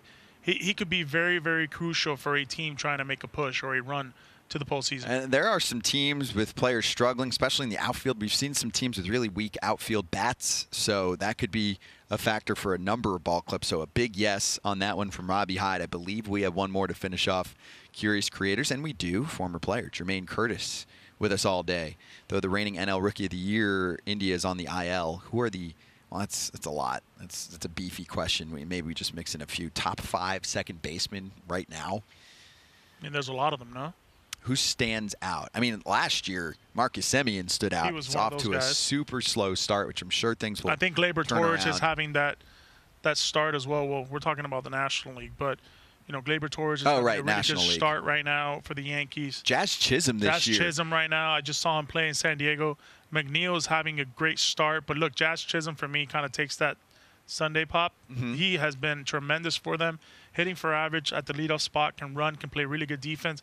It's kind of set that standard and that tone for the Marlins. So, yeah, he's pretty good. Or Ozzie Albies. That's one more I wanted to That's put in the another top guy. 5.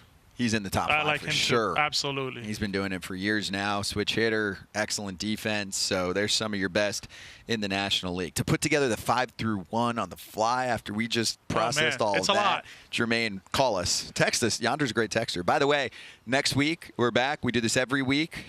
It's a Wednesday night affair at Wrigley Field. Can't wait. Pirates and Cubs, the 18th. Join us. Coverage kicks off at 7 o'clock Eastern Time. We're going to get our first look in person at Seiya Suzuki, Can't wait. who is off to a blazing start. He's cooled off. A little bit. This is the classic game of adjustments. You enter the fold. No one's seen you before. You're on a tear. Now the league gets the book on you. How does he react? That's what we get to see. Adjust. But That's you what did this it game is your all whole about. life, Yeah, right? that's what this game is all about. You adjusted your whole You gotta life. be able to adjust. But you know what I love? We're going to be able to adjust. We've had some day games. That's true. Now we're going to have a night game. See what happens. I'm great at that because I'm a night guy. Let's do it. You're great in the mornings. Yeah. I'm a little tough in the mornings, but time for us to eat. But we had an absolute blast with you as We sure always. did. You really had the full meal today. The MLB Game of the Week live on YouTube swings back next week. Midwest Dance, Pirates, Cubs under the lights. Pre-game show 7 o'clock Eastern. So for my dude Yonder Alonso, the great Amy G, our entire superstar crew, everyone that joined us today, both in-game and post, like Corbin Burns and Luis Castillo, and thank you Hunter Renfro for the mic'd up action, Tyler Stevenson and TJ Friedel. I think I got them all in there. Scott Braun logging out for now. See you next week. More free baseball on YouTube.